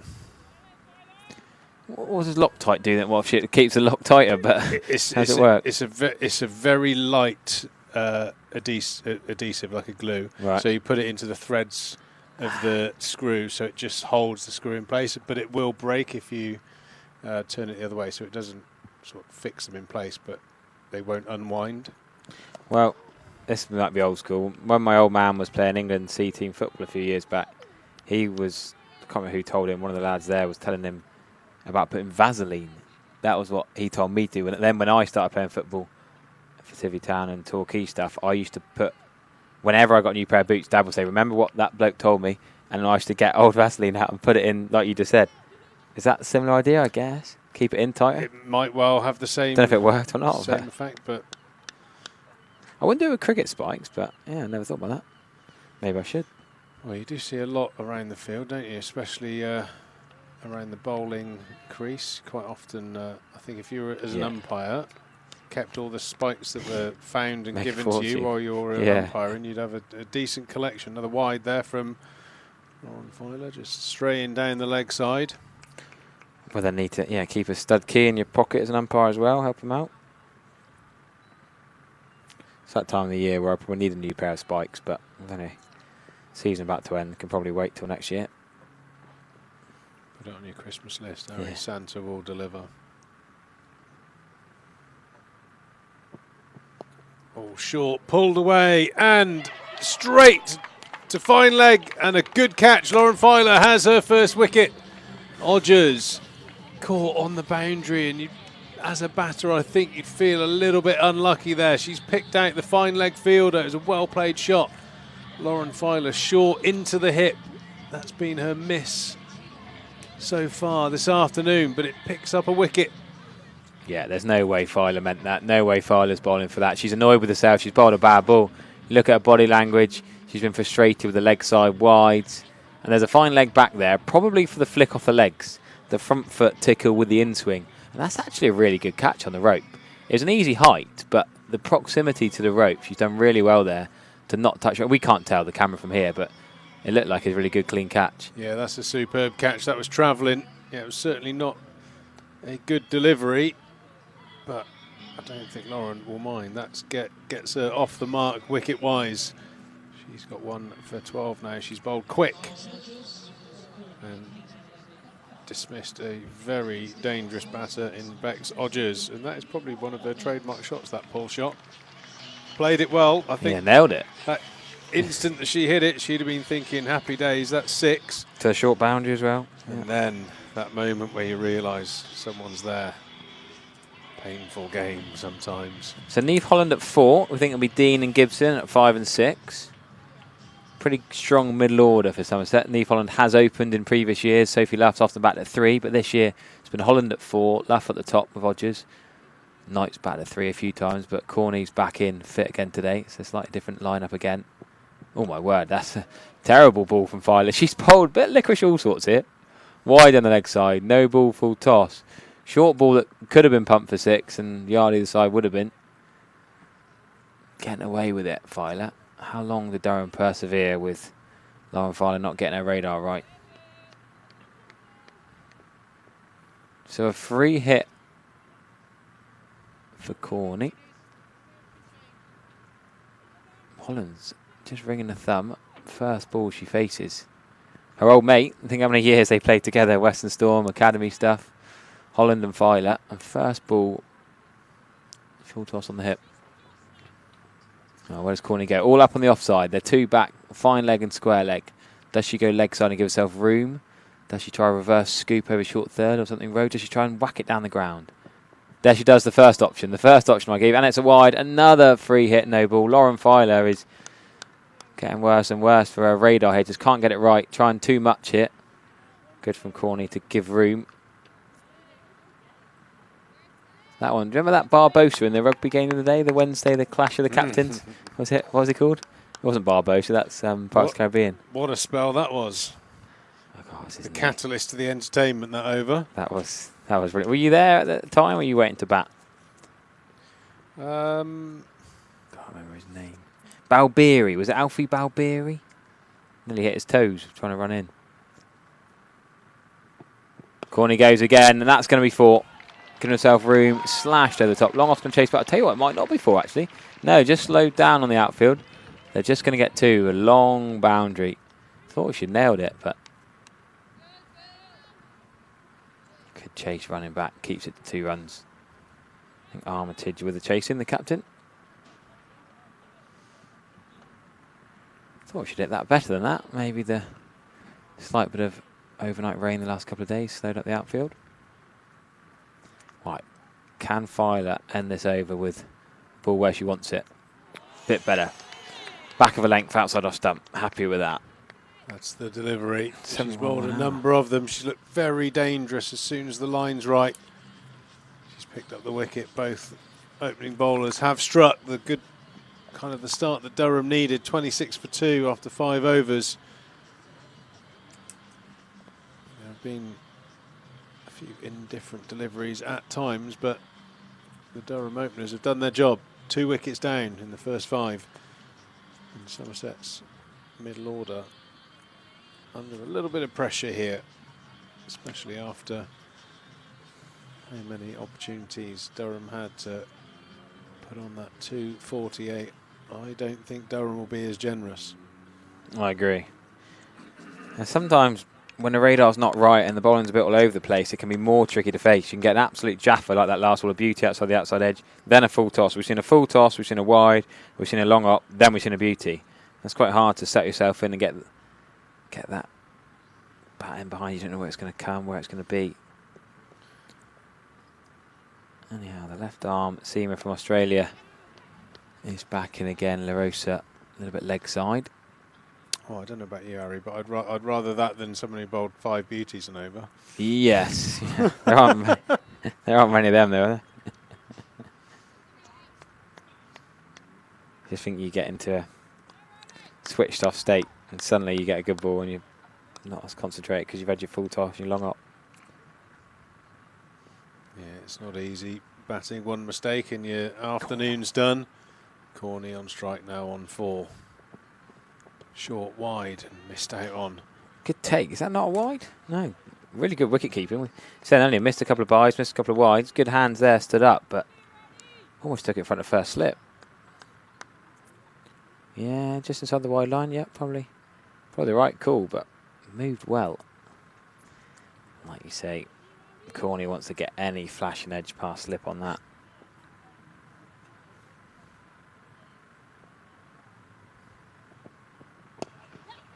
Oh, that's better. The trademark Corney cover drive. And she picks up 4. Made up for that last delivery where I think she would feel like she missed out on a boundary, but she's made up for it the ball after. Nice start from Emma Corney. I suppose if there's one thing that you do generally do when you're injured, I bet Emma Corney has hit an awful lot of cricket balls in practice in the nets. Even if it's top hand drills or various different intensities. I'd imagine with her particular injury, she's been netting for quite a long time. It would be the fielding and moving. Sprinting, yeah. It would probably be the stuff to come back. I guess a change in direction, isn't it? Yeah. She could probably hit front foot drives on one plane with her knee months ago. But yeah, good point. So could come back an even better player. Corney 2.0 are we calling it? A bit like Luff reinvented this year. Corney after the biggest delay of her career, injury-wise. Brilliant to have her back.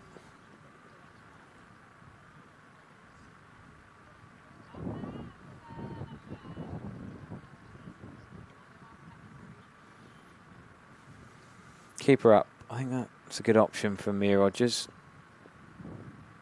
Keeping Corney and Holland in her crease.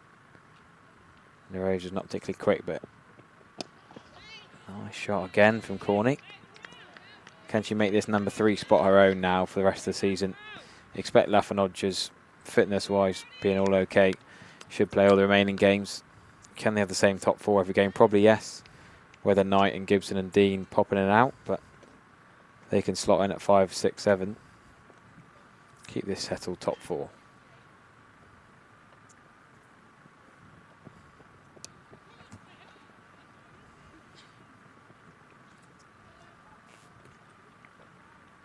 A little bit leg side again from La Rosa, just that left arm in swing.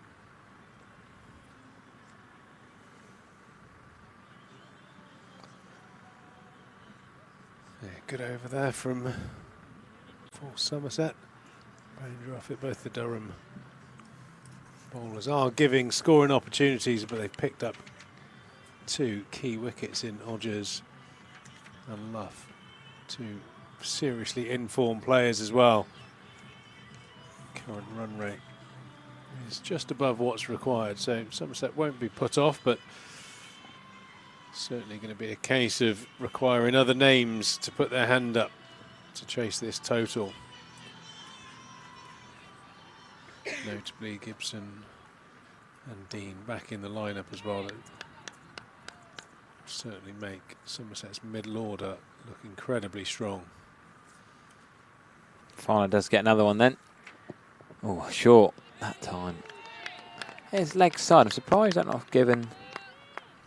Is that not leg side of the stumps? It's well ducked. Oh, it might be wide. Show a replay again. Have a look at this one. Sort of seamed in, isn't it? Started on middle, passed behind Corney's duck. Yeah, it's enough of a batter's game. I think you've got to give the bowler a little bit of a margin. Good short delivery there from Fowler, nice and aggressive.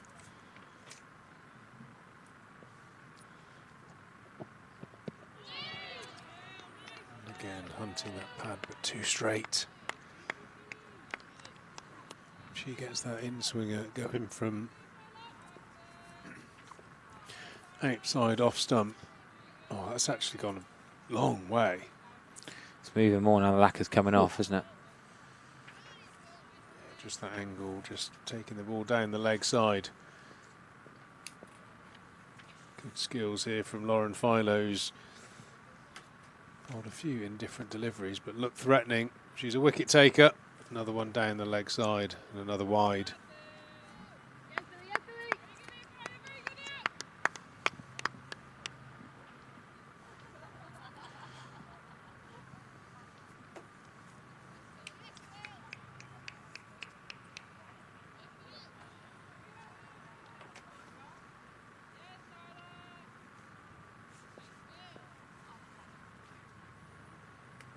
Not much change in field so far.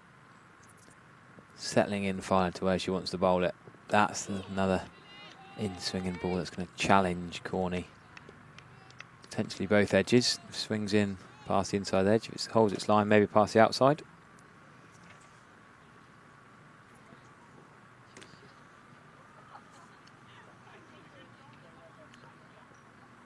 Well, she's definitely a strike bowler. Lauren Fowler attacking the stumps. Bounces. It's exciting to watch. Here she comes again, Corney on 9. Another ball down the leg side and a bit of pad. Somerset pick up a leg by.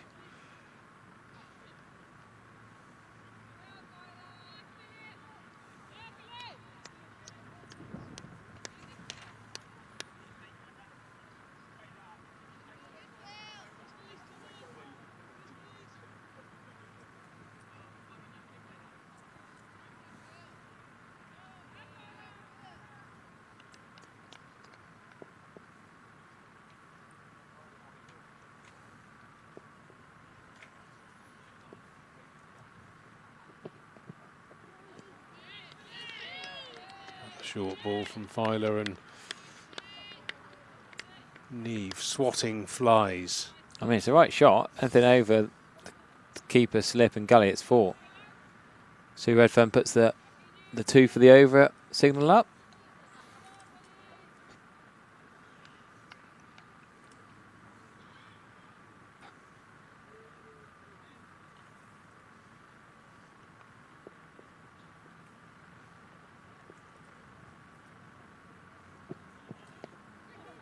There it is. And again, Nick, big flash outside off stump from Neve Holland.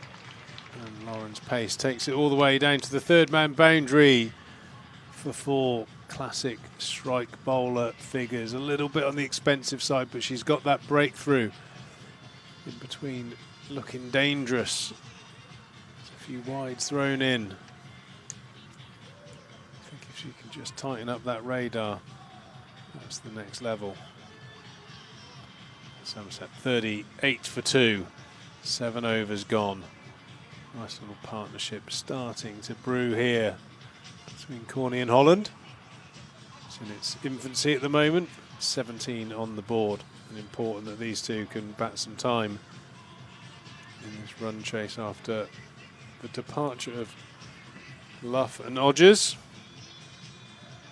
Luff, LBW and Odgers somewhat unlucky to be caught down at fine leg.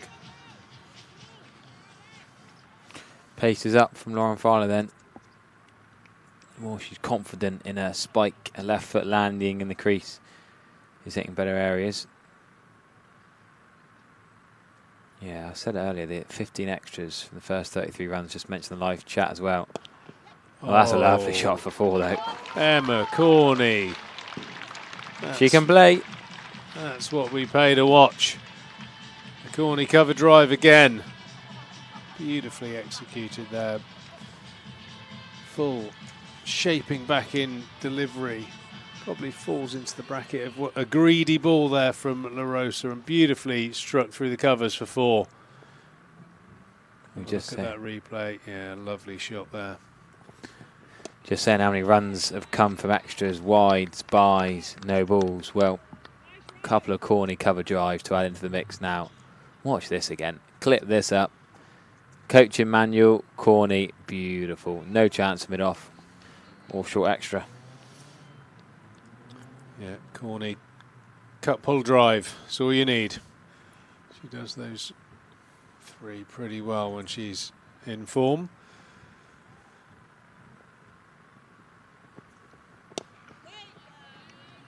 Nicely played, good comeback from the left armour La Rosa. Yeah, I think both teams, in terms of discipline, extras in this innings, drop catches and some abject fielding from Somerset. Just almost let each other off the hook a little bit here. 15 extras out of 42, that's too many. Yeah. But 3 good deliveries there from La Rosa, just pegging back this over.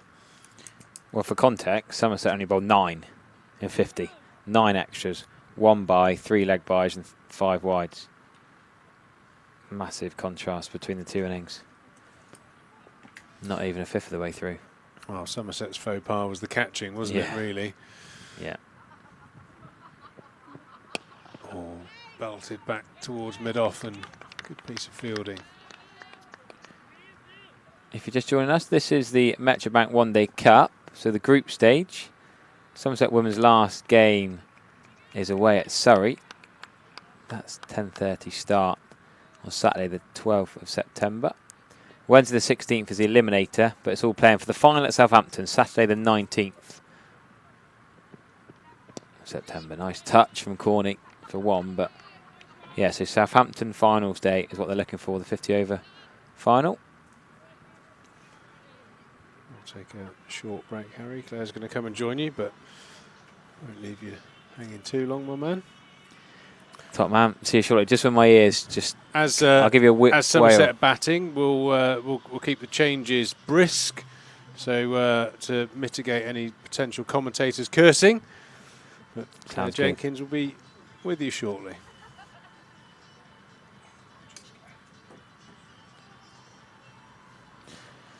So Katie Levick and Lauren Fowler were not out at the end. Somerset couldn't get Durham all out after a brilliant start. Somerset probably should have bowled them out, really. Said those couple of catches, couple of run-outs not given. But yeah, Luff and Odgers both back in the shed for single figures. But Fowler's getting better. She's warming into a spell. It would have been easy. Many captains in many forms of the game would have taken Lauren Fowler off after a few really poor deliveries the first couple of overs. But based upon her record and how good the potential of her bowling is, she was persevered with. She got that bonus wicket. I mean, it helps when you get a wicket with a long up down the leg side, doesn't it? Yeah. Nailed. Bex Odgers absolutely nailed it straight to the fielder. That's cricket, isn't it? Funny old that's game. It, cricket gods. And they've got it in for you. Filer in, right arm over. Sent to Holly Armitage, who picks that up and get through for a single. Another one to the score, heading towards that first milestone. Somerset 44 for 2 here. Holland on 6, Corney on 16. Into the 9th over. Just a few more deliveries now. 10 more deliveries in the power play. Will Durham make the most of it? Only allowed 2 outside that 25-yard circle in the women's game. Filer in again. Bangs it down. Straight to extra cover. LaRosa picks up a bruise, but they don't get a run. She looks a bit of a handful, LaRosa, bowling. Watching. She does, yeah. Above. Swinging it back into the right-handers. Powerful through the crease, isn't she, as well? So strong. Sort of nice skiddy Athlete. action, yeah. Oh, yeah. Filer starting at the 25-yard marker. Into Neve Holland. Waggles her bat. Plays that through the point region. Get through for an easy single. Another one to the total. 45 for 2. It's those 2 wickets you took, though, while I was off. Yeah. Did I take them or did Pete take them? Or we Well, combination of? Could be combination, yeah. We'll take joint credit, shall we? Yeah. Direct credit. To be fair, the second I came off in the first innings, Pete took a wicket first ball, didn't he? He did. First With the ball, that's fifer, right, wasn't it? yeah. Hanson's fifer, the first pro fifer, the second I leave. That's right. Filer heels flying. Full toss down the leg side, and that's going to be signalled a wide. We've said that a lot, haven't we? How many times have we Yeah. said full toss down the leg side? It's exciting, but it's. I suppose the question is, how much control has she got over Yeah. how exciting it is? That's the challenge, isn't it? And like you say, brave decision to keep her on, but having taken a key wicket, because I think most people watching will have been waiting for an Odgers and Luff partnership again. That's sort of full toss, but it's worked to leg side backward of square. That's 4 runs. Another 4 to the total, and it's also Somerset's 50 up. 50 for 2. Partway through the 9th over. A ripple of applause. There is quite a good crowd in. It's a beautiful afternoon here at the Cooper Associates County Ground in this Metro Bank One-Day Cup. Somerset won the toss, elected to field first. Chasing 249, was it? 249. As that goes through the batter. Bit of a bouncer, and the end of the over. So 9 overs gone. Somerset 50 for 2. Holland on 7. Corney on 20. How brilliant is it to see Emma Corney back? Oh, lovely. And those 2 cover commentated with her, drives. but for the wrong reasons last season. Yeah, the 2 cover drives. Just seeing her get her mojo back is wonderful to see. We can sound biased here, but the context of her is, really special to see Corney back. And she's going to have to face some spin here by the looks of things. Is Maddie it Katie Villiers? Levick or Maddie Villiers? Maddie Villiers. Maddie Villiers. Yeah. Going to go to Maddie Villiers first. Birthday girl. You've got to try your birthday girl luck first, haven't you? Oh, you have. Got herself back in the test side for England. He's in the squad for Ireland, isn't she, I think? Well, effectively played instead of Charlie Dean, didn't she? Because Charlie Dean didn't play the test match. Bit of spin. Came in and bowled some offies and batted. She's a useful. She can do everything, can't she? That's the thing, and she's keeping herself fit and that's useful. No slip in place. Off spin, outside off stump. Straight away towards a player miss. 2 out on the leg side, boundary sweeping then.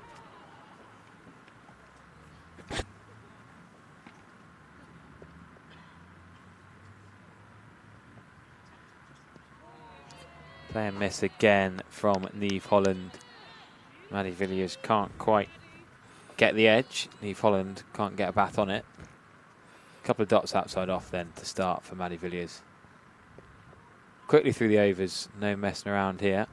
Fuller. Much Fuller. Neve Holland's annoyed. Does she get the reverse out early? 3 balls in a row outside off stump. Would be safe shots. We know Neve can play it well. Maddie Villiers. I think it's more likely now. Look, are they going to move? Oh no, points coming across, or they just. Oh no, slips coming in. Slip in. Yeah, I was surprised she started without a slip. I thought that was really surprisingly unattacking, defensive really for Durham. Yeah. But now we've got the slip in place, and it's short and wide, and these cut straight to point. It would have been a dot either way round probably because there's still smart a backward field move straight to the fielder. Yeah, I think there was a backward point either way, dot, but the slip in place gives Neve something else to think about. So could it be a maiden to start for Maddie Villiers? Oh, she's bowling well. Just 2 maidens I noted down in the first innings, both to Charlie Dean. Oh, yeah. Well, she was keeping it tight, wasn't she? Yeah, Those 27 old off dot her 10. balls. Little bit of purchase here for Maddie Villiers. Maddie V. A little bit later back foot. Ooh, they take the single, but did there need to be a tumble there? Is Katie Levick a backward point? She stopped it, but could she have stopped the one? The pressure. Could she have kept the maiden up? Either way, they got to through. anticipate pretty quickly when you're fielding there. That was my fielding specialism point. So yeah, you got to anticipate pretty quickly. Maddie Villiers, who is the PCA, the Professional Cricketers Association, ever most valuable player for the Metro Bank, for the Vitality Blast, and for overall. But in terms of Metro Bank, she's 4th overall. So very useful contributor for Durham, and of course came in from Essex a couple of seasons ago to Durham. A great addition to the Durham squad. Shows what a good season she's had. Yeah, it is. So you mentioned Katie Levick, the legend herself. I think she still holds the domestic records for the old Yorkshire during the last set-up, so before the regionals, which was it's sort of been 2019. I think she still holds the wicket-taking records, rather. Right arm over. Bit of mystery spin as that's worked backwards of point as a fielder herring off after it. You're very generous, aren't you? I like the way you say worked. Yeah, you're edged. And they get through for a single. How would you describe it? No, 2. She got 2. Yeah, she got 2. Well, even better. Big thick edge. Big thick edge. A well worked thick down, edge. Yeah, where there would have been a sort of second, third slip. 53 for 2 are Somerset. Levick in again. There'll be all sorts of trickery from Katie Levick. Yeah, that's where she wants to be. That's a good spot. And she probably hard knows to play. She knows Neve loves a sweep, doesn't she? So deep squares back. And she traps her back on the back foot there. Can only knock it down for a dot and back to the bowler. No run. We saw Dean trap the batters in the crease. That's played backward of square. It's running away, but there is 2 fielders after it. It's cut off just on the boundary, but they get back for 2. 2 more to the total. 55 for 2. Somerset.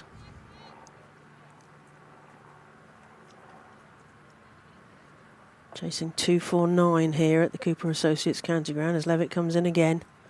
And a spin. It's defended back to her. Just a prod. A beautiful afternoon here. It was a bit cloudy this morning. We've got little fluffy clouds, blue sky, sunshine for all those people watching. So that's played through the point region. Grace Thompson comes in off the big gap there on our left hand side. Just get a single, and that's the end of another over. So 11 overs done.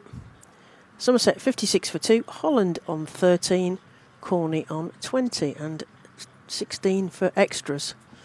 So yeah, too many, isn't it? 16. That's second top score after Corney. Yeah, and it was a good. I thought that was good context really, because you said Somerset only was it 9? 9. Yeah, 9. so that's 9 in 50. Yeah, 9 in 50 and 16 in 11. That's shocking, really, from Durham at the moment. Yeah, is the excitement of Filer's bowling worth the extras? Well, we shall see later. Both teams are trying to get into the 3rd slot in this Metro Bank. So there's 9 teams this season because Yorkshire got automatic promotion. So 9 instead of 8 teams in Tier 1 for the women. 9 teams, but only 1 semi-finalist. If someone can explain that to us, we'd like that explained. There's only 1 semi-final. However, it's 2 and 3 playoff in the semi on the 16th of September, as Harry mentioned. Another player miss. Maddie Villiers bowling well outside off stump. Neve Holland can't quite get her away. Last over or this over, just the 1 run, the last ball.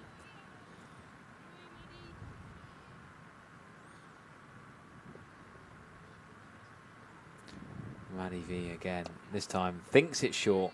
It's not really that short. Neve Holland can't quite get it past mid wicket.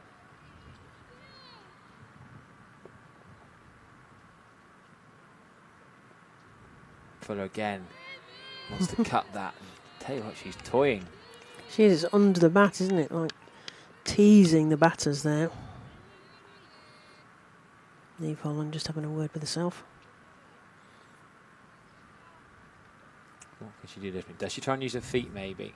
Does she try and reverse sweep? No, she's still trying to think maybe could have been a single. Doesn't quite risk it. Corney happy to say no.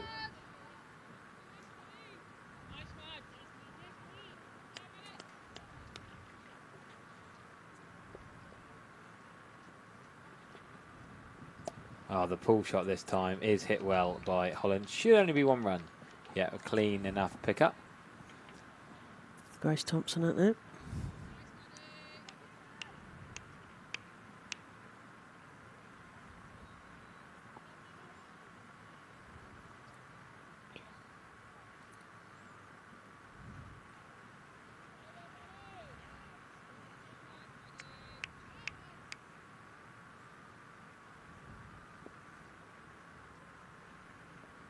Fuller again. This time, big shot from Corney. Over mid-off. Doesn't nail it though. They just come back for 2. Thought she'd sailed that away into the Con Atkinson Pavilion, but just held up a bit. Yeah, it sort of seemed to hang in the air, didn't it? Yeah. Another over goes by. 12 overs. Somerset 59 for 2. Yeah, they're both trying to get into that 3rd slot that I mentioned. So if everybody else stayed where they were, Durham only need 1 win to get above Warwickshire because they've got a better net run rate. But Somerset need a bonus point win to get above Warwickshire. So we shall see. But Warwickshire also in action today, so that could all be messed up. Yeah. Levick from the Trescothic end. Slip in place, slightly backward point. Fine leg. And it does go to the fine leg. I think it's a tumbling stop there. I think it's Lauren Filer. Yeah, This is a long way down. It was down in instalments from Lauren Filer. Into the action, indeed. And it's a dot ball after all that. Levick with a tool bag full of different deliveries. Down the leg side. Got something on that. Another dot ball.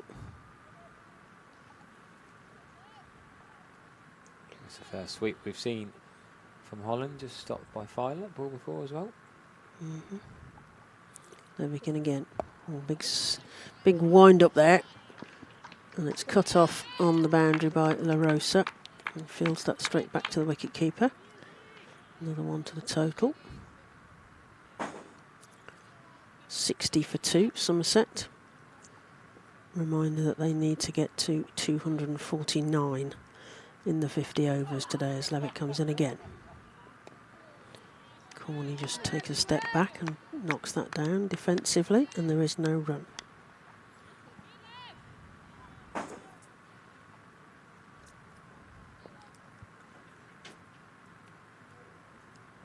Corney rocks back and is bowled, and that's out. So she gave herself a bit of room, and Katie Levick said, "Thanks very much. I'll take the wickets there." So clean bowled by Katie Levick was Emma Corney for 22. Yeah, 22 off 30 balls. Going back to when we talked earlier on, actually, how often Durham were going back, not coming forward. They're going back and playing Charlie Dean off the back foot, playing Chloe Skelton, even Lola Harris. Slow leg spin has been played off the back foot sometimes. And here, Corney's tried it to her peril. Skidding on through. Levick's got all these boxer tricks. We've seen her bowl so many times before. The skiddy on leg break, straight onto middle stump. Not a good shot choice from Emma Corney, trying to open up the offside off the back foot. And just a bit of a soft shot, really. Mia Rogers delighted with that, the wicket keeper, leaping with joy. So we're going to see Danny Gibson bat today.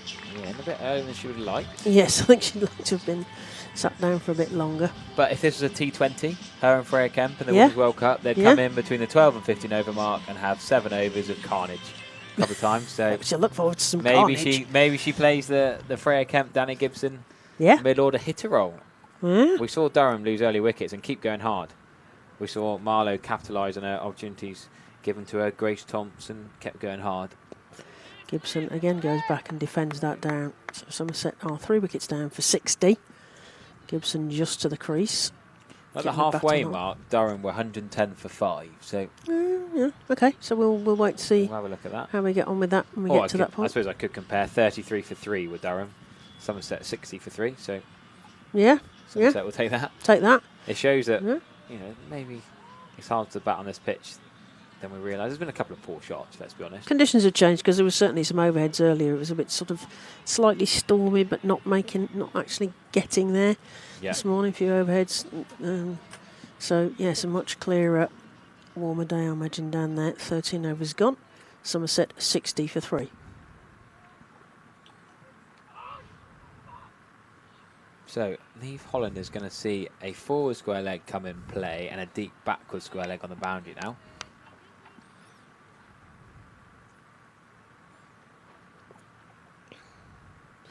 Maddie Villiers off spin, outside off stump. That's what Neve Holland wants to do to this type of bowling with the field. But once they get it past backward point, it's Bess Heath at backward point. She can't beat.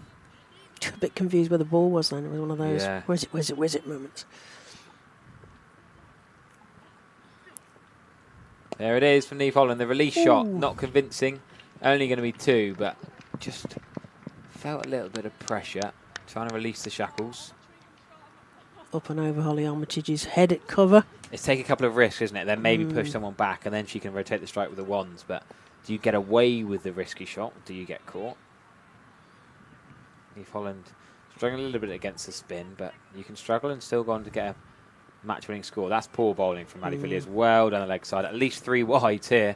Mia Rogers chasing it down from the stumps. Yeah, Mia wins. She does. So it's 3 wides, I think, in the end. Leaving that one to chance. Wicketkeeper flings off her gloves and pelts after that. Neve tried to smash it. To be honest with you, it's probably a better result than Neve missed it because they get the runs. Because if she'd hit it, it'd have probably gone straight to deep. Straight to fielder, yeah. So lucky accident, perhaps. More extras. 19 extras for Durham. Somerset's fielding, catching, let them down. Durham's extras have let them down. The tail so far. That's a nice controlled strike rotation shot from Neve Holland. The back foot punch. Yeah, it was almost kind of punctuation, wasn't it? All right, okay. We're going to just rotate the strike at this point. So we expect Charlie Dean to bat 6. Gibson and Dean 5 and 6. Could have almost been in any order, really. Yeah. In T20 cricket, you might go Gibson first. 50 over cricket, you could go Dean as the less destructive of the two, but either or, really. Gibson's going to get fortunate runs here. A fortunate 2, I reckon. They might push for 3, you know. Can they take the arm on? I think they should take the arm on. But it's all on Holland, really. No, it's just going to take 2. Safety first now, I think, with 3 wickets down, possibly. Well, no slip in place, so the open face gave herself a lot of room there, Danny Gibson. Feet went leg side, slashed offside. They all count, don't they? Happy to get off the mark. With a big GM yellow-handled bat, Danny Gibson. You were saying that she was doing a video on how to put that on. Yeah, I wonder if she actually did it or she got someone else. I wonder if she did the one in the video, but I wonder after she puts the grips on. Yeah. No, I dare present. Yellow grips and orange shoes, it looks like from here, and a red helmet. I won't tell Danny Gibson about fashion. No. Nice cut for 1 to deep cover. Yeah, I did the Weppel dinner with her a couple of years ago. Presented the Weppel Awards of herself and Martin Delanger and John Lewis. Okay. Had a good evening out, chatting all things cricket, doing a couple of talks, and I like to ask her a load of Q&As, and she was a bit nervous. She said, "Oh, Harry, what are you going to ask me?" I said, "Don't worry, Danny, we'll be all right." We had a good laugh in the end. I had a pleasure to interview her on comms at Bristol in the Western Storm days. She was, I want to say rested, but it might have been an injury from England, and so she was sitting off, but it was a game that was for a particular charity, so they all had different coloured shirts which were being sold off for a brilliant cause on the Bristol County grounds as Levick comes in from the Trescothick end, big looping delivery, and Danny Gibson just goes, "Thanks very much," and smacks that into the dugout for 4 runs. You shouldn't get away with that against any batter, but particularly not Danny Gibson. The only thing she might have thought about being a bit more greedy, isn't it, for 6 actually, the shorter side. It could easily have gone for a flat 6 into the dugout. So keep your eye on the ball. Oh, it's down the leg side. Doesn't it come off a bit of glove or something? A little bit of backside, just Yeah. skidded onto her. It's a dot anyway. Yeah, it wasn't caught behind. Maddie Villiers is being sent out to the deep mid-wicket boundary.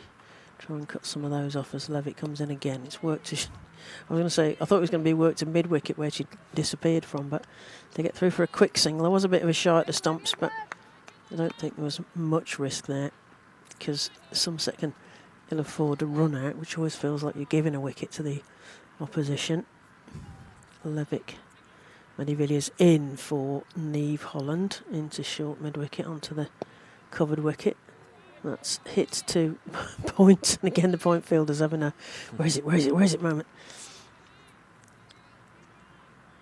Dot ball. 74 for 3 here at the Cooper Associates County Ground. Levikin shapes to do a big sweep and then decides against it. Danny Gibson does not want to take on Lauren Filer's arm. They will know each other well from having played Western Storm together. Maddie Villiers disappears off to the deep mid-wicket boundary again to field for this ball to Holland. Big swing through the cover region. There's a big gap there that Grace Thompson is patrolling. They get through for 2 there. Another 2 to the total. And the end of another over. 15 overs gone. Somerset 76 for 3. Holland on 20. Gibson on 8.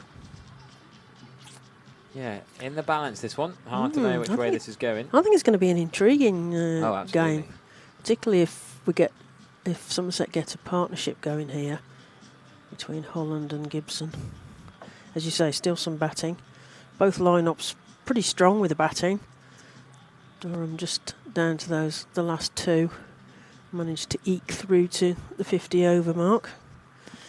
Still scoring singles, etc. at the end.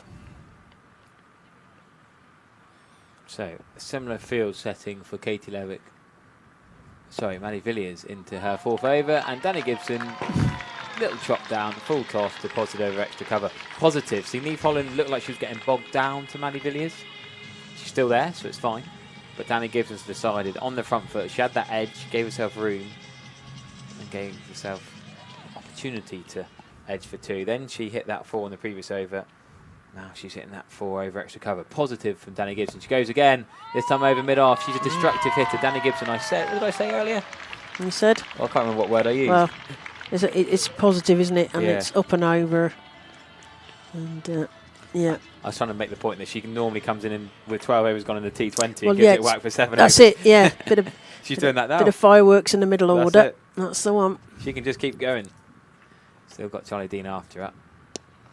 And I'm not trying to say she's being a pinch hitter here, but if she gets a quick 30-40 here, it can make this chase so much easier for Somerset. Yes, she'd love to be there till the end and get a really big score and get them over the line, but just some positive intent with Neve Holland batting with her. And I think that's what the teams that she's played for have used her for, isn't it? Yeah. It's that move the score on moment, and I think she plays a similar role with England as well. Same as through Western Storm years. Come in and get us a quick one. 16 off 11. This could be straight to mid-off, though. I just talked her up. Danny Gibson. Look, we talked her up. Straight to the fielder. Being positive, though. Being positive. She was. And we said a quick 30-40 to knock off the chase. Wanted a bit more than a quick 16. Yeah. She'll be frustrated with that. 84 for 4 it becomes now. Durham was 69 for 4, so still slightly better as Somerset. But Danny Gibson. You'd like to have... Yeah, well, Somerset fans will want to see her stay longer, won't they? Especially after we talked her up. Yeah. Yeah. Commentators I think that's out. I think we're taking the blame for that one. Mid-off, easy catch. But yeah, Charlie Dean's a proper batter. Dino, England captain, to the crease.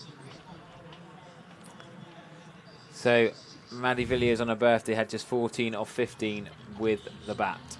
She now has the breakthrough.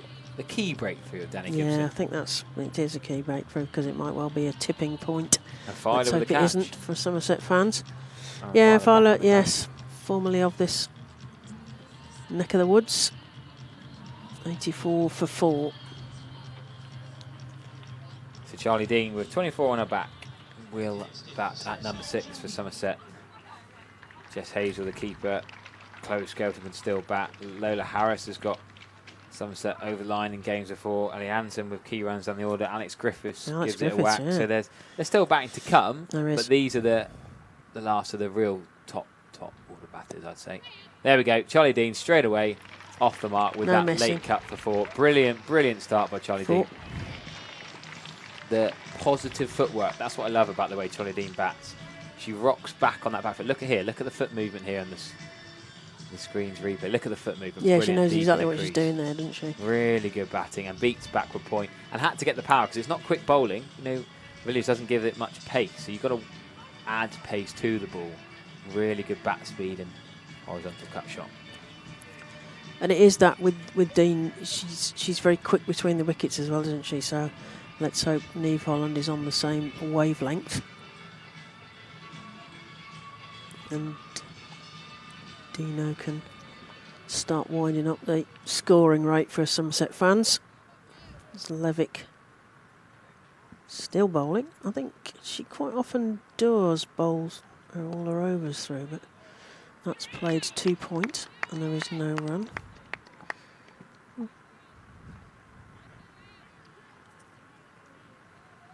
It's a spell from the wizard.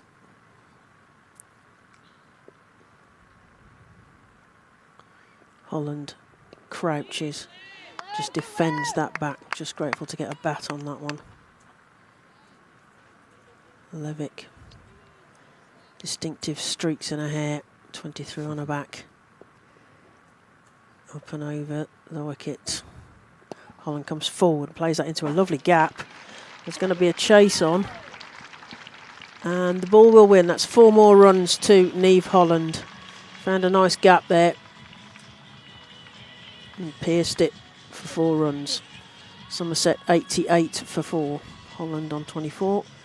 Dean on 4. When I think of Niamh Holland using her feet, if she's not sweeping spin, she's using her feet through extra cover. Yeah, that was Plays a it really lovely, well on the ground. lovely demonstration there of how to come forward and play a ball up and over the offside. Backward of square. That's going to take some cutting off, and it's not cut off. That's 4 more runs. So Holland has decided to have a go here. Really aggressive from Somerset. Same as Yeah. Durham, really. They lose wickets and they go harder. It's not like the old school where you rebuild and go again. Yeah, they're hanging around here. So Niamh Holland moves to 28 and the score moves to 96 for 4. So we're already getting towards that milestone. Potentially 3 figures for Somerset. Can they get it in this ball? Levitt comes in again.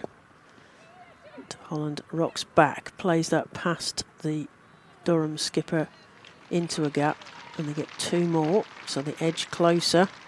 98 for 4. Holland on to 30 already.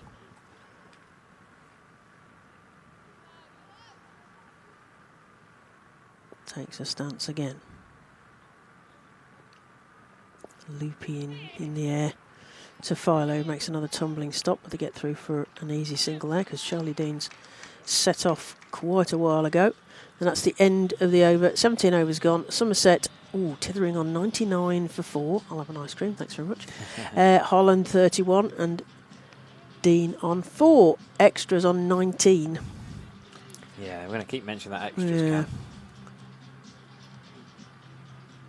And the DLS for this point, because it is quite useful to keep a weather eye on that. So the DLS at this point says that Somerset should be at 120 for this score. So Somerset might do well to take that positive attitude that Niamh Holland seems to have adopted and push the scoring rate up. So we're going to see Seam then from the River End. So it's been double spin previously. But now we'll see Eleanor LaRosa, left arm seam, back into the attack. 4 overs, 1 for 17 earlier on. What could she do in her second spell? Good one from Niamh Holland to start proceedings. Not often you see a seamer come back on just a few overs after their first spell. Normally it'd be 20, 30 overs in. But I wonder if this is something that they know about these batters, or Yeah. it's a specific. or is it just Planned. the last out-and-out batting pair that they realise Maybe. if they get through these, get Griffiths in early, and then you're into the bowlers and the lower order. I think it's a plan though. No slip in place, but keep her up. Dean could push 2 hit. Really good running by Neve Holland. Yeah, I think they maybe Yeah, thought about it. It was a 1.5, 1 3/4. Yeah. Don't quite take it on. Risk not worth doing, really, was it? You know, Yeah, not we they've never got know. plenty of deliveries left. It's just that they probably just need to Yeah. up the run rate a If they were little. batting with others, it'd be a definite no. But Neve Holland and Charlie Dean are probably the 2 quickest in this Somerset 11. Brilliant between the wickets, and they complement each other well. Both had worn England shirts this year. It's not wide. Mentioned earlier, Neve Holland with the England A shirt in the game here against India 8.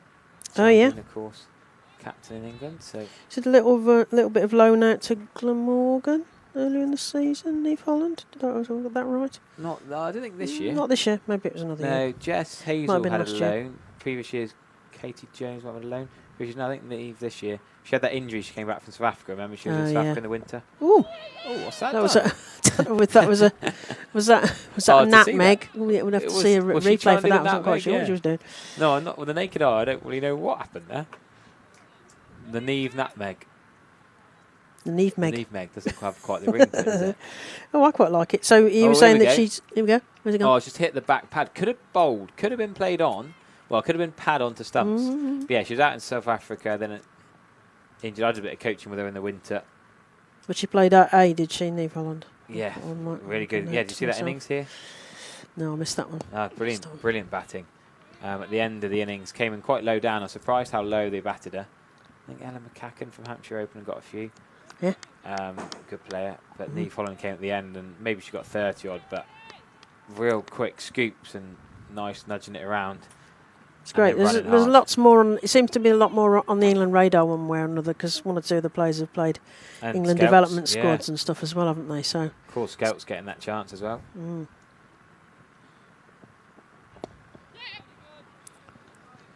A good run in between the wickets of these as well. Taking those singles, rotating it around a bit. It's great that Charlotte Edwards has that sort of wider net now to look for players. That you just do get that sense that the opportunities are widening, and that she is genuinely looking at Yeah. like current form. Which I'm with Peter Trego. I think we should start talking up the possibility that Sophie Loft might get a call up Yeah. at some Well, here we stage. go. I've got Neve Holland in the third ODI. She had 22 off 24 balls. Huh? That was against India 8. The second ODI was also here at Taunton. That was the game I was more referring to. She got 41 off 19 balls. What a great innings. Happy that was. days. Good Back day with out, Karis isn't it? Pavley and Abby Norgrove. Levikin again to Neve Holland. Rocks back, plays that through the point region to Grace Thompson, who comes across the used wickets. Feels that well. They just get a single. Just that sense of strike rotation. Somerset 105 for 4. Dean to face, just taking guard from umpire Redfern. And making her mark, has a little look at the field. Characteristic backed twiddle. Charlie Dean. Levick in. Dean again rocks back, as we've seen a lot today, both sides. The use of the feet has come in handy. Cramping the batters for space. And the thinking time again. Rocking back, can only defend that down, there is no run. Reminder that Somerset are needing 249 here at the Cooper Associates County Ground. Dean on strike. Played forward of square into a slight pocket. They get 1 for that one. Another one to the total, 106 for 4.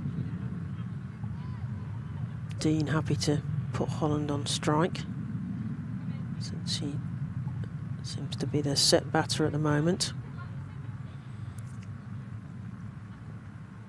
Holland comes forward, moves her feet, plays it.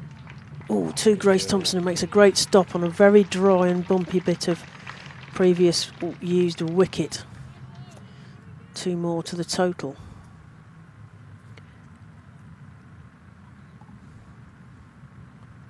$108 for 4. Holland settles. Sweep into the leg side. There's a fielder who's going to cut that off. The racer, I think, down there. Just the one more. And that's the end of another over. See the short run-ups. Get through the overs quickly, don't you? 19 overs gone already. Somerset 109 for 4. Holland on 38 and Dean on 7.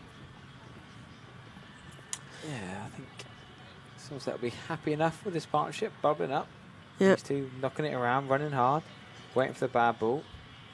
DLS par is 122, so still saying that Somerset need to get a little bit of a move on, but with 4 wickets down, not to be taking any mad risks, I suppose.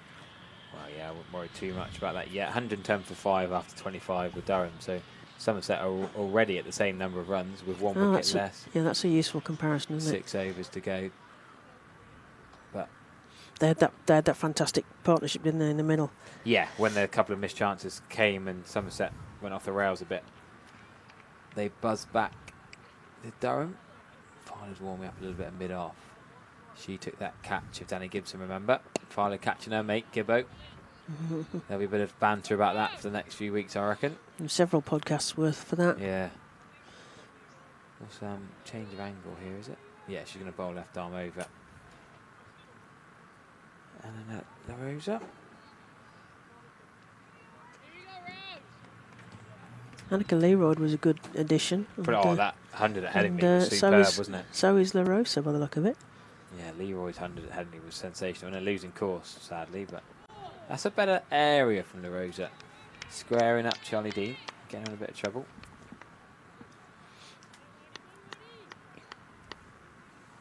Both teams wanting a win here, and Somerset wanting a bonus point win. Got to be in 40 overs, the bonus point, isn't it? Yeah, they've got to do it in 40 overs. I think that's hard work. That's why they're being positive in some ways, I get. But yeah. It's not going to be easy to chase. No. Another 139 in 20.4 overs. I mean, if you get a single most balls, then the odd bad ball comes along. You get that for 4. There's been so many extras. 19 already. It's possible, but you don't want to keep losing wickets. No.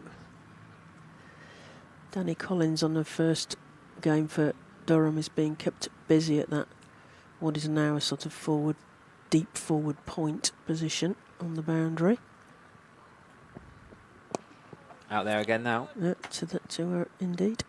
I mentioned Danny Collins. We were trying to work out why Lancashire had let her go, really. Yeah, can't work it out. Not seeing how nicely she batted. I agree. So we shall see.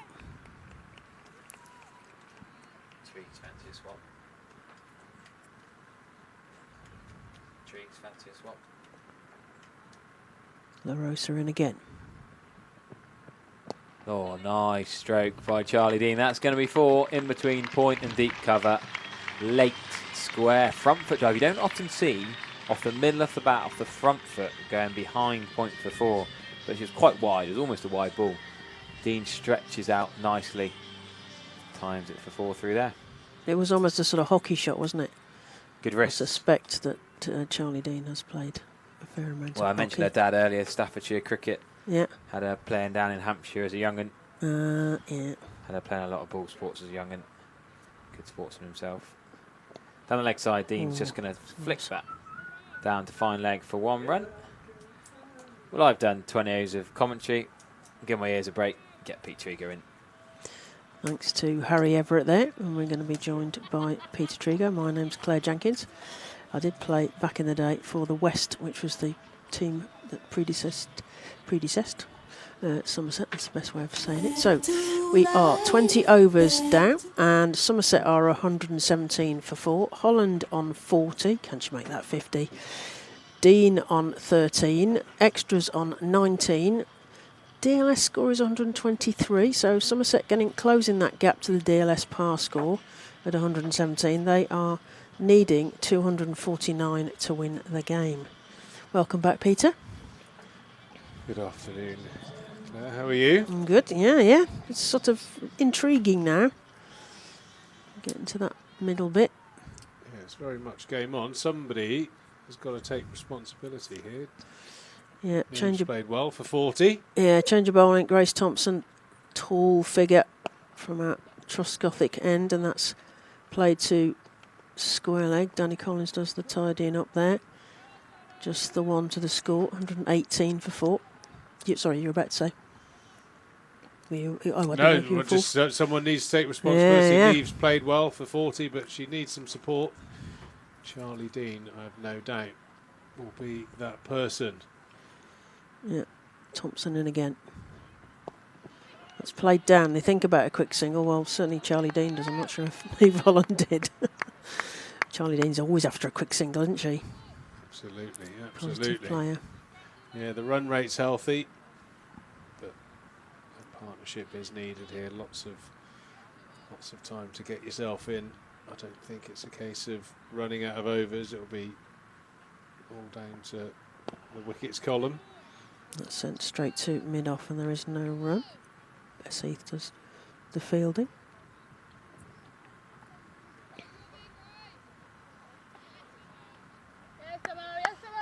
It's that time of the game where it's certainly more mental than technical. The Kookaburra balls now are both 10 overs old. They won't be offering a huge amount to the bowlers on a good surface. It's just about having the right mindset and locking in, batting some time out of the game, ticking over. 4 or 5 runs and over. The field spread should be quite easily achievable without taking too many risks. Yep. It's remembering there's still plenty of deliveries left, isn't it, I think? Especially after having a lot of Vitality Blast T20 and 100, where your pressure is on to score every single ball and move it on even faster. Yeah, I think one of the things that I've used to good effect with young batters, nice little tickle off of the pads there from Dean, picks up a couple of runs down to fine leg, nearly split the gap, but a good piece of fielding is relaying it back to T20 cricket in some way, because that's what so many young players are super familiar with in terms of achievable scores, and I would be out there talking now about we just need to bat for 10 overs. You know, like to use the phrase, you know, this is like the best net session you could ever have. You've got a bowler bot, you've got fielders fetching the ball for you. We could have a lovely little 10 overs here. And in 10 overs time, then we start a T20. And even if we bat averagely well, we're going to be chasing about 80. Would you back yourself to chase 80 in a T20 game? Every batter in the country would be saying happy days. And that is exactly the scenario we're in at the moment. So hopefully that's the messaging. Just having a little net now for the next 9 overs. And see where we are with 20 overs to go. And I'd suggest, somewhere in the region of 80 is about where they'll be. Yeah, it's breaking it down, isn't it, and making it into more manageable chunks. But I like the change of pace. So I like take these 10 overs and then we're into the last T20, as it were. Yeah, good mental imagery, isn't it? Yeah, definitely. Makes it more doable. Certainly sounds a lot more achievable. Come on, we've got to put on 126. You know, that's a serious partnership there. So that looks quite daunting. Sounds daunting, but if you put it into other contexts, it sounds a lot better. Yeah, I think a lot of players, you know, multiple sports actually just chunk down the big number into something that sounds a little bit more palatable.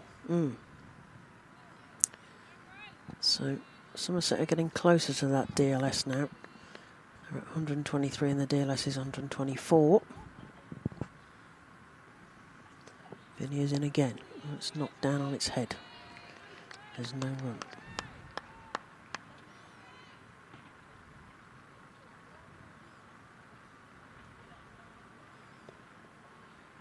Villiers.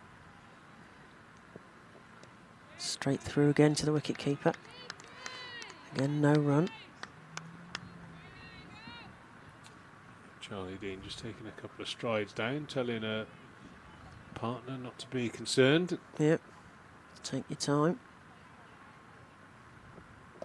Swept into the leg side. quite a long way to travel to the fielder, so they get through for an easy single.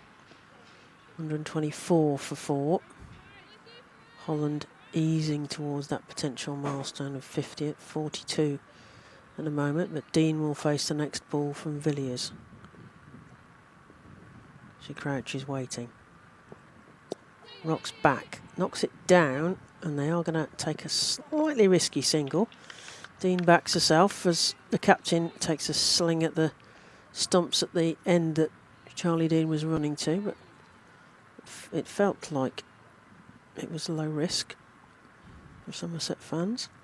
Take a breath. Villiers in again.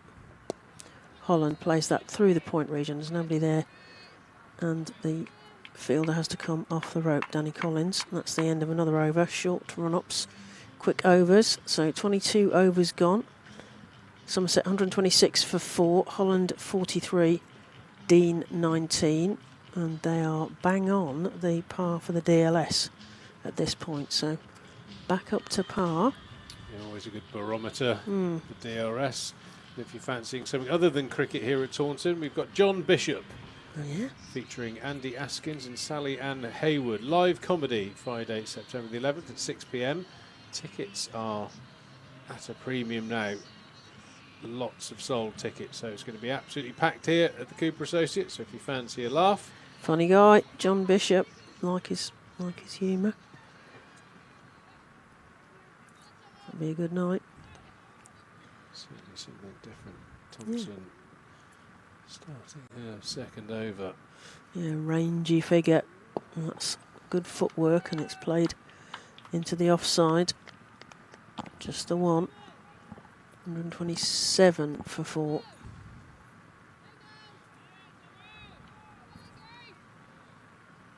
Yeah, these two playing very well. 43 their partnership, and making batting look relatively easy. Even that previous over there where there were, I think, 3 player misses. Somerset still got 3 runs from it, which keeps them in check with the rate. Dean just defends that to Maddie Villiers at short mid-wicket. They've brought in the fielder off the rope to our left on that big Somerset stand boundary. So closing in for Dean. Hoping she's going to give them a catch potentially. Just defends that back to the bowler, and there is no run. Yeah, nice aggressive move that. From the Durham skipper, just asking Charlie Dean. So Ollie Armitage, you just sent it back out. Go on, off you go. Yeah, asking Charlie Dean to try and pierce that boundary, maybe take a risk, but as we start talking about it, that fielder goes back out. Just try, I think maybe in the early part of the over, buy in a couple of dot balls. Yeah, building up a bit of pressure. But that's Marlowe's going to have a big run now, so she got sent back out again. She's got to do the fielding on that big bit of real estate to our left. And they get a single, so pushing the score on, which is nice. 129 for 4. Holland on 44. Dean on 21. Yeah, that was a good angle there. Charlie Dean picks up 2 into 2 that runs. Big space out there. Yeah, we were speculating about if you put it in the right place, you might be able to get a 3 there, but you've got to do it right. Well, after talking about it, I'd be very disappointed if we go through the game without seeing a 3. It's I think on. we saw. I think when I was on, there was a 3 in the first half, but I might be wrong. We would. Yeah, need no, to you are right. I do remember a 3. I think there was a 3. We'd have to ask Drew and White, who are scorers today. Thompson in again. High heels, as Dean can only defend that. And that's the end of yet another over. 23 gone. Somerset 129 for 4. Holland on 44. Dean on 21. And the DLS is 127. So we're a little bit ahead of DLS at this point.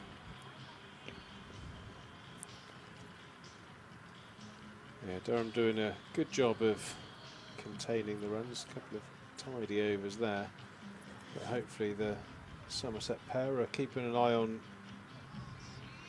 the DLS score. I'm sure there will be. Normally, if you're within sort of 15 runs, 20 runs, even if you're 20 runs shy, as soon as you get a partnership together, that starts to close very, very quickly. Mia Rogers has swapped to the helmet, standing right up for Villiers. Holland trying to look for some gaps to Pearce. Comes forward, uses her feet, plays that past the point fielder who dives in vain as it goes underneath, and they're going to come for 2. Holland calling that one. Good 2 there. This is good pressure, because what you don't want is to be losing that concentration, which was the point of your exercise about, let's think about 10 overs and then the last 20.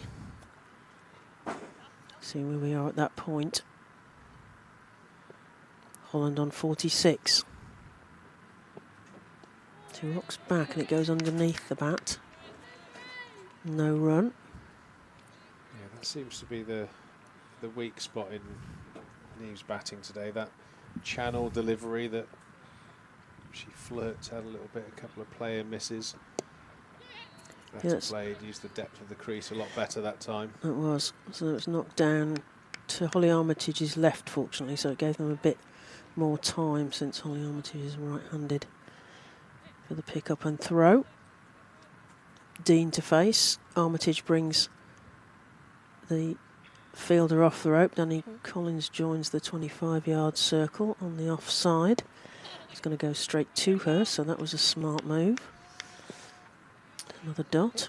Well, this must be the period of the over where the Durham captain's trying to buy a few dots, bringing that fielder up off of the rope. Seems to be a strategy, doesn't it?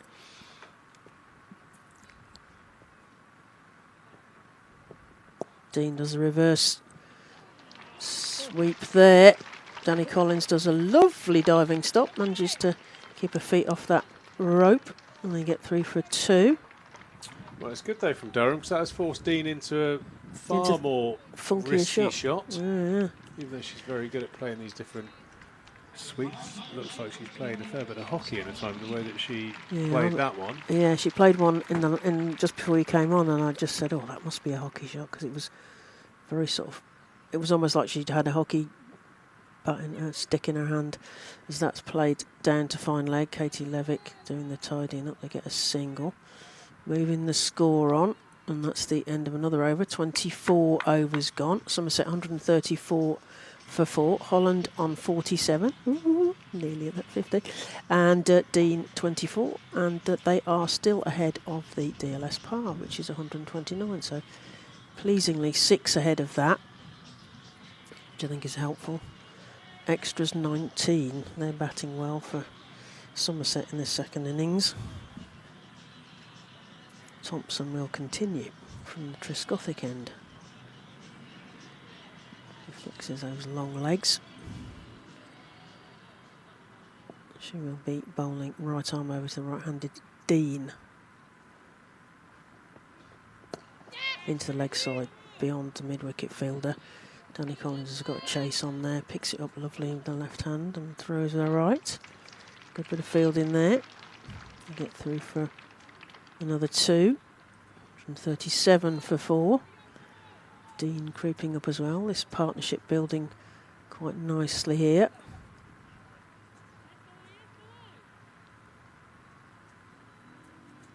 Dean taking her time.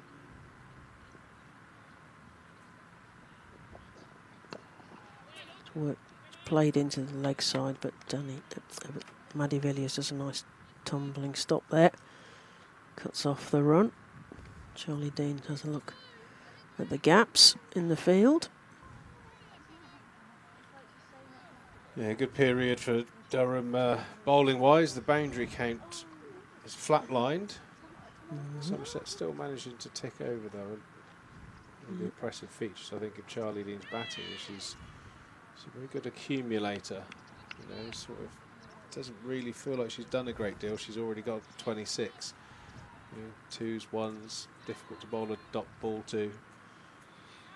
Yeah, she seems content to just get Holland onto strike, and that, and then while she's doing that, she's busy accumulating, isn't she? And then she can perhaps kick on as Thompson comes in again. Floaty delivery, but Dean can only just get a bat on that. defends as she plunges forward. Holly Armitage, captain of Durham, just having a little word with a bowler.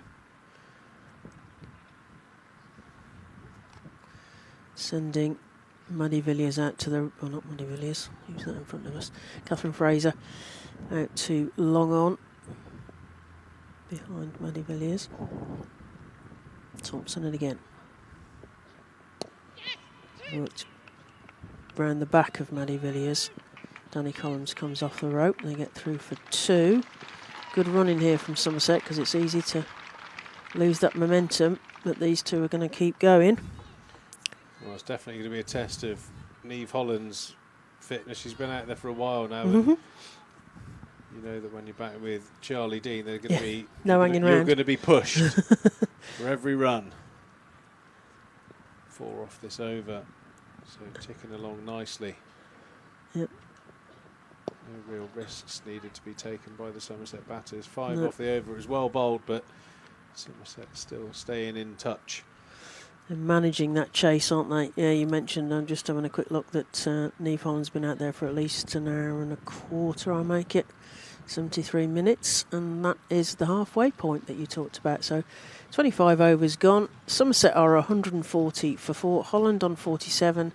Dean on an accumulated 29. So they are, again, 10 ahead of the DLS par score here, but 4 wickets down. It's the halfway, so it's kind of evenly poised, do we think, at this stage? A little bit of advantage, Somerset, hopefully. Yeah, I feel like Somerset are in control of the game. It's, again, going back to that golden word in chasing a total is responsibility. I don't think Somerset have to do a great deal to just maintain this scoring rate and just taking the game as deep as you can. I don't think Somerset have played brilliantly well for the last 5 overs, but they've scored around about 4 runs and over. Another 5 overs at 4 and over.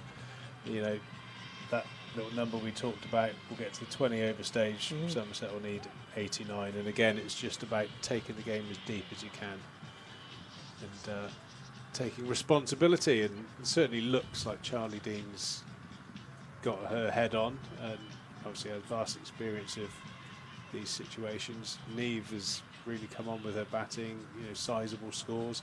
You know, 47 for Niamh maybe a year ago would be in the, for lack of a better phrase, nosebleed territory, whereas now I think she's quite used to making 50s, 60s, 70s, 80s. I mean, like I say, if Niamh can put on another 20, 30 runs, and the same for Charlie Dean, this game's pretty much dead and buried with the depth Somerset now have, especially, I think, batting at 9, Chloe Skelton, I think, has really come on with her batting, you know, the confidence in which she plays.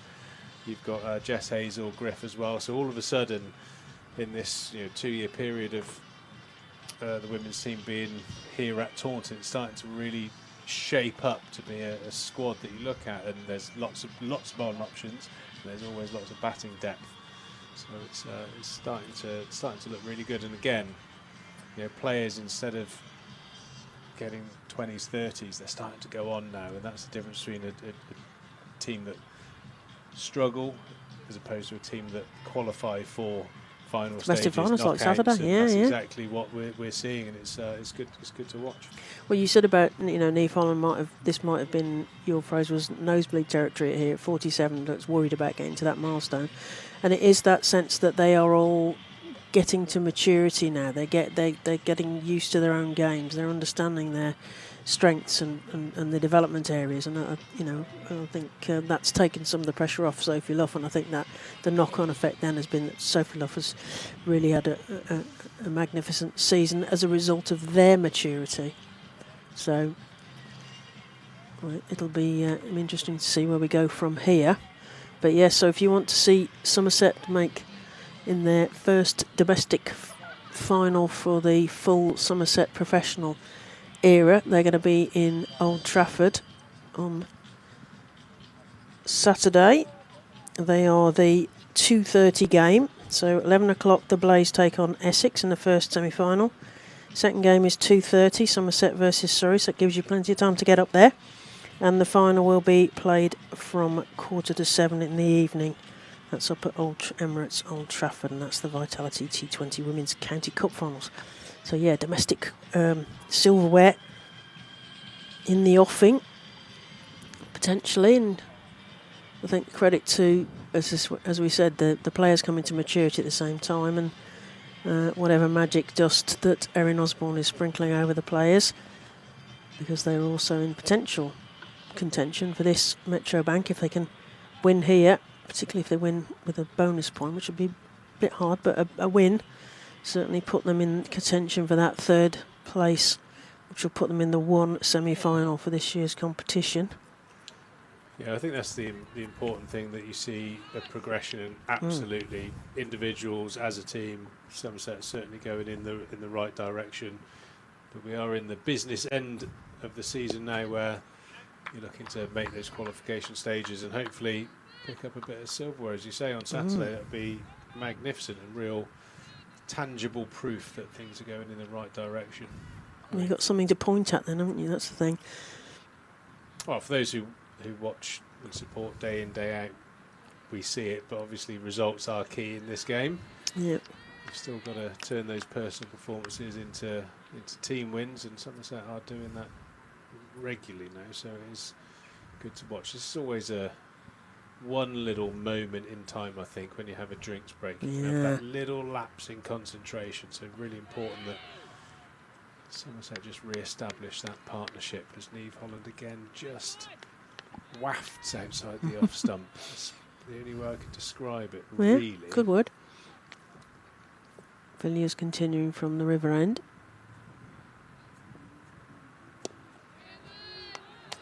Holland managing to defend that out, the straight bat, back to the bowler, no run. He said it's a key point, because it's easy to break your concentration when you've gone off for a drink. Holland plays that straight to the point fielder, and there is no run. Bessheath cuts that off nicely. Yeah, quite often when you're batting and you're gasping for a drink, you don't want a drinks break because you're in the flow. They can be quite disruptive. Villiers in again. Holland crouches, plays that past the point fielder. Danny Collins getting them miles in on that boundary out to our right, and that's the end of the over. That's another one there. 142 for 4 are Somerset after 26 overs. Holland on 48 and Dean on 30. Reminder that Somerset are chasing 249 here at the Cooper Associates County Ground. Partnership now 58 runs off 61 balls, so very, very healthy, and from my mind's eye, not too many risks having to be taken. And I think that was a good over, even though it went for 2 runs. Good to re-establish that partnership, and Durham are throwing one of their trump cards. They must be feeling like they need a wicket. Lauren Filer, the strike bowler, is coming back in to the attack from the Trescothick stand end. She will certainly change the tempo of the innings with her extra pace and bounce. Holland on strike on 48. Filer running in from the 25-yard line. Bangs that in. Straight to the point fielder. There is no run. Holland on 48. And we're looking for a gap. Or at least a pocket. The field is quite scattered at this point. So there are some gaps there. It's just, will Filer give her the time to play a shot into those gaps? Banged in, swatted away, but no run. I think what Somerset have done, they've bought themselves a number of low-scoring overs. As long as they don't panic, I don't think it really changes things. Wickets are going to be the issue for Somerset. If they lose a couple of wickets, that might apply pressure to new batters to the crease. Last over was good. If Lauren bowls a couple of good overs, I think I would be amazed if Charlie Dean wasn't saying it doesn't matter. She knows the game inside out. She'll understand that a few maidens here and there doesn't matter as long as they keep focus. Nice little something like a cut shot from Niamh Holland to that bouncer. A bit of a flat bat. She moves on to 49, and then Dean will face Lauren Filer. Dean scouting the outfield.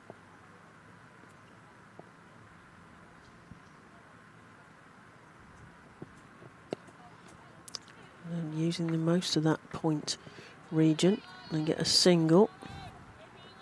Goes underneath the point fielder. It's very nicely played there from Charlie. Dean just rode the bounce. There's that sense of being in control, which I think Somerset will be valuing. Filer takes a good look at the seam on the ball, tosses it up. Holland to face on 49. Bounced in again. Holland decides against it, just ducks underneath it, and it's given a wide. Umpire Redfern signals one for the over. Yeah, that was a high one from Lauren Filer, just trying to upset Neve Holland a little bit. One run away from a milestone.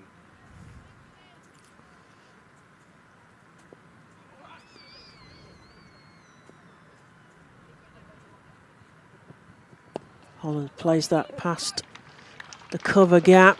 And they're getting that single. They're coming back for two, and that is Neve Holland's 50. And well worked there. It's been patient, and she's done well there to keep herself focused after at least 83 minutes and a bit more. And 51 runs comes up after 68, is it? 68 balls. Well batted, Neve Holland. Filer comes in again. Is that going to be a wide? No, flirting with the wide mark, but it's the end of the over, certainly. So 27 overs gone. Somerset 147 for 4. Holland on 51. Dean on 31. And the DLS par is 134, so ahead of that. Yeah, particularly good knock from Neve Holland, considering the situation she came in. Early wickets fell.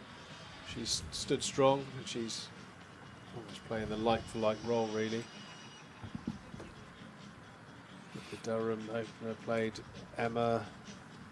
Remind me of her name, please. Terrible for me. For the Durham opener? 71. Oh, God, you've got me now.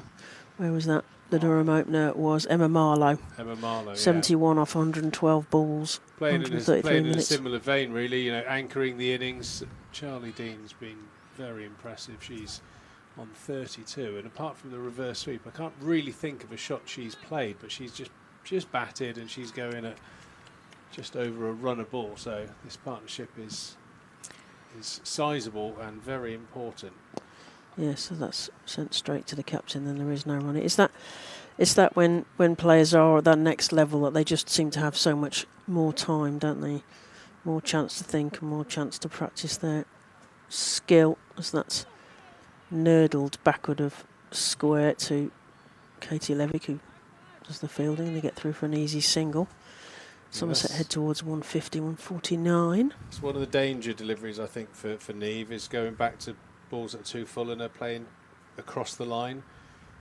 That's seen that a number of times, and not dissimilar, that one there, Charlie Dean. I think it is relatively high risk going back to those skidding off spinners, and as an off spinner herself, she should know better than that. The 150 up for Somerset, 150 for 4, and Dean accumulating. Holland moving on, facing again. Villiers. Ooh, another one of those wafts there. Yeah. It's getting wafty out there. Yeah, it's getting wafty out there from Neve Holland, who has been out there for quite a while. Yeah, over 86 minutes for Neve Holland. Keep your patience. Oh, it goes despairing Holly Armitage, who I think thought she was in the game there, but it went around her and through for 4 runs. So that's another 4 runs for Neve Holland, who moves on to 56. Somerset 154 for 4, 28 overs gone. Dean on 33 meanwhile, and I'm going to leave you in the capable hands of Peter Trigo, and Harry Everett is going to come back in for me. It's a good Stint again. You've overseen a very nice partnership between Holland and Dean that's up to 70 now and on some sort of a path to being a match-winning one. If they can just keep going for another 10 overs or so. Durham look like they're throwing everything at it, bringing Lauren Filer back into the attack. Maybe a fraction earlier than they wanted, but they're clearly desperate for a wicket. Lauren chatting with the captain. A fair chance that she'll use her quota of short deliveries to try and force a mistake out of either Dean or Niamh Holland. Brilliant stuff from Niamh Holland, who's on 56 at the moment. Dean on strike. No love lost. Close to her head. Yeah, you know it's coming. I think with Lauren, that's she's been tasked to throw the kitchen sink at trying to break this partnership. Did we also give an update of the Somerset 2s at Taunton Vale, the Somerset men? Sav Pereira 207 not out, Will Smead 96 not out. At T, Somerset men's 2s 4-5-3 for 2. Well, I don't know what the status is, but you've got to sign the bloke. Well, exactly. I totally agree. I mean, Henry Nichols is a pretty good signing for September, but I'm surprised that Sav Pereira didn't get the signing for the next few months, next few games. Well, someone you could easily see in the, if it's not now, in the future, batting at the top of the order. We know we do like to change the openers in the men's team frequently, so he's a good option, but we are where we are. 155 for 4. Somerset women certainly on top of this game against Durham. Lauren Filer doing everything she can to try and bust it open. Good fielding. Nice fielding. Save. Couple. Yeah, there you go. Well, I'm not sure they'll be... Well, if this game finishes early on your earpiece, a few people I saw around the ground on their earpieces, they might pop to Taunton Vale for the end of day 2. But days 3 and 4 tomorrow, well worth watching that. Tom Culler-Cadmore, the biggest name in the game.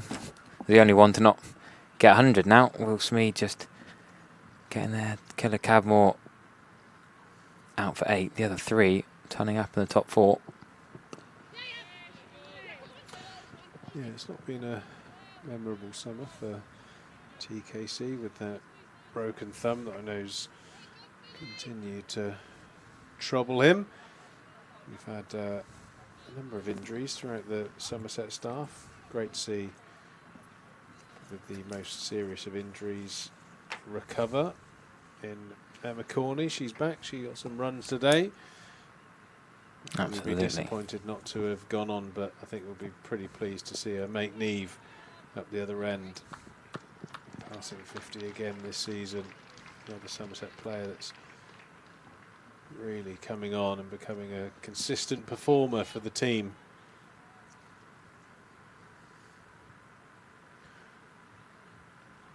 There we go, we have a look at that one almost comic book-like deadly looking cloud up there. Will we get a rain interruption? No. It's like that one cloud that The Simpsons, is it?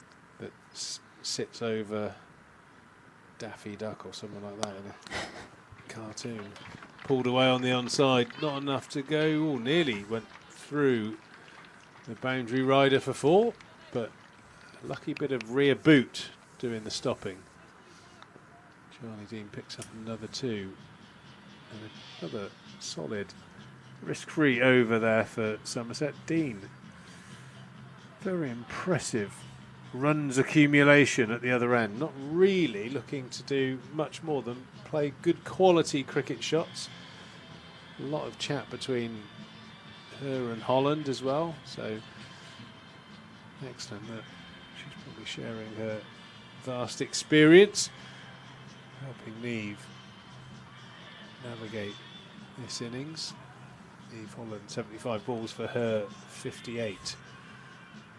Somerset need 89 to win with 21 overs to go, so looking very on track to be a relatively comfortable last 20 overs. Levick Relatively into comfortable. the attack. Does Somerset women ever do relatively comfortable, Pete? Well, this ought to be relatively comfortable, but We've said that before. For those who have played cricket for any length of time, you're always slightly mindful of a funny 5 minutes. The old cluster of wickets can throw a spanner in the works, as we know. Well, outside edge off of Levick's. Slightly off the wrong foot, leg spin. Good save out there on the boundary. Neve Holland advancing down the wicket. A risk I don't think she really needs to take at the moment. Didn't quite against the get leg there. spinner. Yeah, wasn't in full control.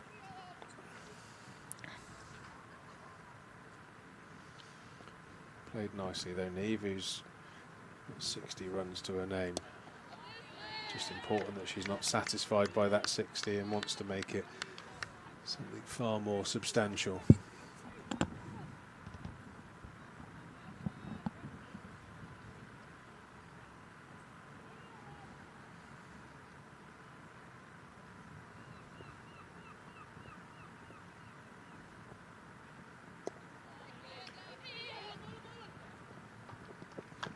Excellent drop and run there from Charlie Dean. Well, Charlie Dean's highest ODI score with a bat is 47 not out. He's currently 38 not out for Somerset, getting a chance to bat at number 6. Looking pretty good. And Neve Holland complementing each other well. I'd say they're probably the 2 quickest runners in the team.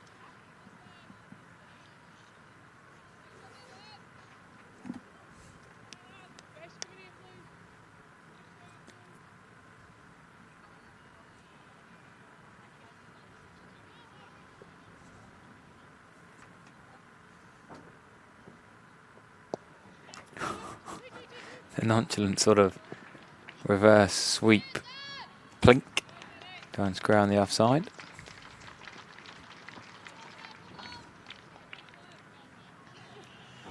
Yeah, another over navigated by Somerset. They seem to be scoring between 4 and 6 runs and over with relative ease here at Taunton. Could just sense Durham will be feeling like they need to make this breakthrough pretty soon. Partnership's now 80 runs at a pretty healthy rate.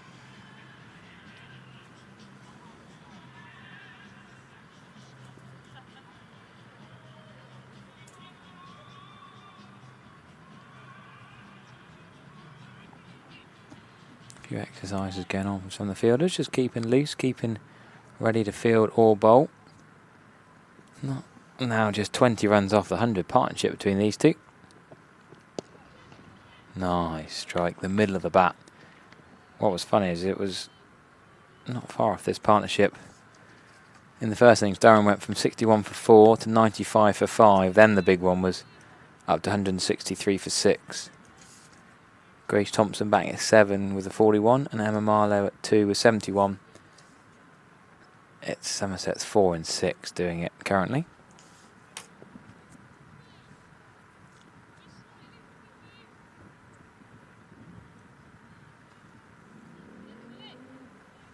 Keep this game alive, take it deep. Don't think the 40 overs win for a bonus point is going to happen, but try and get the victory nonetheless. Don't you think they're getting 84 runs in 10 overs? Possible, but unlikely. No, I think this game could be simply summarised as don't get bowled out, win the game. I think that's the way that it will track. I don't think run rate's going to come into it really. Taunton's just too good a pitch. So provided Somerset don't lose their 6 wickets, I could see a relatively comfortable win here for Somerset. Wasp agrees with me, he's at 88% a Somerset win.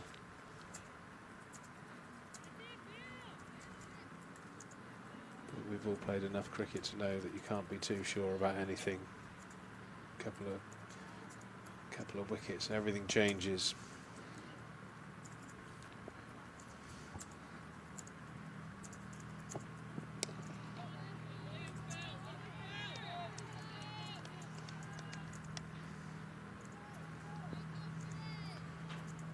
looks like, bar the odd sort of wafty shot at a short ball, it looks like they're just happy to sit on Lauren Filer, just be quite watchful when the ball's in and around the stumps, not worried about any big shots off of her, trying to play her out the attack.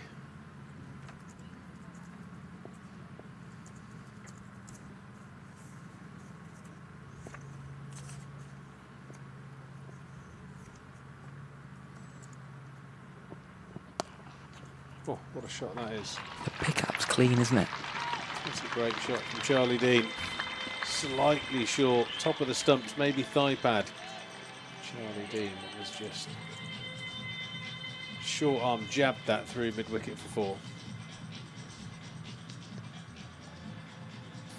Just had a message from Molly Robbins. She's in the ground today. Come, said she pop right in the com box. Come and say hello. Watching her former teammate Filer and saw Ellie Hansen get her 5 for earlier on. And nice to see her in the ground.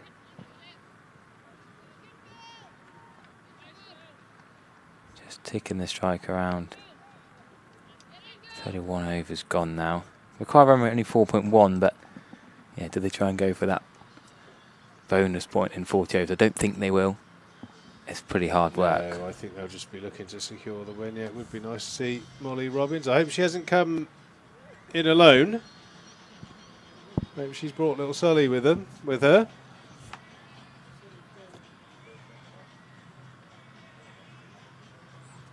Don't think I've ever commentated while having a little cuddle with a young future cricketer.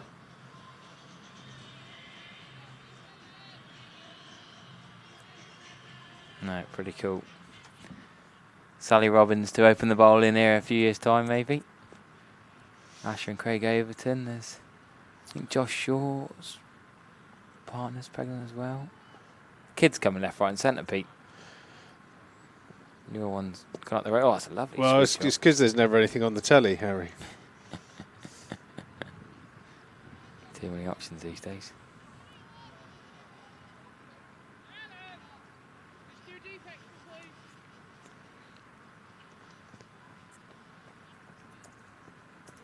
The broom employed by Charlie Dean. The sweep shot has an element of risk to it. Neve plays it well. What option will she take? Back foot punch into the offside. That's the shot. Slightly will excite the Durham bowlers. That ball outside off stump of Neve Holland. But that one, happy days. Lucky to only go for a single there. Low full toss down the leg side. Straight to the fielder. Always a bit frustrating that as a batter. This partnership creeping towards 3 figures, 89 as it stands. The dominant partnership in this innings. Getting Somerset ever closer to that target of 248. 249 to win.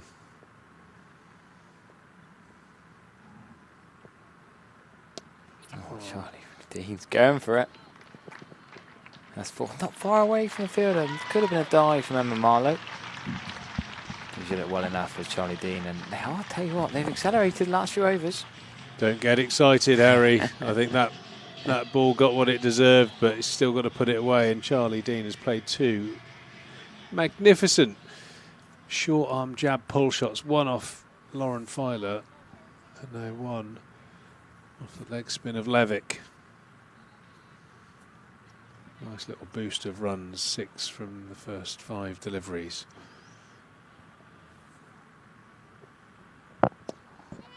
Sensibly played. It will close out the 32nd over, 177 for 4.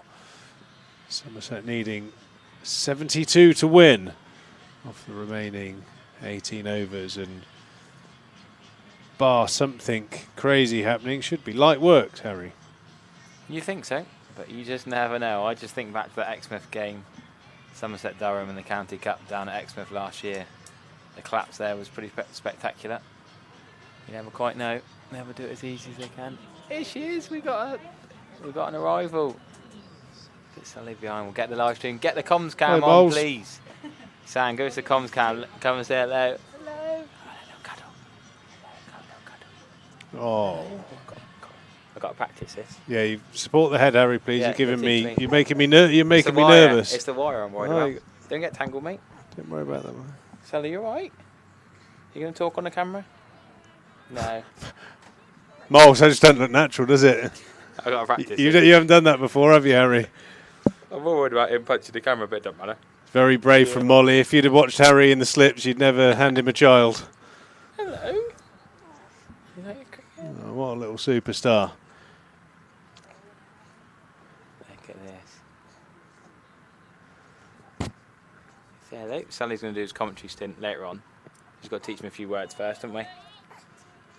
He'll be all right. What a little champion.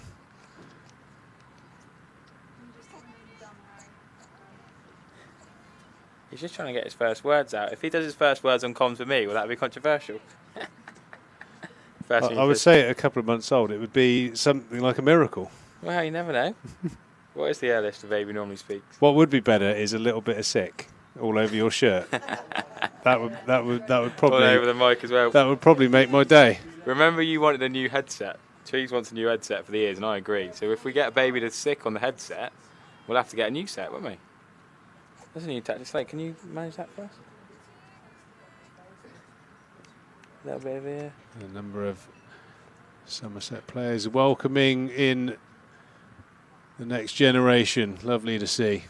There's a couple of nippers in the crowd as well. Young Somerset fans. Not a bad way to spend your time as a family or a youngster watching a bit of cricket here at Taunton. Eve Holland on 64. Charlie Dean, a run away from a milestone herself. She's Come mummy back. Oh no. eased her way to 49 off just 48 deliveries. Lord Sully's getting a little bit anxious there. Harry's butterfingers were making Sully nervous, I think. There we go. We've got more Litlands around the ground. Charlie Dean on 49. La Rosa in bowling left armers. And that will be Charlie Dean's 50 and very well played. A sneaky 50, I'm going to describe that. She's played with a huge amount of skill, experience. Hasn't looked in any trouble throughout that knock. 50 off just 49 deliveries.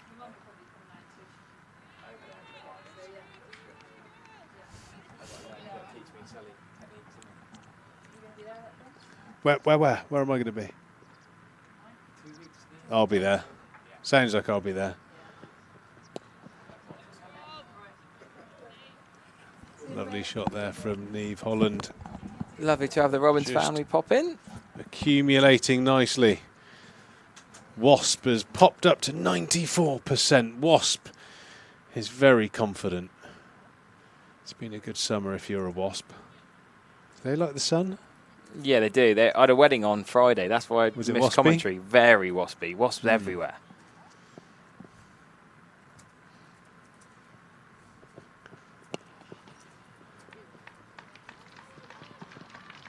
Oh, lovely to see Molly Robbins and Sully. Got to learn the technique, is it? What was it? Go on, Pete. Is it the rocking the baby? You've got to nestle the head into the elbow. Okay. And head under the...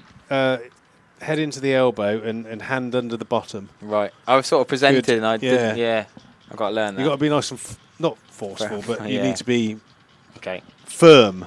But I just had another mate tell me they're expecting. There's babies coming everywhere at the moment on that sort of age. Again, it's because the TVs are bad. There's nothing good to watch. So what else are you going to do? 182 for 4. 33 overs gone. That opening partnership of Filer and La Rosa was reignited for a short while. Durham throwing the kitchen sink and everything, trying to get this wicket. The partnership's 98, 2 runs away from a milestone. Both batters have passed their own personal milestone. 67 to win. Off 17 overs. Niamh Holland getting the reverse broom out and playing it well. That'll be 4 runs. Beautiful shot. Not far away from that good point. That's a cracker. said earlier when I was on comms with Claire, Mandy Villiers kept bowling outside off stump. Catherine Fraser now bowling off stump and clapping the 100 partnership. Brought out with that stroke, but now it's Fraser bowling outside the off stump. And what a way to get to that 100 partnership. Outside off, reverse sweep, bang, 4 runs. Well, it's very much on with that line. I feel slightly more confident of Neve playing the 2 types of sweep than the fish outside of off stump. There was just a period in a late 30s, not age, at late 30s, early 40s, where she got a little bit tentative with the ball outside off stump. It looks like she's gone past that. She's on 70 now and playing very well. But again, I think really important, you know, not only just for the team and the day, but her own progression that, you know, her and Charlie Dean are talking about. Let's be there at the end. Really try and motivate themselves to finish the job off. That's be ruthless, is that? Absolutely. Convertible car. You've got some one-liners today. That's the one. That's that little wafty one that I think Neve can just find a better way. But she's played excellently well.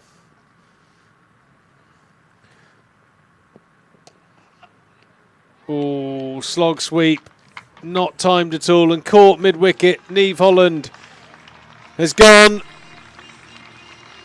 Felt like she was trying to up the scoring rate to finish this game quicker, but she's gone for 70. It's been a brilliant 70. She came in at a tough time. Somerset lost 2 big players in Odgers and Luff, and she's been the stalwart of this innings and this partnership. 89 deliveries for 70 runs. Well played, Neve Holland. And in comes Jess Hazel to meet Charlie Dean, who's on 53. Yeah, La Rosa with the catch. Plays the slog sweep well as Neve Holland, but maybe looking for it, trying to force it. She's frustrated. You can tell the way she walks off, the body language. Anyway, she's made a good dent into this total. A brilliant partnership with Dean. 61 to win. You'd have thought should be manageable. You'd have thought Somerset shouldn't capitulate with 5 wickets in hand. You never know, but hopefully Hazel and Dean can just keep knocking it around. Bat on. 5 fours, 77 strike rate, 70 off 90 balls for Neve Holland. Yeah, I think with a view of, you know, you're always trying to think about the game and improve. I think the way that Charlie Dean deals with those length balls outside off stump as opposed to leave, I feel like the amount of balls that she's played and missed at outside of off stump has sort of led her to having to take a riskier shot. Yeah. She hasn't felt comfortable with the ball there. The reverse sweep looked a really good option, but she's gone for that slog sweep again. I think the higher risk option with the 2 catches out there and the mid-wicket in place, but taking nothing away. Absolutely top draw knock from Neve Holland, 70 runs. And got Somerset into a winning position, 61 needed off of the last 16 overs. And Charlie Dean, I think one of the most impressive features of her play today. It looks like it's very hard to bowl a dot ball at her, and that's massive compliment. That is a compliment, absolutely. 189 for 5. 34 overs then. In the heat wave, it's a drinks break time. They've had their drinks on 25 though. They're going to soldier on through. In the men's one day cup, we talked about the ball change, but we're continuing as we are in the women's one day cup. Slightly different one day cup format. We talked about the 25 over circle. 25 yards, sorry, not over. Can I see deep cover come up? A bit more pressure on Hazel, but bowling short and wide on the side is not good. Could have been 4, but really nice fielding. Should be 2 as well. Yeah, good. Jess Hazel was a bit slow turning. Should have been easy 2. She's punched that behind deep square leg for 2 runs. Well, I'm not sure who that is out there on the deep square boundary, but she's done a tremendous job. A number of sliding, diving saves today. Danny Collins has saved, I reckon, about a dozen or so runs today out there on that shorter boundary. She looked brilliant with the bat. I know she only got 17, but looked really good with the bat. Brilliant fielder, and Lancs don't want her. I don't get it. Did it right for Lancs. A loan out to Durham. A little bit short again. Hazel can't quite get that away.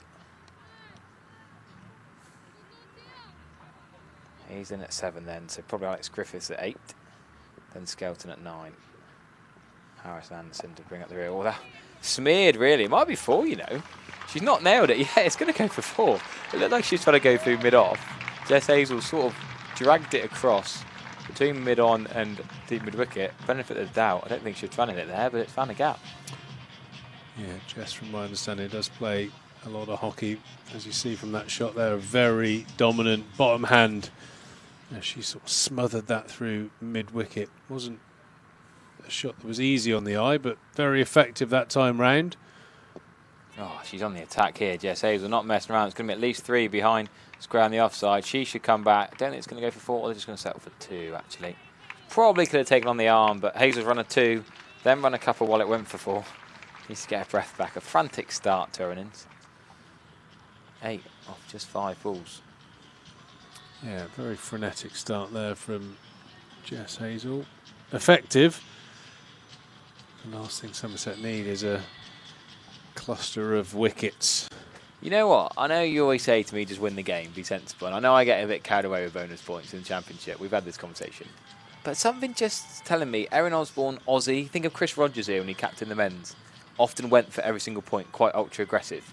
Well, There's 10 and over. Well, they're it's not, 50 off 5. They're not getting 10 and over. I'm not saying they necessarily will, but there's a slim chance, and I just feel like the way Hazel's come out, that's not her natural game. Well, how many points for a win?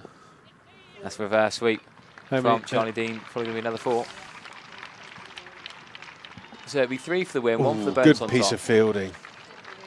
That's a brilliant fielding. Sorry, it wasn't 4. We were talking about the win. It's 4 points for a win. The ball didn't go for 4. 4 points for a win with the 1 bonus point on top. But Somerset are a bit behind the 8 ball with the top 4, so they've got to really work hard these next few games to get in the top 4. Yeah, I mean, it's... close. Yeah, that could be 4. Benefit of the doubt to the fielder, because that was a superb effort. I think it's just a bit too far out. I think if they were gonna go, I think you'd have seen an obvious upshift from Neve and Dean potentially. I think it's tough to ask Jess Hazel to come in and score at 10 and over. It'd be fantastic if they did, but I fear trying might put the 4 points in jeopardy. Yeah, I get And if you're at the poker table, you got £10 in the pot, and you got a 5% chance of winning that £10 back. If you lump £100 on, would you do it? You probably would just wave goodbye to the tenner, wouldn't you? I'd love to see go you again. play poker. Should we have a comms end of season poker do? Well, if you want to donate a load of money to me, I'm absolutely happy with that. I think I'd be terrible, but I'm sure someone like Stephen Lamb would be brilliant at. Yeah, Lammy would be dangerous. He's a smart bloke. He knows his numbers. I think I'd be able to intimidate him with my stare, though. I'm trying to think what... Oh, that's going to be another pull for potentially 4 from Jess Hazel. Mid-wicket's got round now. She's done well there. Save 2 more, good ground fielding from Durham. Vic Marks on the poker table would be a sight. Not quite sure he'd play. Yeah, I think by the second hand, Vic Marks will be sliding down his chair with the amount of red wine he's consumed. Asleep. He'll be telling him and Lammy will be telling tales. They get distracted from the poker at hand. Oh, slog sweeping from Jess Hazel. Even more hockey than usual. You could be... It's aggressive from Hazel. I've not seen her play like this in a lot of one-day cup games. I've watched and seen her play for Exeter University as well. But no, play quite as aggressively. The way Neve got out made me think. Yeah, I just think it's a bit too far out, and I think you'd be risking the 4 for the 1. I don't think the 1's that likely. But someone who would be able to turn it into a joke will be John Bishop, and he's in Taunton on Friday, September the 11th at 6 p.m, featuring Andy Haskins and Sally Ann Haywood. Outdoor comedy at a full Cooper Associates county ground. I'm sure there'll be plenty of nice food and drink options as well. So take a look.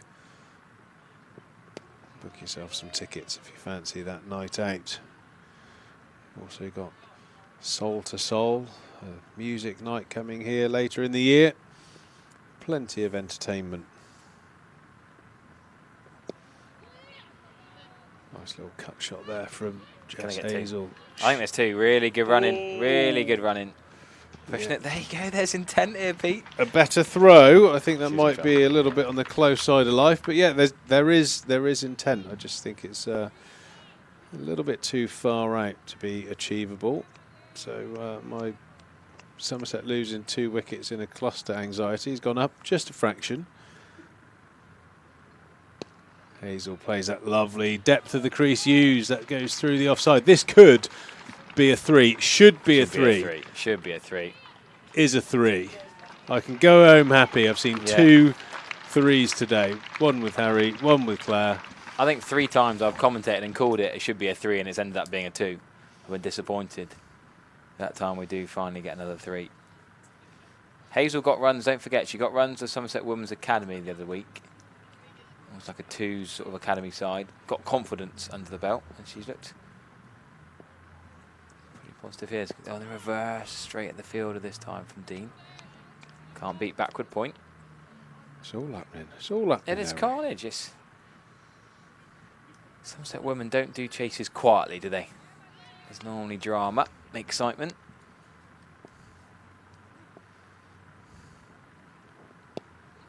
This could be another 2. Behind, deep cover, pass point, good running again. Cool, Hazel's going to be knackered, so's Dean. They're getting their steps in.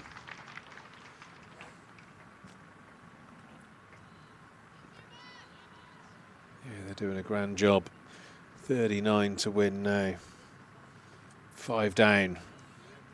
One very experienced player in on 59. Oof, quicker, bit flatter maybe. Gets the dot ball, but any edge that would have been probably 4, or at least a couple, with no slip in place. Charlie Dean's just cruised away to 59. Won't have enough runs on the board to see herself to 3 figures, but a nice sizable not out. Always does the average the world of good, especially now we're in business time of the season. Run rate required is just 3 runs and over. Somerset have been very, very steady in their scoring throughout the day. Durham have tried everything, bringing back Lauren Filer to try and get a wicket. And that partnership between Neve Holland and Charlie Dean should at this stage prove definitive. 210 for 5. Just higher than Durham's highest wicket partnership. Thought about a single there. Little fumble to point they might have gone. I just think that the bowler's going to be more than happy for players playing back and trying to cut off of the stumps.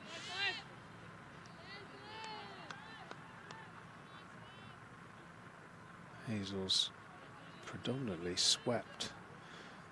It's been her most effective shot so far. She comes down the wicket and oof. Well recovered, Hazel there. Got in trouble. Well bowled Levick.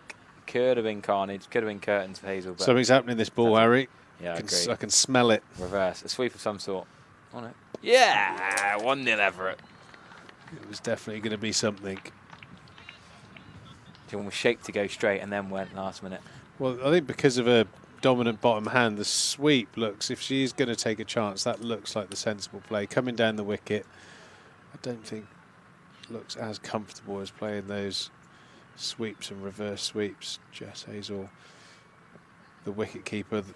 Most keepers are pretty well renowned to be good sweepers of the ball, as Dean just guides that with no fuss towards that short fine leg area for another 2.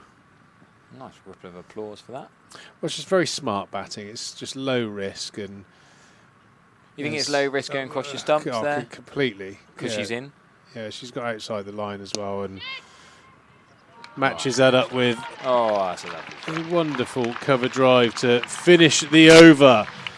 Somerset now just needing 32. Charlie Dean is playing an absolute gem of an innings. She's on 65 and high time. Claire Jenkins comes back into the seat to talk Somerset through to what will be a Slightly harder for one win than it should have been, but nevertheless, 4 points on the board potentially. Well, just a reminder, go back to July the 12th, Essex here in the double-header T20, men and women here. Essex won that game. Essex women won by 41 runs, but Jess Hazel came in and played a lovely little innings. Dean was run out for 1. Hazel had 37 not out of 28 balls. Had a really nice knock. Top scored in that game, got more than double what anyone else got. And she's taken on that confidence, that form. Yes, it was a couple of months ago. Not played that much cricket since. Bit of academy stuff. Didn't bat at Chelmsford the other day. Wasn't needed. As Luff and Odgers did their thing. But yeah, good to see Jess Hazel taking that confidence and form into this important cameo knock. I wonder whether she came out with the message about the bonus point. Oh, I think so. You know, there's Pete won't like me saying it. No, but it was that. Let's try. Have a little dip. Try. Yeah. But don't take too many risks.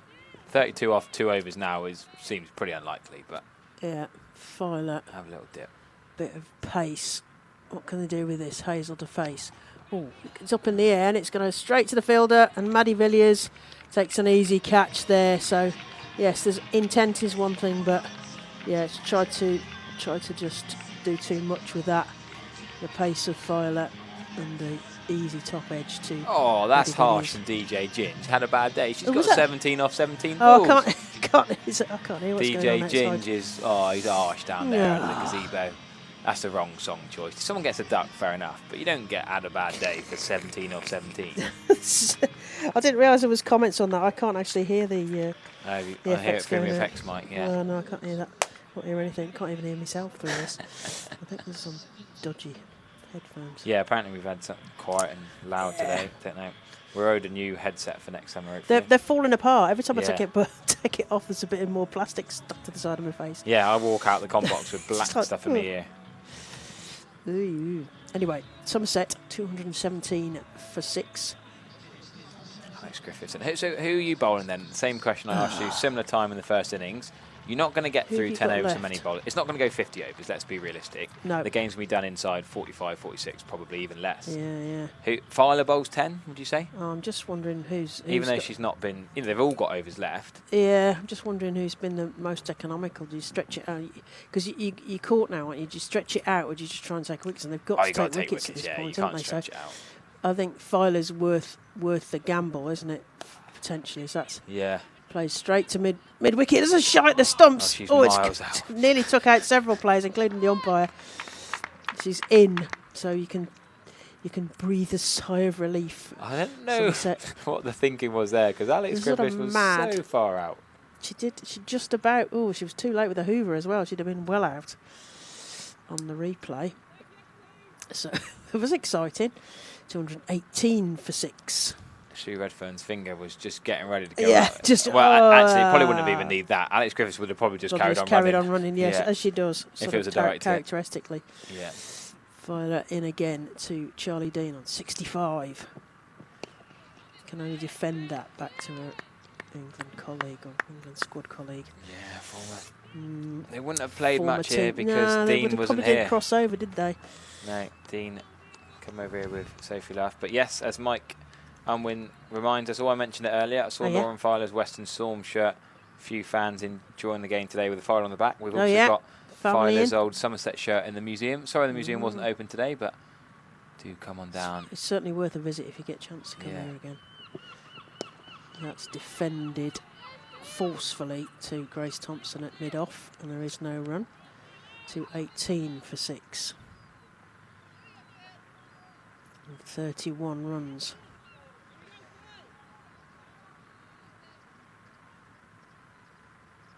It's not a foregone conclusion, but advantage Somerset with Dean in a mood potentially as Filer comes in again. With a pace, right arm over. Dean slashes that up and over the point region. It's herring towards the rope and it's going to make it. Another 4 runs to Charlie Dean, who has. We were talking about cliches earlier, weren't we? It's like she has really kept it simple and she's just tried to look for gaps. She started off trying to put Niamh Holland on strike, accumulated runs, as Peter mentioned, it's almost like snuck to the score that she got to at about sort of the 30 mark. Then she's really started to speed up, pick some gaps as the field spread, looking calm and collected and like she's got all the time in the world at the crease as she faces up. There's a sort of short third in place, which it goes to. Oh, Katie Levick straight to her hands. Charlie Dean gets a life. That's a dolly. There's no excuse there. You said it. I said it. I said it. I said here it comes. That ball, it was straight to her. Short third-ish, gully-ish. Oh, the easiest of catches as well. Yeah. Couldn't decide whether to go fingers up, thumbs up. No. Somerset were generous with their drop catches. Now Durham. Doing a bit. Wow, that's got to be. A bit back. That's got to be the one tonight. I'm writing that down in my drops column. Charlie Dean okay. on 69. That's a shocker, isn't it? It is. So that's the end of another over. 39 overs gone. 223 for 6 are Somerset, who won the toss and put Durham into bat. Griffiths on 1. Dean on 70. Have you realised what score that was? That drop was on 2-2-2. Oh, 2-2-2 again. How many times we had that in the first innings? It did innings? for somebody in the first innings, didn't it? Off LaRosa's bowling. Who's it due for 8th wicket? LaRosa went, was it? Was it Anderson? LaRosa, yeah. 44 off 31 she had. Yeah, 2-2-2. 2-2-2 does it again. Wow. Double Nelson. Wow, Levick, 1 for 46 off 8. Yeah. Reverse again from Charlie Dean, but it's not as on now because there's a short third and a backward point and a deep cover. The sweep is a long boundary. Yeah, I think I'd be wanting to sweep there. Or as a coach, I'd be wanting... She's not getting 26 off 5 balls, so it's just winning the game now. For Somerset, the bonus point's gone. There's a sweep. I'll tell you what, that's a good place to play it. She didn't mean it to go there. That should be easy Did she play too. it, or are we going to get a bye here? Oh, she definitely hit it. It's just, I don't think she was aiming there. Nice bit of relay fielding there from Durham. Exchange a pat of hands. LaRosa and Catherine Fraser down here in front of us. Both ponytails swinging as they run away from us. So Charlie Dean dropped on 69. That was probably the game for Durham. Would have been squeaky bum time with Skelton and Griffiths having to try and work hard with a lower order. Yeah. But she's still there. She's going to knock it around. Trust Alex Griffiths, no problem. There's no farming the strike here from Dean. She'll just bat, particularly with Griffiths and probably with Skelton as well. Because Griffiths has batted, I kind of feel like she might have opened at some stage at Western Storm days, but certainly... her batting's not been as good this year. And without Molly Robbins and who was the girl? Laura Jackson who went Laura Jackson, from Lancs, she went. Lancs. So lacking a bit of seam this year. Yeah. Aaron Vakusic hasn't played much. B. Willis hasn't played that much. So without so many seam options, we've sort of seen a bit more bowling.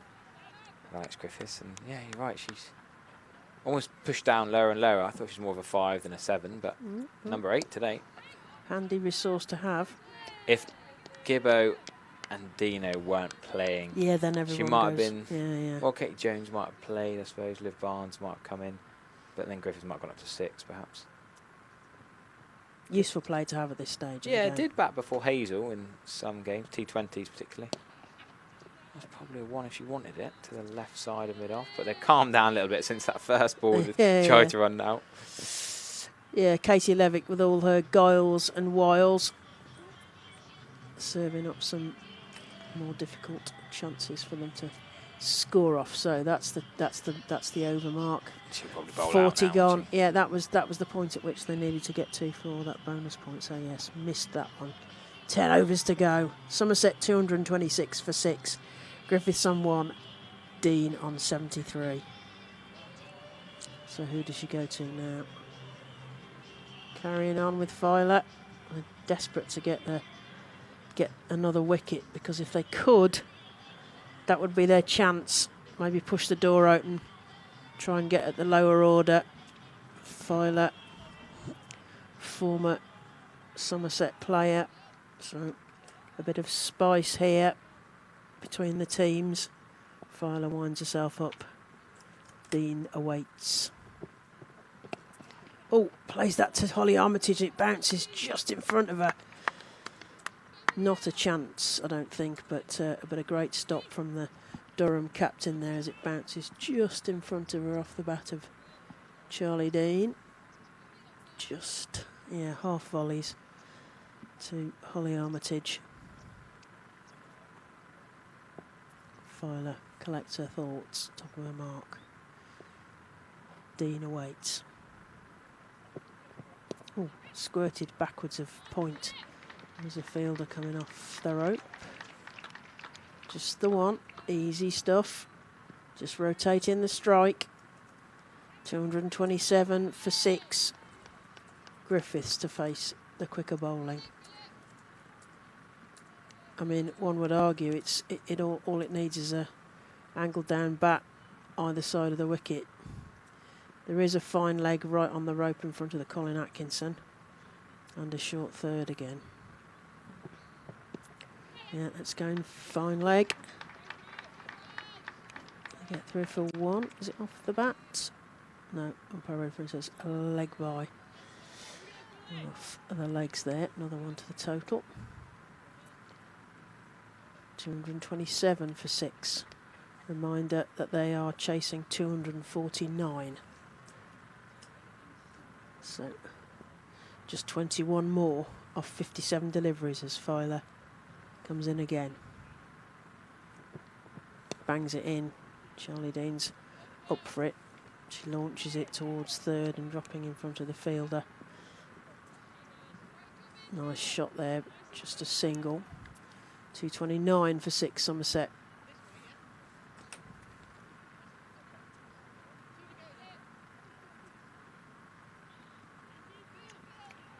Durham will think that they're in this if they can just get the wicket, which I think is hence why they're doing the Filer thing at this stage. Yeah, Try and makes get sense. that wicket. Ooh, underneath the bat. She's that X-Factor Alex type bowler, Griffiths, isn't she? yeah. She might bowl some loose balls that go for 4, but she's going to take wickets. And runs are irrelevant here now for Durham, really. They can't contain 20 to win. They need 4 wickets quickly. They do. So, as you mentioned, poker earlier, all the chips are in. Yeah. Put the fast bowler on.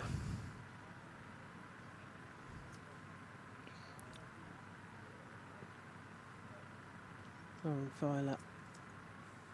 Red soled shoes flying away from us. Oh, it's up in the air, but again bouncing towards Holly Armitage. Another over ticks by. 41 overs gone. Somerset 229 for 6. Griffiths on 1. Dean on 75. They're looking for that 249 target and securing those 4 points, which although it won't leapfrog them, certainly keeps them in the chase for that 3rd slot to get into the 1 semi-final that this competition has for this season. As we look at the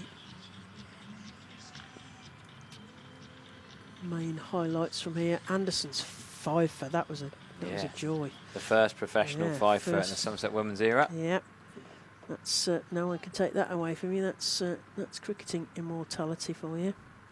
So Levitt continues for her 10th end. We've just seen Filer bowl like this. Could be another chance. Dean's got away with it. I suppose she knows she's got acres of open space there. Any top edge in front of square, she's fine. So Lauren Filer did well to get away with only going for 56 in the end. The first couple of overs she'd gone for about 25 with all those extras down the leg side. That wicket of Bex Hodges got her going, and then she found her areas. Ended up with 32 dot balls in the end, but 8 wides, mostly in the first couple of overs as she struggled with a swinging ball. Oh, that's poor fielding from Levitt. She's just let herself down a little bit, letting them have 2 straight through her legs. Nearly went for 4. Great chase. That's the Aussie overseas, the left-handed thrower Eleanor Rosa. Yep. Does really well to save 2. Levitt just didn't get down quick enough. Tired in her last over, fair enough. Yeah, it's probably like, yes, got to motivate yourself now with the game slipping away potentially. 17 more to win. Oh, big long handle now from Alex Griffiths. They're going to finish this in style now, Somerset. They're not hanging around. Make another 4. 13 to win. We saw 1 maiden from Eleanor LaRosa. We saw 2 maidens from Charlie Dean in the first innings. That's it. There's not going to be any more of them. And I reckon this will be done in the next over, will be my guess. I was impressed with Eleanor LaRosa. So I think she's going to be a great acquisition for the back end of the season for Durham. Full flighted. Could have been a 1, but mid-wicket did enough to think she could have got there. So Holly Armitage, isn't it?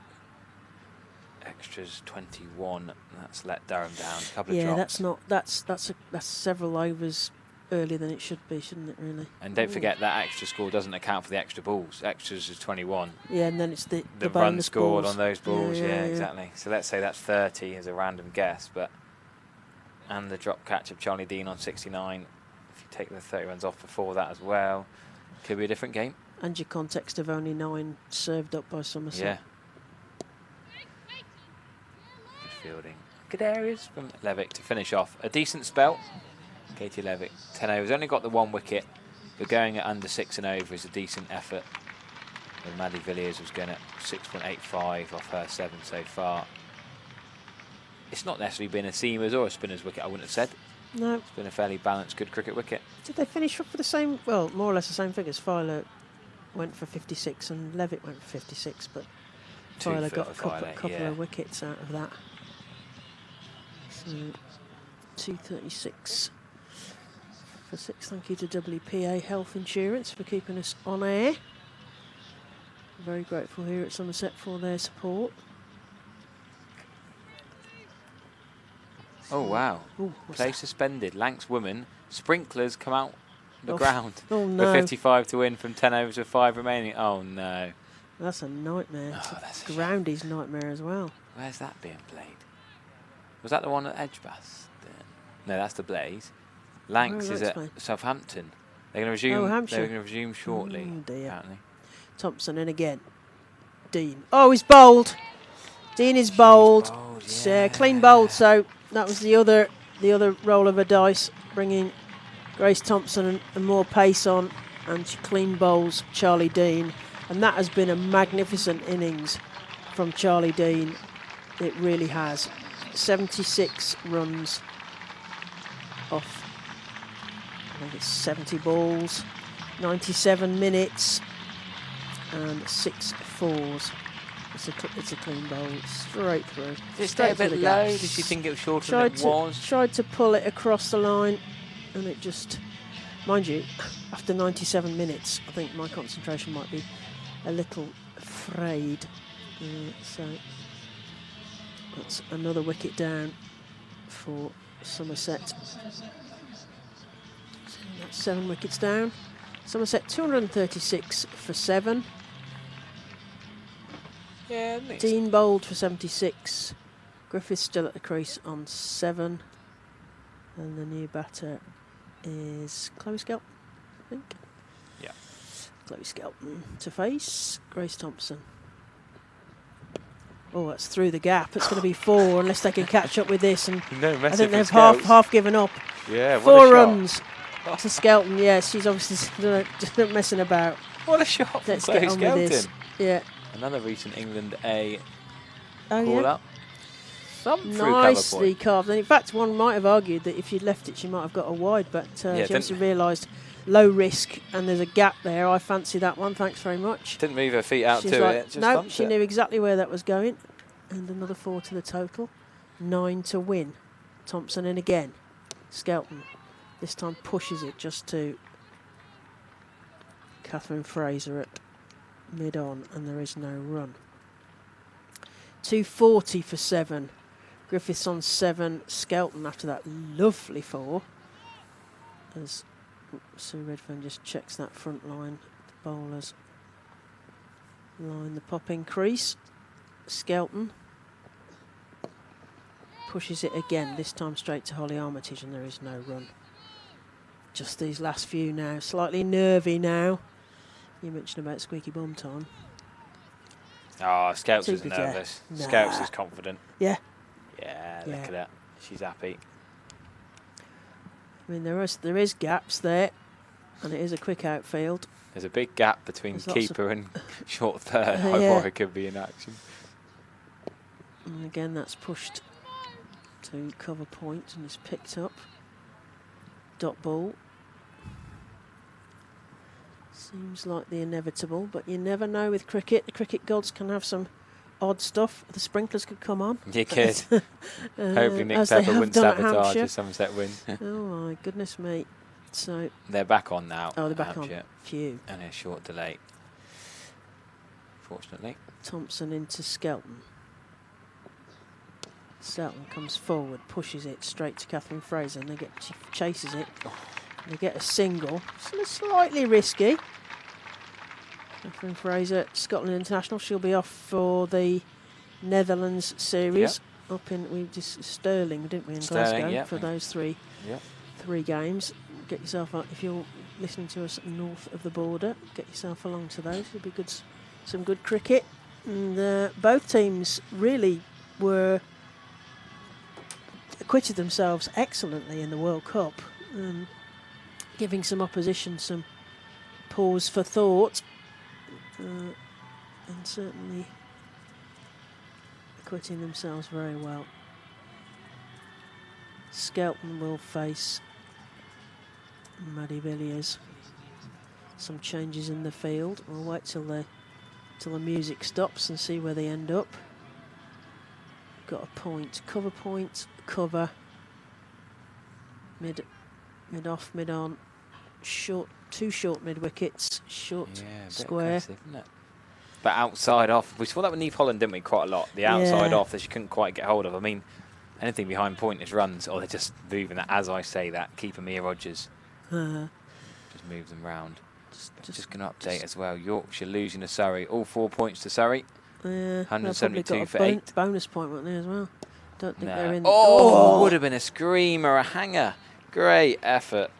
Maddie Villiers does that, and she'll, if there's a stump cam, she'll smile at the stump cam as she rolls and catches a ball.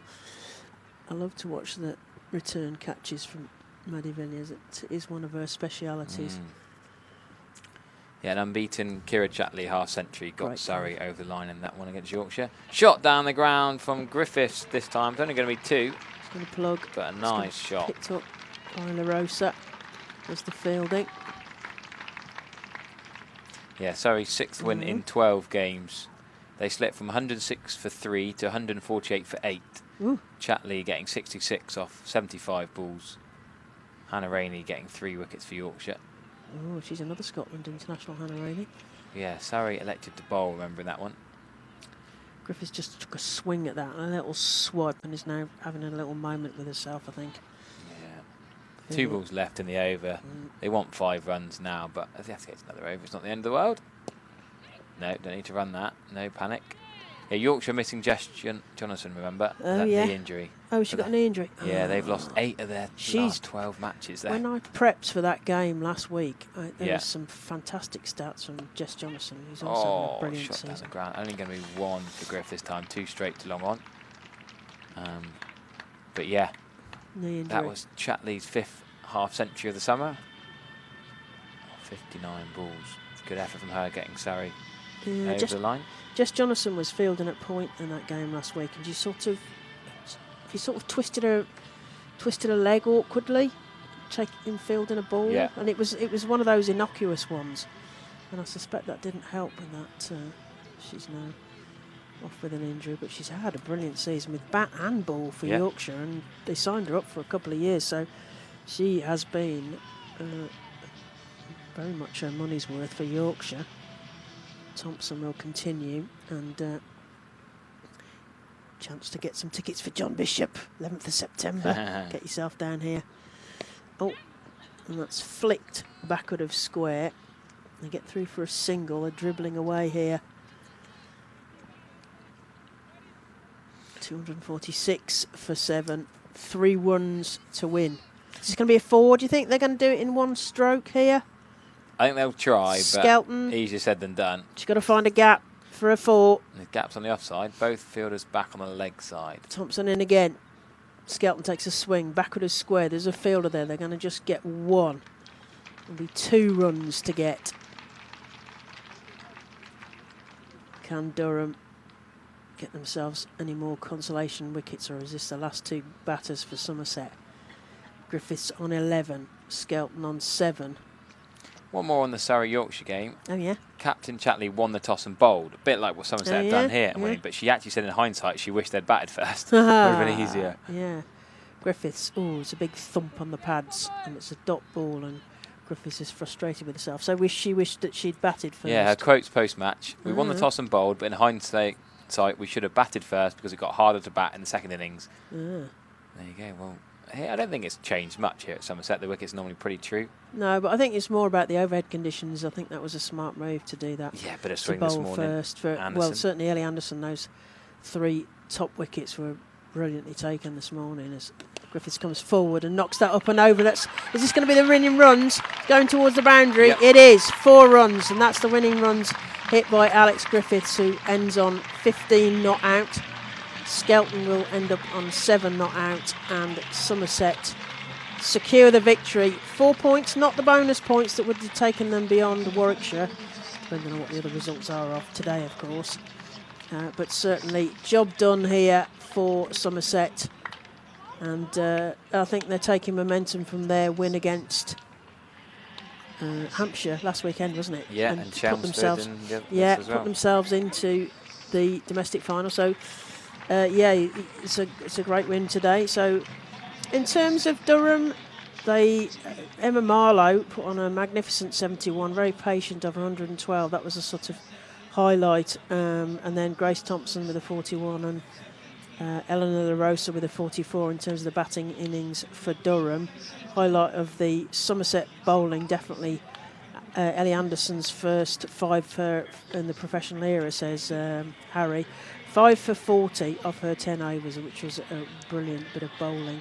Then Somerset, well, in the chase they were gifted 21 extras by Durham, plus the runs that they took off that, and Neve Holland anchored the innings with a 70. Charlie Dean then came in and replaced that anchor, got 76 of 70 balls in 97 minutes. So, yeah, managing the chase very well. In terms of the wickets, well, Lauren Filer got 2, and LaRosa, Villiers, Levick, Thompson and Fraser all got 1. But Somerset, it took the advantage really, didn't they, Harry? What did you make of it?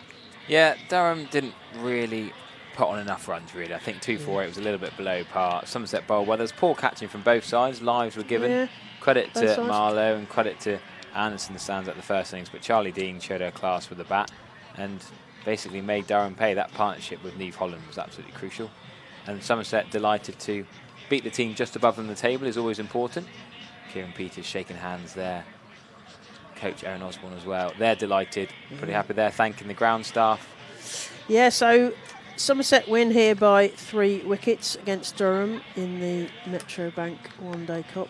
I'm Claire Jenkins. I've also been joined by Peter Trigo and Harry Everett. My next commentary will be up at Durham next Thursday, the 3rd of September, where Durham will take on Hampshire in the same competition up at Chesterley Street. But if you want to see Somerset in a possible chase for some silverware, this Saturday you need to get yourself to Emirates Old Trafford. So the first semi-final will be between the Blaze and Essex at 11 o'clock. Somerset will then take on Surrey at 2:30, and the final will be at 6:45 in the evening at Emirates Old Trafford. But this is the first chance at silverware during the full new era of Somerset professional women's cricket, so that will be a great opportunity. So the 2 teams then the next round next Thursday. So I mentioned I'm up at Durham for the Hampshire game. Somerset will be travelling to Headingley to take on Yorkshire. Warwickshire will be at Edgbaston for Essex, and Lancashire will play Surrey at Preston. Anything else, Harry, you wanted to add to that? No, I'm back on comms for the Somerset men. I'm back here next week. 4-day against Glamorgan. Wednesday, Thursday, Friday, Saturday. I'm on comms for that. And then I'll be with you and Pete for the next Wednesday home women's game at Taunton Vale. And Molly Robinson said she'll pop in and have a chat with Sally again. I'll practice my baby holding. Yeah, that's good for the look future. Forward to that. Yeah. So that only leaves me to thank everyone here at the Cooper's Associates County Ground, to thank Peter Trigo, Harry Everett and all at Somerset, and to remind folks that Somerset won by 3 wickets.